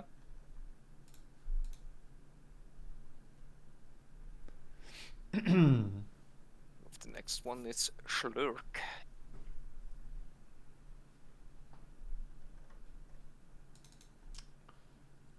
Yeah, Slark. I mean, obviously hard counters some heroes against Legion. You can just end the duel. It's fantastic for becoming invisible and just not being right-clicked. A great way to save people who are in bad position or save yourself. Honestly, it's just super value for how cheap it is, it feels like. Slark used to have the fucking fish thing. You remember that? Yeah, the fish ball. 60 attack speed on pounce targets or whatever. And you gotta use mana to do it. Yeah, you need to apply the fish and then pounce them, and then you get any kind of value. It was really bad. But now you have the attack speed as an actual talent, which also works on the shard, so it's a lot of attack speed that you gain. Yeah. Yeah, Depth Shroud is I think a really, really good ability. It can completely turn around fights, stops initiations. I'm always frustrated when I play against it. I'm always happy when I have it. It feels super impactful. Slark becomes a tricky little fuck that is impossible to lock down. Yeah, I mean, if you're against Legion, it's a must-buy always. It's like Gigapog. Legion can't duel anyone when you have this. I don't know. Not sure where I would put it. How are you feeling on it? I mean, probably S tier, because I mean, you will always see Slark by it because you don't have to use Shadow Dance after you pounce, because you know that you're gonna stand there and attack. So you just use Death Shroud and they can't attack you. And then you obviously has the additional uses, which is the less offensive ones, which is saving allies. And then you can also use it to save yourself if you need regen and you can't escape because you're waiting for pounce. It just has a lot of uses, and it is a game changer. Yeah. When you have it. I agree. I'll put it probably. I mean, Middle. Thinking about it, maybe above Broodmother. Yeah, that's also like dead center, pretty much.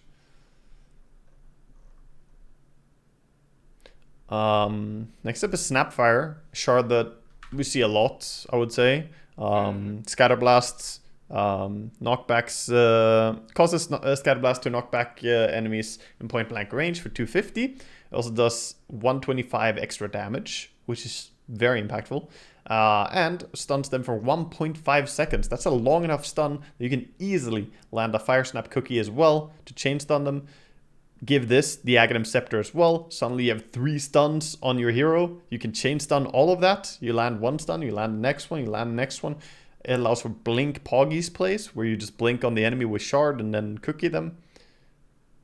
I mean, this is great. This shard popularized Blink Snapfire, and then you just blink Engage. Yeah. As an offlane or as a pos 4. It's pretty popular. As a mid too. Mid snaps definitely mid buy as this. Well. Definitely. Yeah. I mean, this is S tier. It's not really ultra pog, but yeah, another S tier. I put it, I mean, next to Slark, honestly. Yeah. Another Poggy's hero. Then we got the Sniper one, another good one. Sniper, I mean, I might be biased because I play a lot of Sniper, but I've also seen the usefulness of this item because I play a lot of Sniper. To me, ultra pog, without a doubt. I'm putting it right next to Ricky. Next to Rikimaru, next to Grimstroke. This is a great shard because of the following. It gives you a new ability, Concussive Grenade. 125 damage, knockbacks the enemy for 475, slows them by 50%, disarms them for 3 seconds. Alright, already great. Also knocks back you 475. So that means that you can use it to travel high grounds, low grounds. You can use it to get out of bad situations. You can use it to move across the map faster if you need to get somewhere really quick. And this is just all around amazing. Someone jumps you, you can pop down this shit. It stops them from hitting you. I've been dueled by Legion commanders, but I got out the grenade before the duel went off, so she was disarmed the entire time. Like, it's so many uses, man. And I think it's just absolutely fantastic. I really disagree. I mean, I played it on support sniper and it was also extremely good. Yeah. It does not cancel TPs, no. But yeah, this is a shard that you... I got a friend for Shadow Demon. Oh, no. To the right, not to the left. To the right. Bottom. Yes. Bottom of the pack. Spectre. Her shard doesn't do anything. Doesn't exist. Okay. I mean, it says it does something, but my initial story was also true. It causes dispersion to fire a spectral dagger every 300 damage absorbed. Your dispersion absorbs 20% damage, so you need to take 1500 damage for it to send 1 dagger. It needs to be hero-based damage. It needs to be from heroes within 700 range of you. And it has a 7-second cooldown. And on top of that, this dagger does not aim at a hero, it doesn't track. So if you move to the side, it misses. It also breaks if you're broken, of course, because dispersion doesn't break. It's pretty bad. You need more than a heart worth of HP to trigger a singular dagger, which has half the cast range of your normal dagger, which also doesn't track. And they have the audacity to give it a 7-second cooldown. Yeah. No, it's so bad. It's horrible in every single way. I first thought, like, there's no way that you said it's 1500 damage, because I once had it and I felt like it's not like that, but no, it is. This thing, they could even take away the range restriction entirely and make it track, and it would still be questionable if it's good. Because its 7-second cooldown would still be cucking it. But if it was global, you know, Zeus ultis and it shoots a dagger towards him, like, it would be kind of kick W. But, you know, even if they did this, it would still probably... Because, I mean, it's only when it absorbs 300. So even Zeus ulti wouldn't insta-trigger it. You would need more damage. Like... It's still not enough. It's an insane amount of damage you need for this. 100 damage absorbed to get an effect. Yeah, 1500 damage towards you and to absorb the 300, yeah. It's way too much. Yeah, it's just completely off. The numbers are wrong. The AoE thing is stupid. The cooldown is dumb. Everything is dumb. Back the other one. The other one was fucking pog. Yeah, she had a gamer shard. That's the stupid thing. She had an amazing shard, in my opinion. She had that she could jump to the last hero who did damage to her, allowing her to jump Tinker and stuff. But no, give her this fuck all. This is actually maybe the only shard so far where I'm legit upset that we have this instead of the old shard. No, I am still upset about Wind Ranger. I will never be upset about that one. Yeah, fair enough. Fucking 800 damage execution. If you have less than 800 HP, you're dead globally. Yeah, but at least new Windrunner is fun to use, and it's not bad, you know? So at least not bad, you just prefer the old one. But here, they literally took away a good shard and gave you a shit. Replaced it with garbage. Yeah. They replaced it with nothing. At least with the new one for Windrange, you can argue, yes, it's more often good. You can no longer go Kaya Sanj, Veil, triple null, and one-shot a Morphling that has 1,500 HP left, but, you know. Yeah. Well, that's her. Next we have Spirit Breaker. We got the absolutely broken one. Yeah, causes Nether Strike to do 200 extra damage, 4-second break, magic immunity for 2 seconds. That is a lot of value on a 50-second cooldown. Cast time reduction as well? Did they remove that? I think they might have removed it. It's not in the text at least, but I'm gonna double check it. Maybe it's just hidden.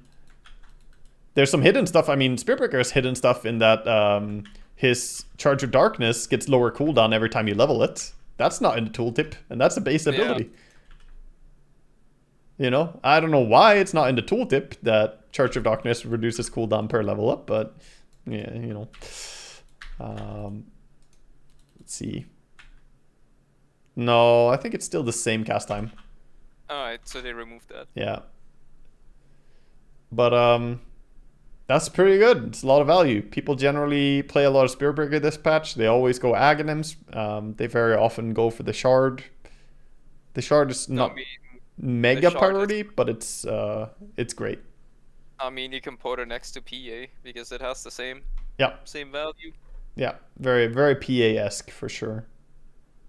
Similar in the way it works, more damage output, breaking a target. Yeah, makes you immune as well, so you have 2 seconds in which you can just charge away, or you can hit them. As if Spiritbreaker needed that, though. That's the part that I thought was broken about it, but it turns out that Bulldoze just, Bulldoze is already broken. Why is Bulldoze 8-second duration?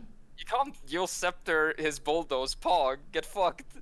It feels stupid to me that Bulldoze has a CDR talent, by the way. Yeah. Because it's 8-second cooldown, and then 8-second, or it's 16-second cooldown, 8-second duration. So it's already 8 uptime, 8 downtime, right? Yeah. But then you get 4-second CDR, and suddenly it's just, you know, 2/3 of the time he's in Bulldoze. And Bulldoze is a fucking dumb spell, dude. Holy shit. Well, you don't like never stunning him and, you know, you're moving with like 500 movement speed no matter what. Yeah. Well, Spirit Breaker you just have to have a Dispel against, or you lose. Yeah. You need an SD ulti on that fucker. No, SD is busy buying shard. Oh, for his super teammates. allies. Don't worry, I'll Yeah. Dispel you, teammate. Storm. Storm is a rather good shard, but it's not often purchased early. It's pretty expensive to use. It's 150 mana, and it requires coordination to get a lot of value. And if you want a lot of value on your own, you need to be level 25 because it does bounce. It gives Overload, which is an AoE, 750 AoE to give 3 Overload charges. Provides 40 attack speed as well. It's not fantastic, but it's good to buy later on down the game. You can double proc. That's why it's good later on. You get if you Overload bounce. if you use your own abilities. No, you use your own abilities for the normal static proc, and you have the true. wave at the same time. That's why it's good. So if you just play normal storm, you just do double the damage suddenly. Yeah, true. For 3 attacks. I didn't know that that's how it works, but that makes a lot of sense. I played against some really good storm players, and I just noticed they burst people faster than what made sense in my head. And yeah, that must be a double proc thing from the shard when they had it. That's why when you have 25, you get 4 overload procs per attack if you use spells in between each attack. So, you know, it's a lot. You have 12 procs in 3 attacks. Yeah, that's a lot. I put this... You get it very late, though. Yeah, it's very late. I'll put it next to Doom for the same reason. It's great later when it's good, but it's not really something you buy early. Yeah, it feels very Skywrathy, very Doom-esque, you know, like later on it's great. But early on I don't see this being important. Then we got Sven, which gives a basic Dispel and 4 seconds. I think 4 seconds cooldown. Yeah. Basic Dispel and 4 seconds cooldown reduction on Stormhammer, putting Stormhammer on an 8-second cooldown. It's kind of like you're paying for 2 level 10 talents is what it feels like. You know? It's like... Not wrong. It feels kind of weird. It's good though to get that CDR on the stun. Not gonna lie, that 4-second CDR... The CDR is really good. Yeah, it helps you kill people a lot, for sure. But it doesn't feel that amazing anymore. No. I don't know. Don't see much Sven right now, so it's kind of hard to rate him because he's kind of forgotten in the current meta. Well, for support Sven, which is also dead, it's obviously extremely important, and you will get it as early as possible. For core Sven, you only get it to counter Yule Scepter and Ghost Scepters. So like, oh, he Yuled, I'll stun him out of it. Or he Ghost Scepter, I'll stun you, and then I can hit you. Yeah. It has its use, but it's not like game-changing. It's fine. It seems like C tier to me. Like, yeah. It's good. Like, it's good. Getting your stun from 12. Yeah, getting your stun from 12 to 8 seconds cooldown will result in a lot more people dying to you. Yeah. Yeah, bottom C for me. I think it's good, but it's not too much to be excited about. For sure. Techie shard. As a resident techies here, it increases the blast off cast range by 300 and makes it a 1.75 second stun as well. That's all, but that's all it has to do. That's all it has to do. It's long range. That blast off is very long range, and getting a stun is very good for techies because that gives them time to set up a remote mine as well before they split up. So during the time that they're stunned, you will have enough time to put down a remote mine and blow that up as well. So in a way, you could say that it's allowing blast off to also be a remote mine. So it's not just a 300 damage increase. It's 300 plus a green mine on top of it, kind of. Also, the mobility can be useful. Jump farther. And he has multiple talents to buff blast off. Yeah. Yeah, he does. You can go a blast off builds. I've played blast off techies meta with the magic resistance, 300 damage, 22-second CDR. And once you get the CDR, it can go pretty nuts. But yeah, I'd say this is a great shard for techies that I almost always want to have. Bottom 8 here for me. So if I play techies, I want this. It's very, very cheap shard for having more stun. Like, Techie struggles with helping in fights when he doesn't have mines prepared. And with that, he can actually always help because it's so strong. Yep. More heroes that I like. DA. I talked to, or Stormstormer came by in the chat earlier, some other time when we were doing the Aghanims Scepter. I think he said the TA shard has to be Ultra Pog. I agree. I think TA shard is Ultra Pog. I think it's really great. I'd rate this right under Pango. I said the TA Aghanims Scepter was C tier-ish, but the shard is literally just amazing always. You get more vision on your traps, you get more trap count, and the big part, you get silence on your traps. And that silence will allow you to kill people. Like, TA is the only hero in the game who can have 15 silences ready at the same point in time. AoE. Like, that's scary, man. You're gonna go in to fight an area where TA has prepared with traps. You better be ready that she can silence the entire fucking team repeatedly and at key moments when it's good. Honestly, it kind of turns her traps into a better version of silencer if she has the time to prepare. Obviously, if the enemy have detection going in there, you know, that's the drawback. But you can even insta-cancel channeling abilities. Someone Fiend scripts, silence. Dismember, silence. So fucking good. I mean, even the flick silences last very long, considering. It's like, what, 1 point something second duration? If you just put it down, yeah, pop it? It's 1.5, I think, a starting silence. Yeah. Or something like that. So, yeah. Which is already a lot, considering the cooldown is 5 seconds. Yep.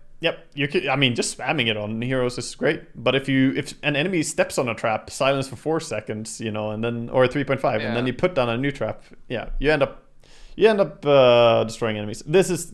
It's key. It's an item that I always buy on TA, and it's amazing.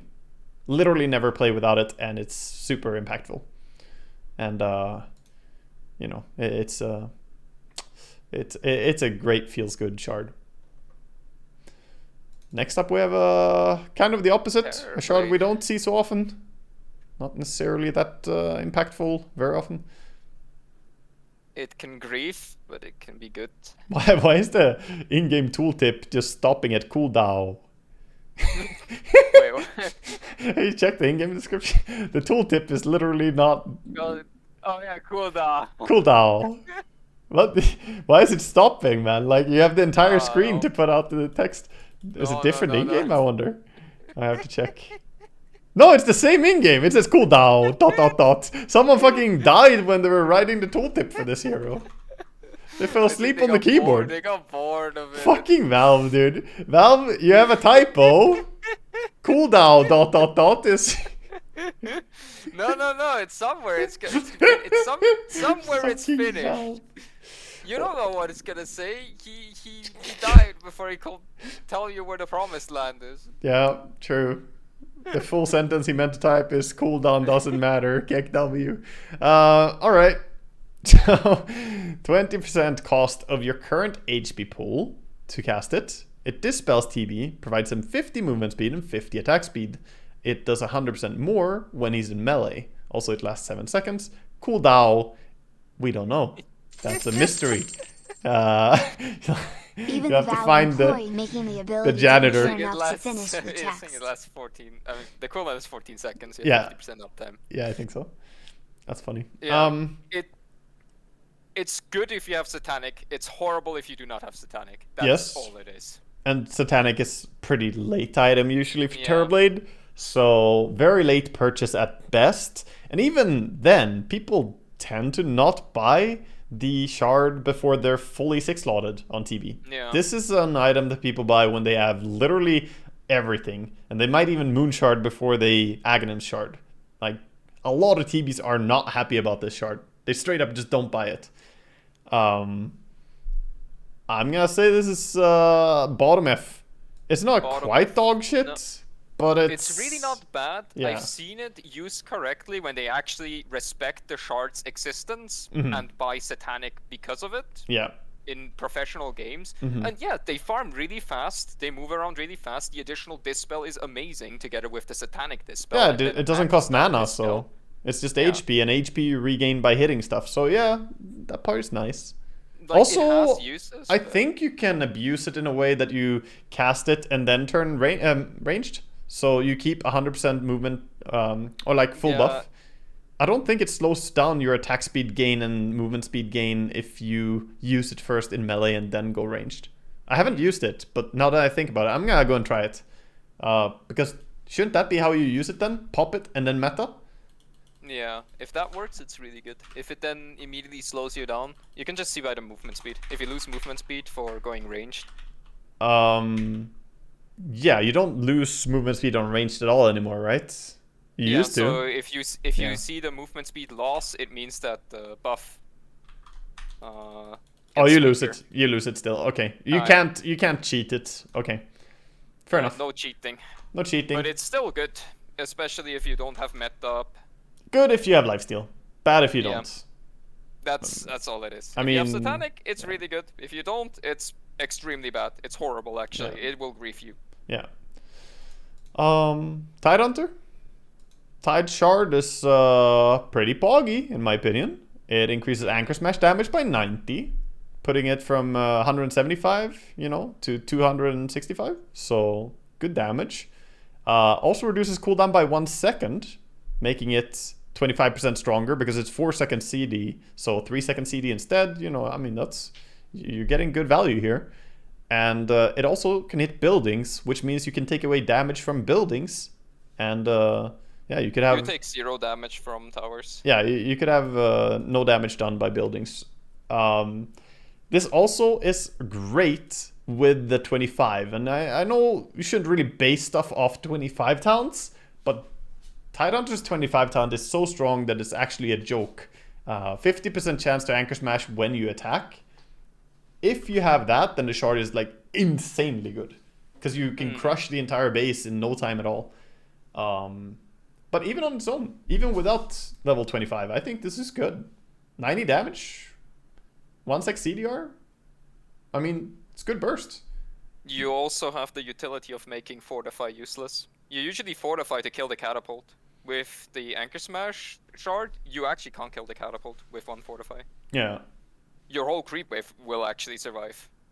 Then you have another thing that you synergize with the Aghanim Scepter, the AoE armor reduction, right? And then doing more damage to that with Anchor Smash. But you also have synergy with Ravage in a way, I would argue. Say you're chasing someone, you gush and Anchor Smash them, and then people pop up around nowhere and you Ravage. Then your Anchor Smash is going to be used, but on cooldown ticking down. 2.8 second duration Ravage, it's nice to have a 3-second cooldown instead of 4-second cooldown Anchor Smash. You can now burst people slightly better. Obviously not a big impact, but, just reading into it and analyzing. I mean, Anchor Smash is a spell that you can use off cooldown very easily and hit something. Yeah. So, 25% more uptime, yeah, it will have impact because you will be able to use it off cooldown non-stop. 25% more uptime and more damage on it. So it's more than a 25% damage increase, right? And it hits buildings. So I would argue that it maybe increases the value of your ability by like 40% or something, which is, that's pretty bog. I'm putting it A tier, personally. Yeah. I don't think it's like insanely good. It is if you're 25. But I'm putting this Overall nice. Putting this next to Enigma and Willow. It's good. And then we have Tinker Shard, which Level 2 March. Yeah, we have Tomler. Yes, Tomler, Tinker Expert, considers this to be the worst shard in the entire game. I don't think it's worst, but it's really a very irrelevant difference. He's definitely going in the dog shit tier. Yeah. This is not very good. Tinkers do not want to put down March in general, but it does give him the ability to do so. I would say it's like the second least dog shit. I'm putting it above CM, but yeah, below Oracle.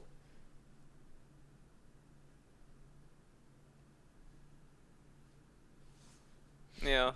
It's just like, he already has an AoE ability that kills creeps faster, especially with Aghanims. Yeah. So what's the point? It's level 2 March. Level 2 March is laughably bad. Yeah, it's really weak. The only argument I can have is like, oh, the enemy's about to push higher ground and you're gonna defend it, but you don't have something else important to do. Now you can put down some marches before they go. Yeah. In general, yeah, it's fucking dog shit, but yeah, it's useless. I mean, it's really bad. You don't buy this. You don't do anything with it, but it's, yeah. I mean, the other heroes down here also don't buy their fucking Aghanim shards. They're all trash. All of these are literally garbage. Don't buy any of these. The only one you could argue maybe is Oracle, in my opinion, but you tend to not have the money for that, and you have better stuff to spend on. But yeah. Next is Tiny, which has Craggy now, is it? Oh no, it's the tree grab. It's unlimited attacks on tree. Yep. Yeah, that's the current one. Which is good. If you right-click Tiny, it's good. It's boring. I mean, it enables a playstyle that you can't do otherwise, and it's a playstyle that was popular at TI. We saw it together with Lycan. We saw it, with Lycan Bite on Tiny. I think it was very, very popular in basically this very patch during TI. We haven't had much change since then, Skeg. No, they did kill it. They put the shotgun on the Tiny shard. Yeah.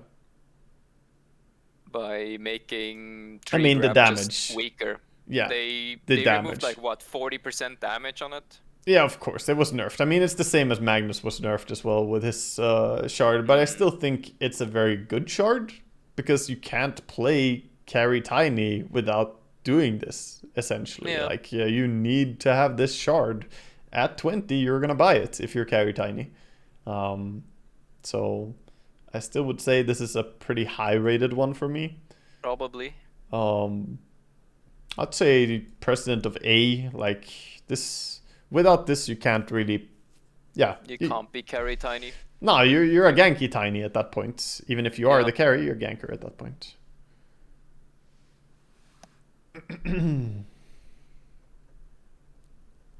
We got the Treant. Nature's Guise gives him invisibility and a bash on attack, which has 7 or 9 second cooldown. A root. Oh yeah, root. It used to be a bash. It's 200 damage for 1 second root, and lasts an extra second when attacking near a tree. I mean, I guess you're always kind of near a tree, so generally it's a 2 second root. It also increases the movement speed bonus that you get by 15%. So you just get fast as fuck. It's just for being in trees. Actually, it doesn't say how much movement speed he gets from Nature's Guise normally. On his tooltip. What does he get? 10%. I played him. I went from 30... It is 15%, I think. I went from 300 something to 330. Yeah, I'm watching it now. Yeah. Yeah, it's 15% already. Yeah. So double speed. Yeah, it doubles up. I mean, that's pretty good. It definitely helps. I don't know if it's always essential, but it's really annoying to catch once he has it. Yeah, the invisibility helps against high ground wards because then you're just safe in trees. Yeah. It's harder to have sentry and ward rather than just a ward. I think generally this is a must buy for Treant players. Yeah. Like, how do you not buy this? No, I mean, it's impossible. It's so good for its gold. You get a additional root, which lasts almost as long as your ultimate. It does almost as much damage as your ultimate, and it's a very low cooldown.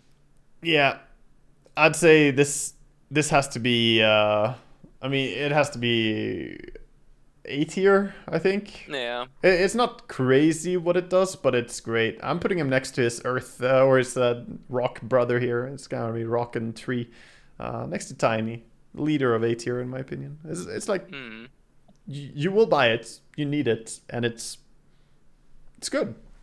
Yeah. Don't really see any any other way around it. Here's an F. Troll?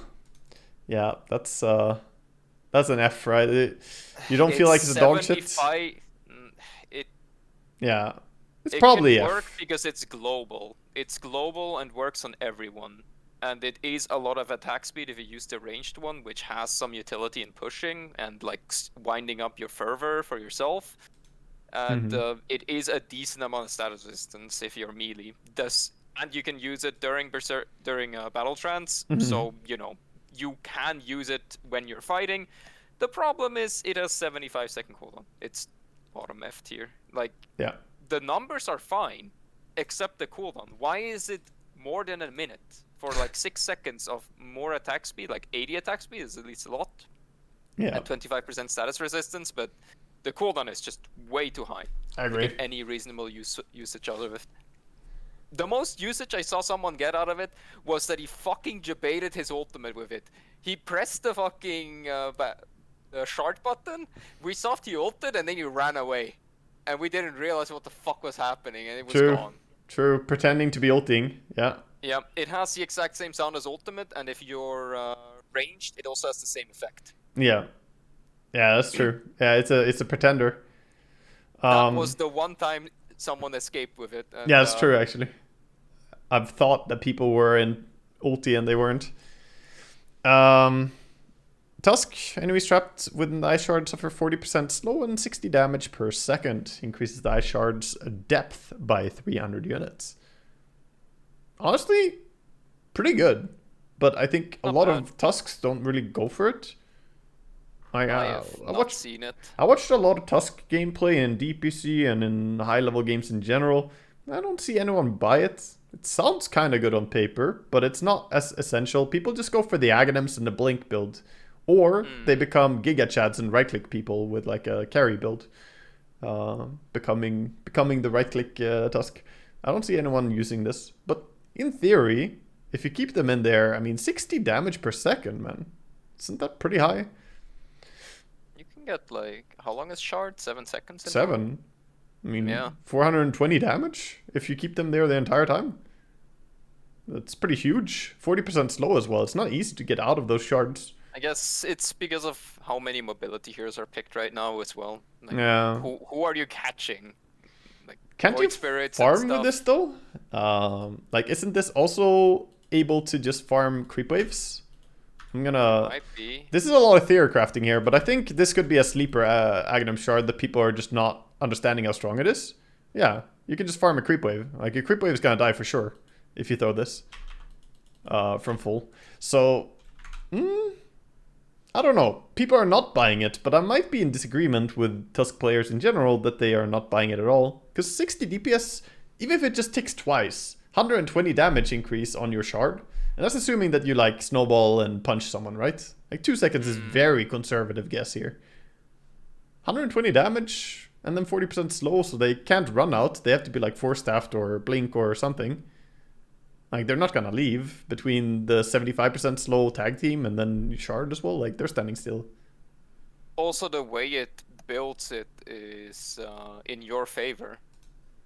Since you're tossing the end of the spell, it means the wall is closer to you, so they have to walk way further they're around coming you. towards you, yeah. And you can stop them. Like, I don't know. I mean, based on how much people are buying it and how much people are playing it, I would definitely rate it really low, like F tier. Yeah. But I think, looking at it, it doesn't sound like an F tier to me. It sounds a lot stronger than F. It definitely. I mean, you can almost fully body block by yourself.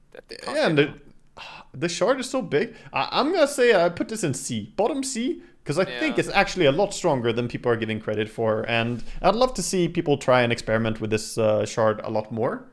I don't think it's bad at all. No. It just requires you to play around it and, you know, get used to how to utilize that additional depth. Yeah. Yeah, for sure. All right. Well, that's something. I mean, even just throwing it. Okay, one more thing on that. Throwing that into Roche Pit when the enemy are standing there. I mean, it hurts, man. You can't get out. You can't get out, and it hurts. If you put it from the side, you create a little cage, and they're gonna take damage while standing in that cage. Pretty sure that should be really good.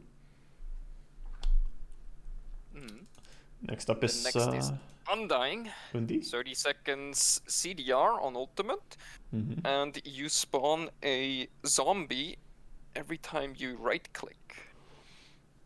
Yeah, in the golem form. Yeah, in the golem form. I mean, it can solo Roche still. Yeah, it can still do that. It gives you a lot of uptime on your ultimate because it's like 25. Yeah, it's 25% CDR. Yeah, very 120 to 90. Very big, I would say, for the Flesh Golem CDR. Yeah. And I mean, getting run at by an Undying with Shard hitting you, you will lose that fight. A lot of people do lose that fight, even if they have superior farm. They do not win a trade against Undying. You gotta kite him. I think this is a really good one. I think it's super value for 1400 gold. The CDR alone is good. It got bought a lot. Like, when Undying was played, it got bought almost every single game on POS 4 and POS 3, and even occasionally on 5. And even after it's been nerfed, Moo did it in DPC as well, when I was watching. Played POS 3 Undying with Aghanims Shard Echo Saber build.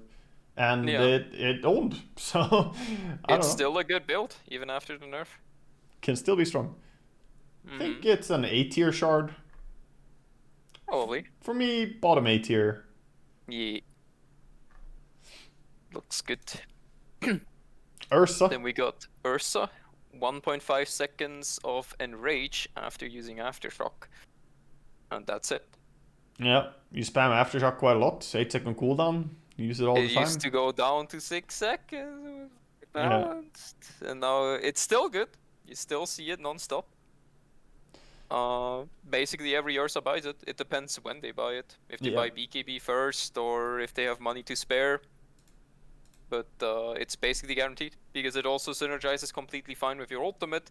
Since if you use Aftershock while ulting, it just extends your ultimate by 1.5 seconds.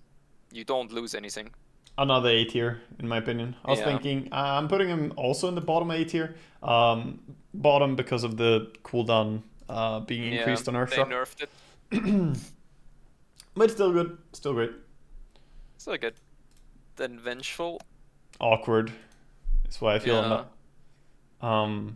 She steals 20% enemy base damage and base armor and grants it to Vengeful for the debuff duration.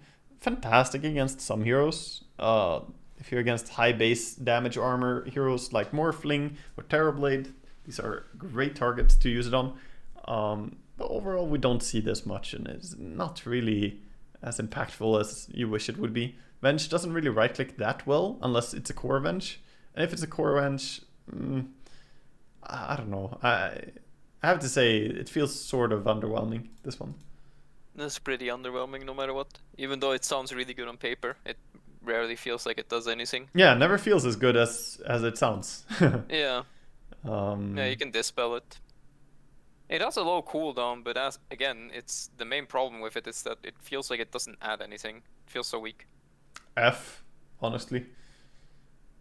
I'd say below Ench in F. Yeah.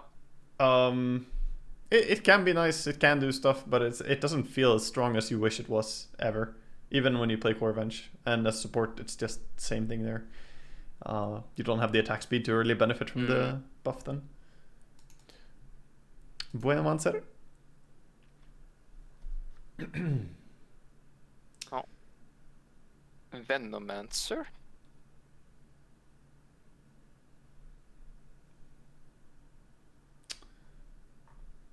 He gets the Gale summon 2 Plague Wards and increase the travel range by 400. Of course, 2 Venom Wards when it hits enemy. So you can get multiple. Yeah. The 400 range on Veno Gale is pretty damn good. That is the big part. That's the big part. That's a lot of range. And in late game, with 2.5 times ward talents, the extra wards is also really nice. It's okay though. It's okay. It doesn't really. It's good for sieging, and it's not that good for defending high ground because it works, but it's better for sieging when you put on the pressure and then you zone them away while you're trying to take the tower, and then you get more and more plague wards. Well, they try to kill the plague wards that are on top of them. It's But good if for you're both. It's a siege shard mainly, but it's also kind of good for catching people. That 400 extra range when you're fighting outside, because Benno Gale can be awkward.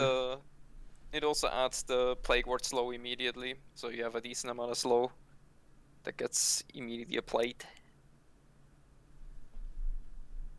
Yeah. I don't know. Venom is not really picked, but it's okay. Yeah, I put it D tier, bottom D tier for me. It's all right, but it's not. It's not insanely good, I feel. No. But the range is nice. Yeah, if you go ether lance as well, sure, you can catch people, but it doesn't feel like it changes the hero drastically, and it's not like, oh, I have shard now, I can own poggies. Next we have Viper. And with Viper, he gets 8 stacks. So how yes. many is it? Yeah, he gets 8 stacks of poison attack, and he now also reduces armor by 1. And poison attack affects buildings. Yeah. For 40% of the damage. Something so to be said. -8 armor for buildings. Yeah, something to be said as well, that the more attacks he gets, the more magic resistance reduction he gets on them. So the previous stack becomes stronger as well. So getting up to that number 8 would be insane damage overall. It's a good shard if you're pushing high ground, right? It's like outside of that, it's okay.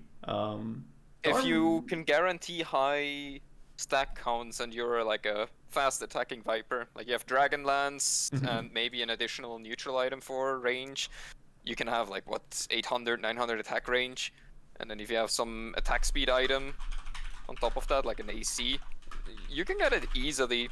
And then the minus armor obviously also helps because you attack every time you apply poison attack, so the minus armor, minus magic resistance, just all the damage that gets on top of these heroes gets he's like better and the better. tankier the enemy are, the better it is. Yeah. And it's extremely good for pushing high ground. Yeah, very, very, very good for pushing. He turns himself into sort of a Leshrac in terms of destroying buildings.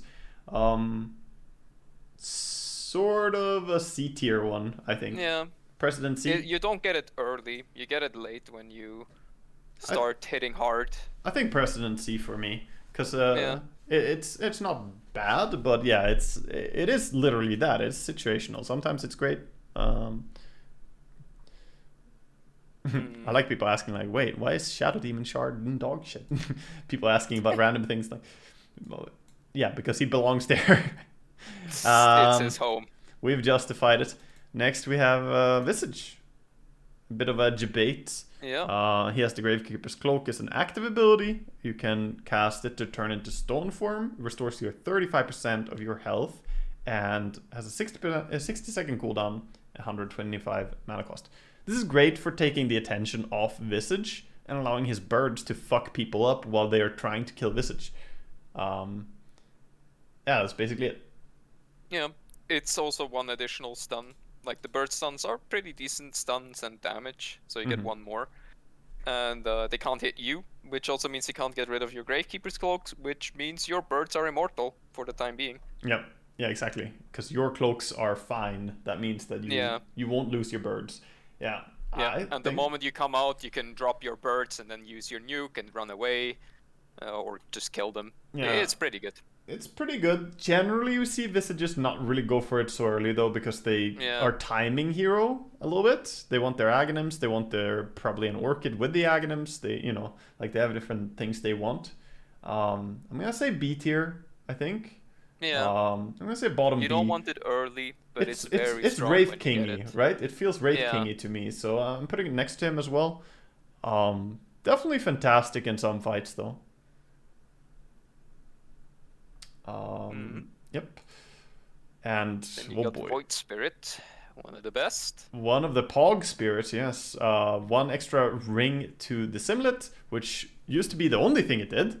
A partial ring, and that was dog shit. But now it also does 175 damage increase to the Simlet, making it an insane amount of damage. And then you go Kaya Sanch, and you have Spell Amp in your talent tree. And then you use Resonant Pulse after you get out of it. And then you stun with the Simulate. Yeah, this is part of why Void Spirit can burst like 3000 HP heroes with this combo at level 25. Is partly this. And also, it farms. It farms great. So, and you can become more elusive, harder to lock down. It does everything for you. Same reason as of Queen of Pain. Yep. You want to go in, you get more damage when you go in. You can use that damage to farm. You can use that damage to kill. Agree. I'm gonna put him right next to Queen of Pain as well. Yeah. Between Queen and TA. This is an ultra pog. Definitely you want this. It's amazing. That extra partial ring even makes it so you can technically travel the map faster to get to places. I mean, it also means when you don't don't have astral steps, you literally get astral step range. Yeah. Of escape. Yeah. By just using Dissimulate instead. Yeah, it's sort of predictable when he uses normal Dissimulate where he's gonna end up. But when he has the shard, fuck, he could be anywhere, dude. He can go anywhere. He can be in fucking 50 different bushes. He's in China by now, you know. He left. He already is in China. He booked his ticket. He's going to fucking Africa next week. We're done. Yeah, for sure. Next we have Borlock. No. Turns Shadow Word into an AoE spell. 10% movement speed bonus to allies and 10% movement speed slow to enemies. I mean, it's just AoE Shadow Word. That's it. AoE Shadow 10%. Word. The only ones who want the 10% movement speed badly is like Spirit Breakers. They're like, fuck yeah, boost me. Boost me. But yeah, this is not. It's not. The 10% great. doesn't really matter. It is like basically it is 100% uptime with the 15 talent. Mm-hmm. You basically give, if you have Holy Locket, this and the 15, you can give someone permanently 10% movement speed on top of like 60 HP regen. Yeah. And it's just good for supporting. But yeah.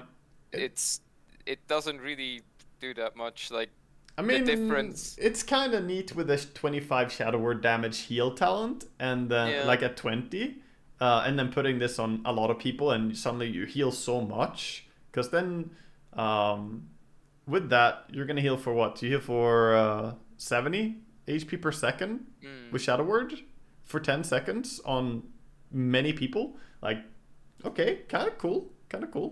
So I think it's not horrible. Like, if you can guarantee a lot of uses on allies, or if you get good bounce, like fatal bounce combined with a lot of these on enemies, like, you can also do a decent amount of damage. It's nice for your golem.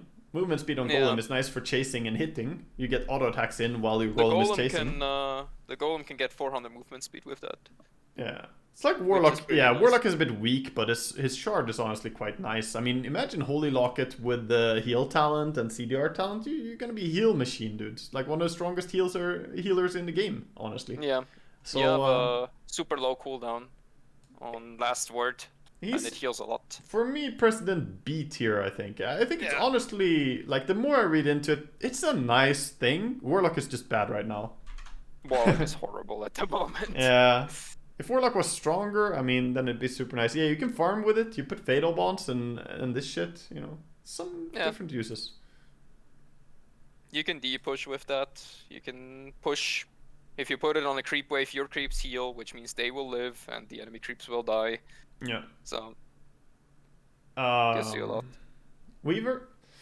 The swarm reduces cooldown by 2 seconds, not so much. Causes the swarm to latch onto and reveal invisible units, which is really nice. Gemini attack will hit the other enemies within 1200 AoE that have a beetle attached to them. Actually, of the never mind. It's within 1200 range of the targets that have beetles attached to them. Yeah, exactly. It's really good for both core and support weaver. For support weaver, it's the true sight. Not being able to go invis if you have a beetle on you, and you need to attack it 5 times to get rid of it. And for core weaver, it's obviously you get your geminate attacks on other units as well, and then you have the 25, which is very achievable for a core weaver, and then it's like you get 2 attacks on separate targets. Yeah, I mean, core weaver's not having to buy dust too. It's only, no same dust. With Puck. You reveal the enemy, you know where they are. Yeah, it's pretty good. Pretty good shard. For me, maybe... I mean, I feel A tier, like Bounty Hunter level. Yeah. Like a great shard. Great shard, you do want it. It doesn't feel amazingly impactful, but it's good. That's for sure. Next we have Windrunner. The Gale Force. Global push. It pushes the enemy into the direction in a similar fashion like Enigma for how long? 3 seconds. 3 seconds of 250 push in a 1000 AoE. It's a big AoE and it's global. Yeah. Huge AoE, global. But it's rather low cooldown, 40 seconds as well. 40 seconds is a very low cooldown for something this impactful. Yeah. It is good for Wind Ranger, it's good for helping her team. It's good for disengaging, for engaging. If you engage on someone, they try to escape, you can stop them from escaping. If you want to shackle someone, you can put it against trees, so they have no chance of getting away from the trees, which guarantees a shackle shot. Yeah. If they go on you and you don't want to fight, you can put it away from them. It just has a lot of uses. Mobility is important, movement speed is important, and getting knockbacked non-stop for 3 seconds is a lot, like 750 units in total. When I play with Shiver, it looks strong. Yeah, I mean, it's great. And it's one of those that if you use it intelligently and correctly, it's going to look amazing. Shiver planted an amazing one when the enemy was stuck on a high ground, or like a cliff. You know, by Roshan, the dire ramp. Yeah. They were walking up the dire ramp, all 5 of them, and she caught all 5 with the Gale Force. It's like, yeah, you're just not really moving. And then we caught them and killed everyone. It's great for catching people and good for disjointing team fights, and has some uses outside of that. I think it's a great shard. It's great. The fact that it's global is why it's good.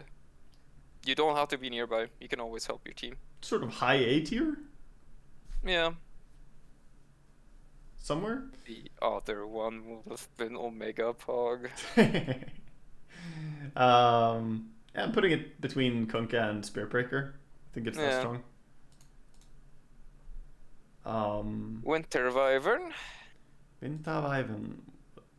Cold Embrace and Splinter Blast goes off at that location, hitting enemies within 1200 range. Reduces the cooldown as well by 4 seconds on the Cold Embrace. 11-second cooldown, and there is no duration talent increase anymore.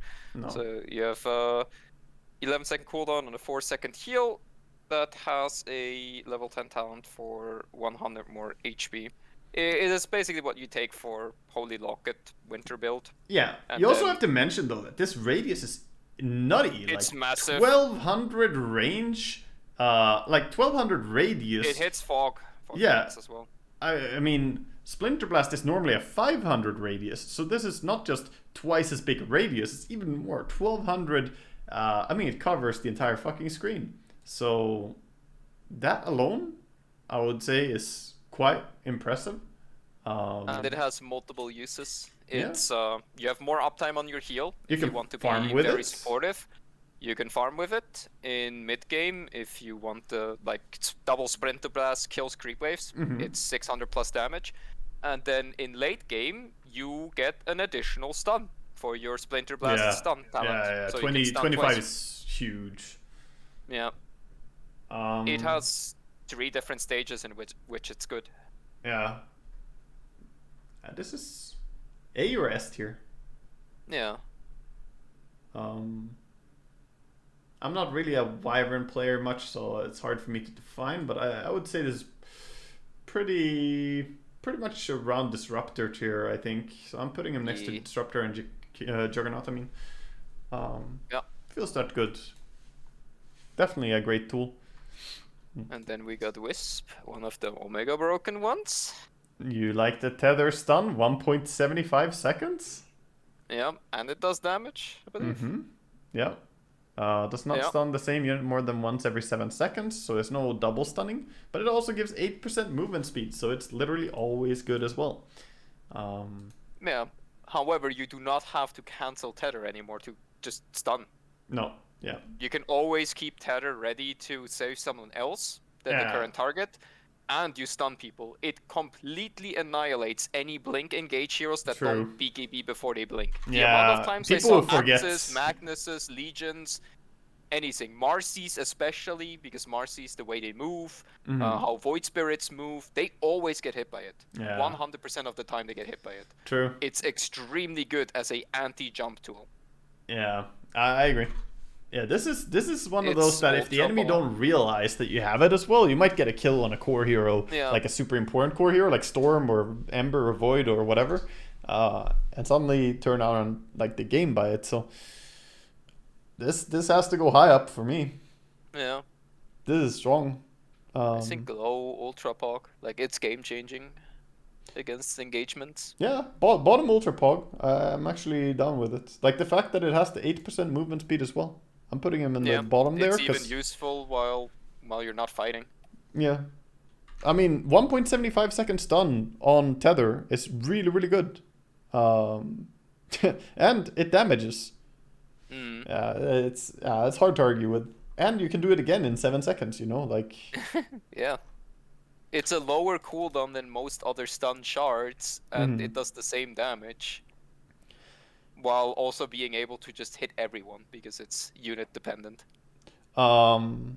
Witch Doctor? Witch Doctor can turn into a Death Ward for 2 seconds. The Death Ward has minus 30 attack speed though, and he's hidden during this time. The minus 30 attack speed really hurts. Like it's not as strong as the normal Death Ward it's a lot weaker in terms of damage. Yeah, because it has crazy BAT, so attack speed change on it is huge. You can dodge stuff, but it's 80-second cooldown. I don't know why this is 80-second cooldown. They already... Wait, it might be written wrong. Go in-game real quick. They buffed it. Oh, did they change it? Yeah, I think it's 40 seconds now. Oh, maybe they fixed that, yeah. It used to be like same cooldown as your ulti. Yeah, it used to be insanely long. Yeah, maybe they made this better now. Oh yeah, it's 40. Okay, never mind. Yeah, that was like the big grief I had with it when it came out, was that it was the same fucking cooldown as your ulti, basically.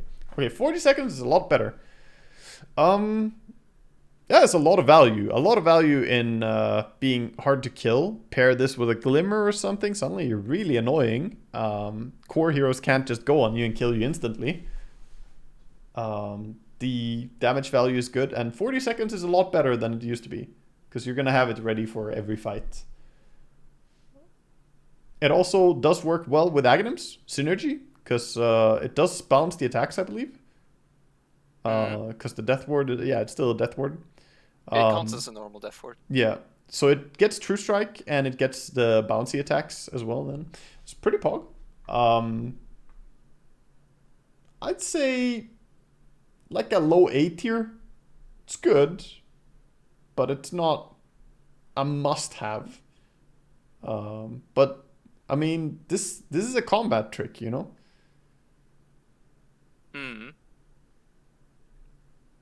I mean, it's again additional survivability. It's better than a Ghost Scepter and the same as expensive. Because you can't dispel it. You're just safe. I'm putting it bottom A tier. I think it's great for what it does. The only problem I had was the cooldown, but they fixed that. So yeah, it's good. Zeus, the Holy Hoppers. Holy Hoppers. We have Static Fields can be cast to perform a heavenly jump, shocking the nearby closest visible enemy. And it prioritizes heroes. It will target within 2,000 range, dealing static field damage to them and reducing their movement speed by 100% for 2.5 seconds. If Zeus was moving forward, he will also jump. He gets unobstructed 900 vision around himself for 3 seconds. It only has 11-second cooldown. That's a lot. It's a very good mobility tool that also saves you from a lot of jumpers. But it's great at chasing and locking down heroes. That 100% slow for 2.5 from 2000 range away. People don't think they're gonna be caught out of position. And then Zeus just fucking bunny hops over on the other side of the map. And now they can't move. Like, that's really good. Like, Zeus doesn't have a slow. He has a mini stun. But with that, he has actually a decently long slow. It's a diffusal slow, basically. And you can hop high ground, low ground with this, you know, and you it's can a great... hop over trees, you get high ground vision. Yeah, it's a great reaction if something happens. You can even hop out of clockwork cogs. You gotta be careful though, because when you're stunned, you're technically standing still. So if you get hook shotted, you can't just press it. You gotta move first and then press it. So a big thing is always move first, then press it. Otherwise, you're gonna hop in place. I think this is great. I definitely want this when I play Zeus. It's amazing. This is not really S tier, but I'm going President A tier on this. That's good. Then I think we have some squirrels and Dawnbreaker? Dawnbreaker. Yeah. Hoodwink and Dawn. So, Dawnbreaker, it's the easier one. Yep. BKB. That's it. BKB. No dispel, BKB, 11-second cooldown during the whole duration. So it's a 1.1 second BKB on a 11-second cooldown. Yeah. I mean... And if you have the 25, you have 2 of them. Yeah. Like I said, I think that it's good because you kind of guarantee that your Q is gonna go out every time you click it. And it's a very easy ability to stop otherwise. So I think it's pretty damn good, the Dawnbreaker one. You can get it before BKB if you are underfarmed. Otherwise you get it after BKB because then you don't have to use BKB to use your spell. Yep. But, I mean, I don't think it's Ultra Pog, no. But I think it's an A tier for me. It's like a Zeus shard. Yeah. It's A tier because it's needed, and you will buy it before or after BKB if you're core Dawnbreaker and you want to go in. Because you have to. It's not by choice, it's by must. Because BKB is just needed. Downside is, like Immortus said, it doesn't dispel you. That's true. A lot of the things that give you BKB effects don't do that from shards. Which is, you know, a downside, but it's still very good. I think you still want it. Fantastic to have. Feels good. So yeah, I'd say President of A tier again, like landing up there. And finally we have Hoodwink, who used to have a horrible shard, but it was buffed. It used to have extreme cooldown. Yeah. You create a little high cooldown. You create a little decoy. The decoy will run at the enemy, or you can micro it and send it as you want. You can pretend to be real, and then if it's attacked or hit by a targeted ability, then it will be destroyed and throw a lesser bushwhack at the enemy. I think, by the way, it only gets destroyed when an attack lands on it. I think it has evasion from trees. Yes, it actually has evasion. Which is bad. I've seen that from your game. Yes. Jakiro tried to hit it, and he missed, and then your decoy just happening yesterday. To it. Yeah. I didn't mention it yesterday, but I was like, wait, he's just hitting my decoy, but nothing's happening. And he's missing. Yeah, it felt fucking dumb. So that's actually a little bit grief that it has that. I'm trying it now in demo mode, and the same thing. They need to land an attack on it. Honestly, that's, in my opinion, a bug. That's not how it should work. If they fall for the bait, they should get rooted immediately. You can use spells, and I think that's fine. That's intentional. That you can nuke it with spells without getting... Actually, if you kill it with spells, it still uses it. If you kill it, I think. Try killing it with a spell. I think if it's targeted with an ability, then it will be... that's the wording. I'm going to try it again here. I think it's if they target an ability on it, then it will do it. At least that's how it's written and should work. We'll see. Yeah. If you just use an ability on it that's targeted, it will do it. And also if they kill it, I think it also activates, even if you killed it with non-targeted stuff. With AoE. But yeah, the whole thing about it having evasion as well and not triggering immediately is kind of dumb. But still, it gives a lot of vision and it has a very low cooldown, and the illusion is using the 4 seconds of scurry. Okay, so this is an interesting one because yeah, people are saying I don't think I've seen Decoy have any positive results, although it seems be purchased frequently in pro games. It is purchased a lot, and it has positive impact. It doesn't have to be very visible though. Obviously, if you trick the enemy a single time, that's already nice because now they're rooted when otherwise they wouldn't be. But just the scouting value is big. It's low cooldown. You can send this in to scout, check Roshan, check higher grounds, send it anywhere you don't want to go. And also, it makes it harder for the enemy to know if it's the real hoodwink when they see you. So, if you actually walk next to the trees, so side lanes, they have the cliff ward, they see the hoodwink run towards a creep wave during the trees. Mm-hmm. And you don't know that that's not the real hoodwink because the real hoodwink is not showing. You might actually go on her. And then it's like, guys, they're top. Done. Yeah, exactly. And I mean, you can use it in team fights as well. Just send it into a Centaur team fight. If it's killed, it's gonna bushwhack in that area, or you know, bushwhack whoever killed it. So yeah, it's easy to misclick and click it, even if you know it's not real. It's good. I think you buy this for sure when you play Hoodwink. Yeah. Core or support. I put it in A tier. Arbitrary A tier shard. Not sure where, but it's just an okay A tier shard. Smack bang in the middle, A tier basically, for Hoodwink. And that's it. Those are our shards. So we've done Aghanims and we've done TIERLIST. If you enjoy this, make sure to follow 2B Dota here on Twitch. Make sure to follow me.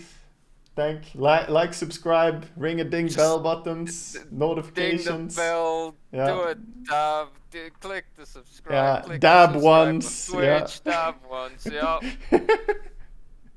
Let's go, gamers. A million likes. Yeah. And if you want to see us do a tier list again, make sure to let us know in the comments what we should do next. Yeah. What you want the tier list of next?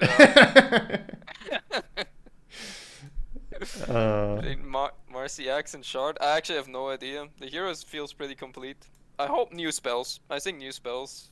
They can't really buff her abilities. They look nice. Aggressive Whistle should be one of them. Aggressive Whistle. Fucking mute everyone. Just angry stare. Oh yes. Yeah. Okay. That was tier list.